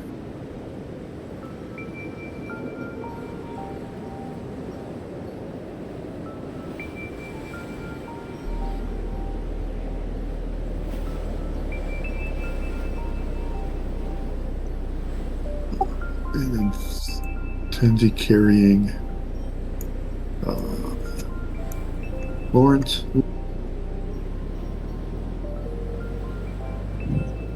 He will set Lawrence down on this bed to the south and give Kai the 2 gold pieces and say, this is for a room for the night and for a good meal for him. And if you provide baths and wouldn't mind helping him, and if he accepts a bath, will this be sufficient coin? Plenty of gold for this service. Thank you, Master Tenzi. Thank you. And that'll be it for us.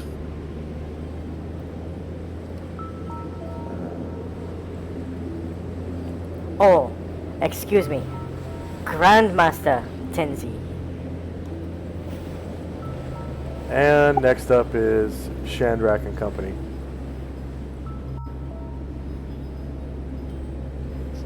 All right. So when Shandrak kind of sees Tenzi carrying Lawrence, he's gonna follow inside. See him lying there. And then Shandrak is going to Shandrak is going to will the unseen servant to try and clean Lawrence up. Oh, okay. Yeah, the unseen servant goes into the kitchen and puts a pot of water on to boil, and then comes in and, like, I guess takes his clothes and pulls them off, and then goes back into the kitchen and throws them in the boiling pot of water, and then grabs, like, I don't know, maybe like a towel or rag or something, and dabs it in the boiling water, and comes back and kind of starts cleaning him off, like all the piss and stuff, like he's just laying there naked, and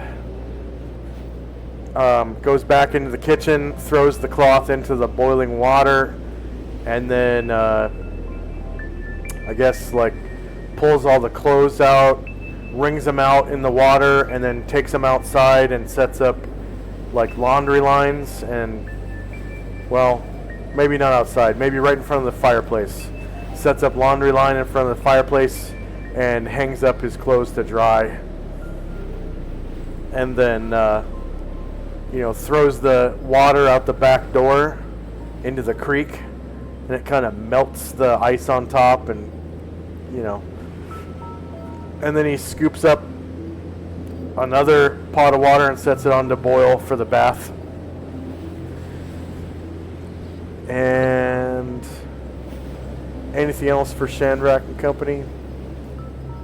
So this round, Erdrin, he's gonna come inside real quickly, and he's gonna duck underneath the main table and hide under shadows underneath it. Okay.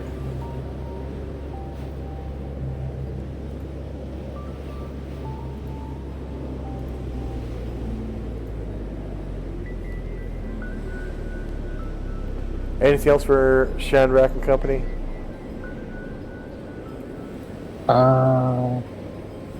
Yeah, that will be all for now. All right. So Mullen's still psyching himself up. You can go ahead and add the musical notes token marker to him to signify that he is singing. And next up is Lily. Lily will go ahead and go in. Close the door behind me. All right. And that'll be it. And next up is Shinzo. I will warm my hands by the fire while I wait for everybody to get ready, and we can all go together. All right. Tenzi. Tenzi says to Chandrak, "Thank you, my friend, for helping take care of this poor soul." Yeah, it's the least I can do. Maybe tomorrow he'll wake up a little bit better, you know? Maybe. Sometimes people's demons grab them hold it tighter than we think. Yeah. I just hope he can live long enough to see us end this madness. That would definitely be a blessing. And we will start heading out. And Chandrak. So as Tenzi's people are heading out, Chandrak is gonna real quick aim his staff at Ashriel and enlarge him. Ah, okay.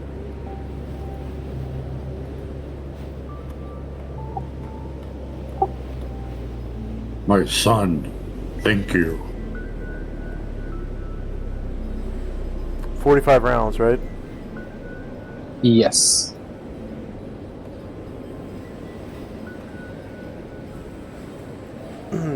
Anything else for Chandrak and company?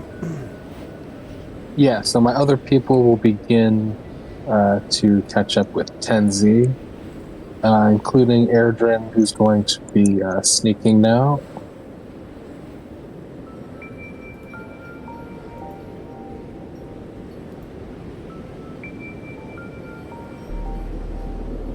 Erdrin will be able to sneak ahead of the group a bit, a little. Stop there. Oh yeah, I think I'm gonna have to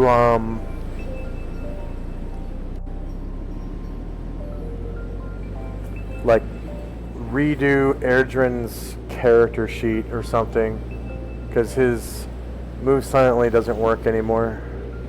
It's like there's something broken in it. Yeah. I mean, I would see it, I guess, but, you know, you could roll a D100. I can do a GM roll.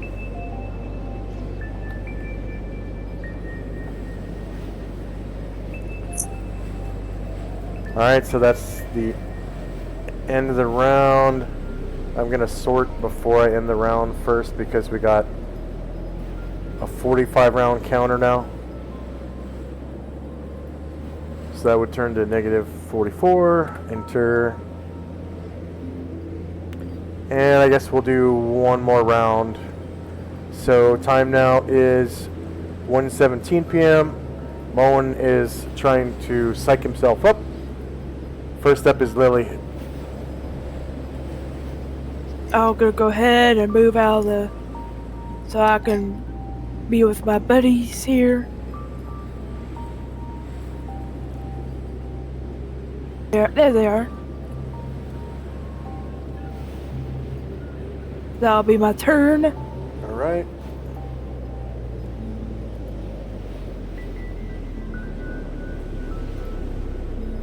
Shinzo. I will go along with the group.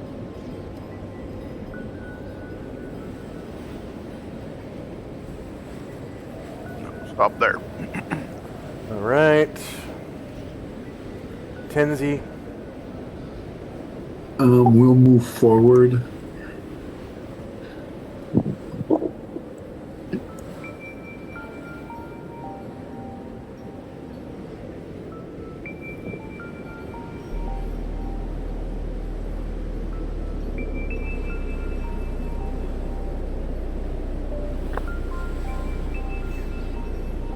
We'll stop there.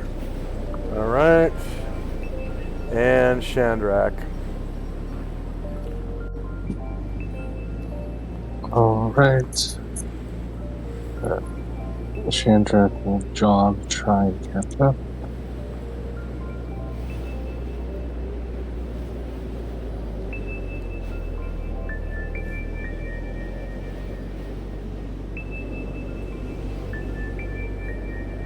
The rest of these people also jog along.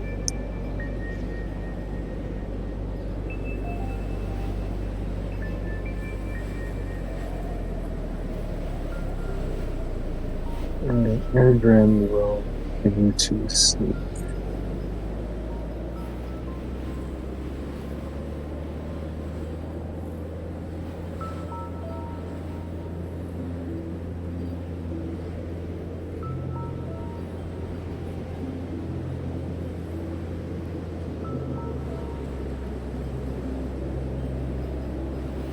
Oh, okay. I was a little closer than I thought. All right. And end of round. And we'll have the end of our session right there. So, yeah, you guys can see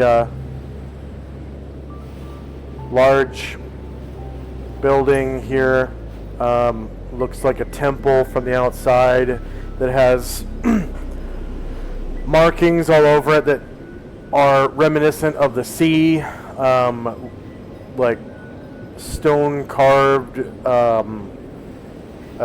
waves and stuff like that, bas reliefs that look like fish and whatnot. And then it looks like there are carvings and bas reliefs that once looked like a man holding a trident but have been defaced and cut into with some kind of edged thing into the stone.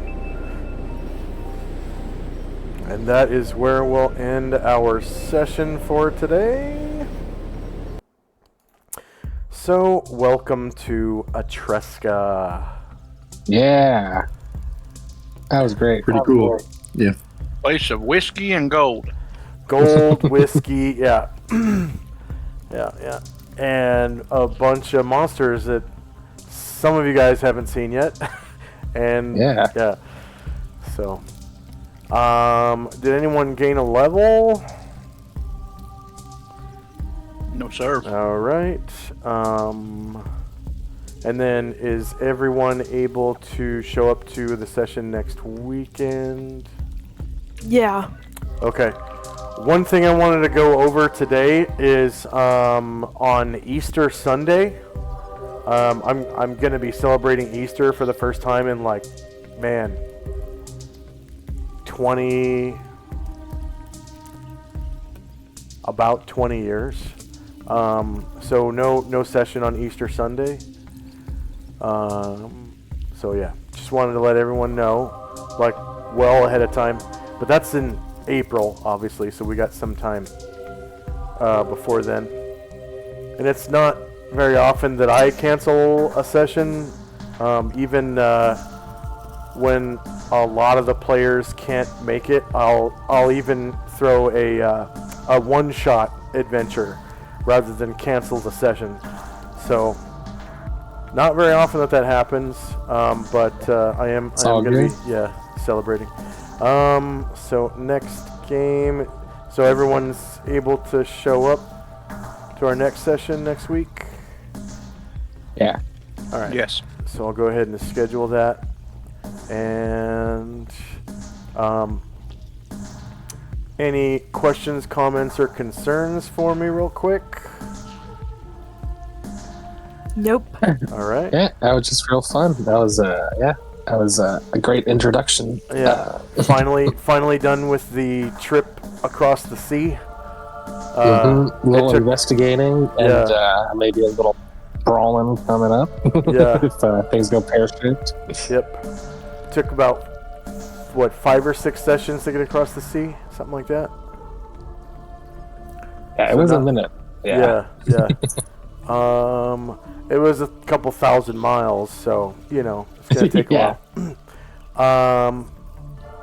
And you guys have your own boat now. So yeah, we just need to hire some of those sailors before we leave.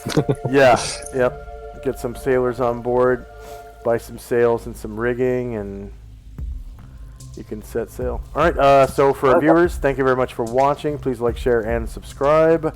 And leave a comment if you're watching this VOD on YouTube. I'm going to upload this VOD to YouTube after the session's over. And then if you're interested in donating to charity, just below the view screen on the right-hand side, there should be a button that says donate to charity or something like that. And our current charity is the Wounded Warrior Program. Yep, we just recently lost 3 service members, and a bunch more were injured in some, missile attacks and like Shaheed drone attacks and stuff like that.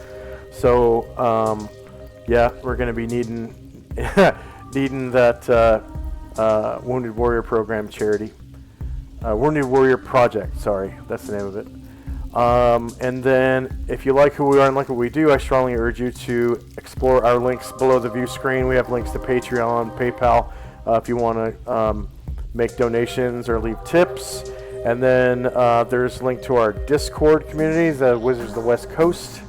And if you subscribe on the, or you pledge on the Patreon as little as $1, you get access to a special patrons only channel on the Wizards of the West Coast server. That's the channel that I hang out in when I do world building streams, so you can come in and talk to me while I'm doing world building, if you're interested in that. And then if you're interested in playing the Orb of Solynod Hex, we also have a link below to an application page, and it is for patrons, so you'd have to go into the Patreon link and pledge at the $10 level, and then I would help you build a character from there once you apply on the application page. And then the next time that I play D&D is going to be this Friday night, I think, at 7 p.m. Pacific, 10 p.m. Eastern. And we usually play for, like 5 or 6 hours usually. So it'll go on to the wee hours of the morning if you're on the East Coast. Yeah, that's always fun. I play a Grey Elf Warlock, so it's a witch kit for the mage class, but it's a male, so he's not a witch, he's a warlock. And then on Saturday, I will be playing Delta Green, more than likely. It seems like a lot of the sessions are being canceled lately, so it's usually about 50-50 that we end up playing. So I honestly don't know if we're going to play. I was supposed to play yesterday, but it didn't happen.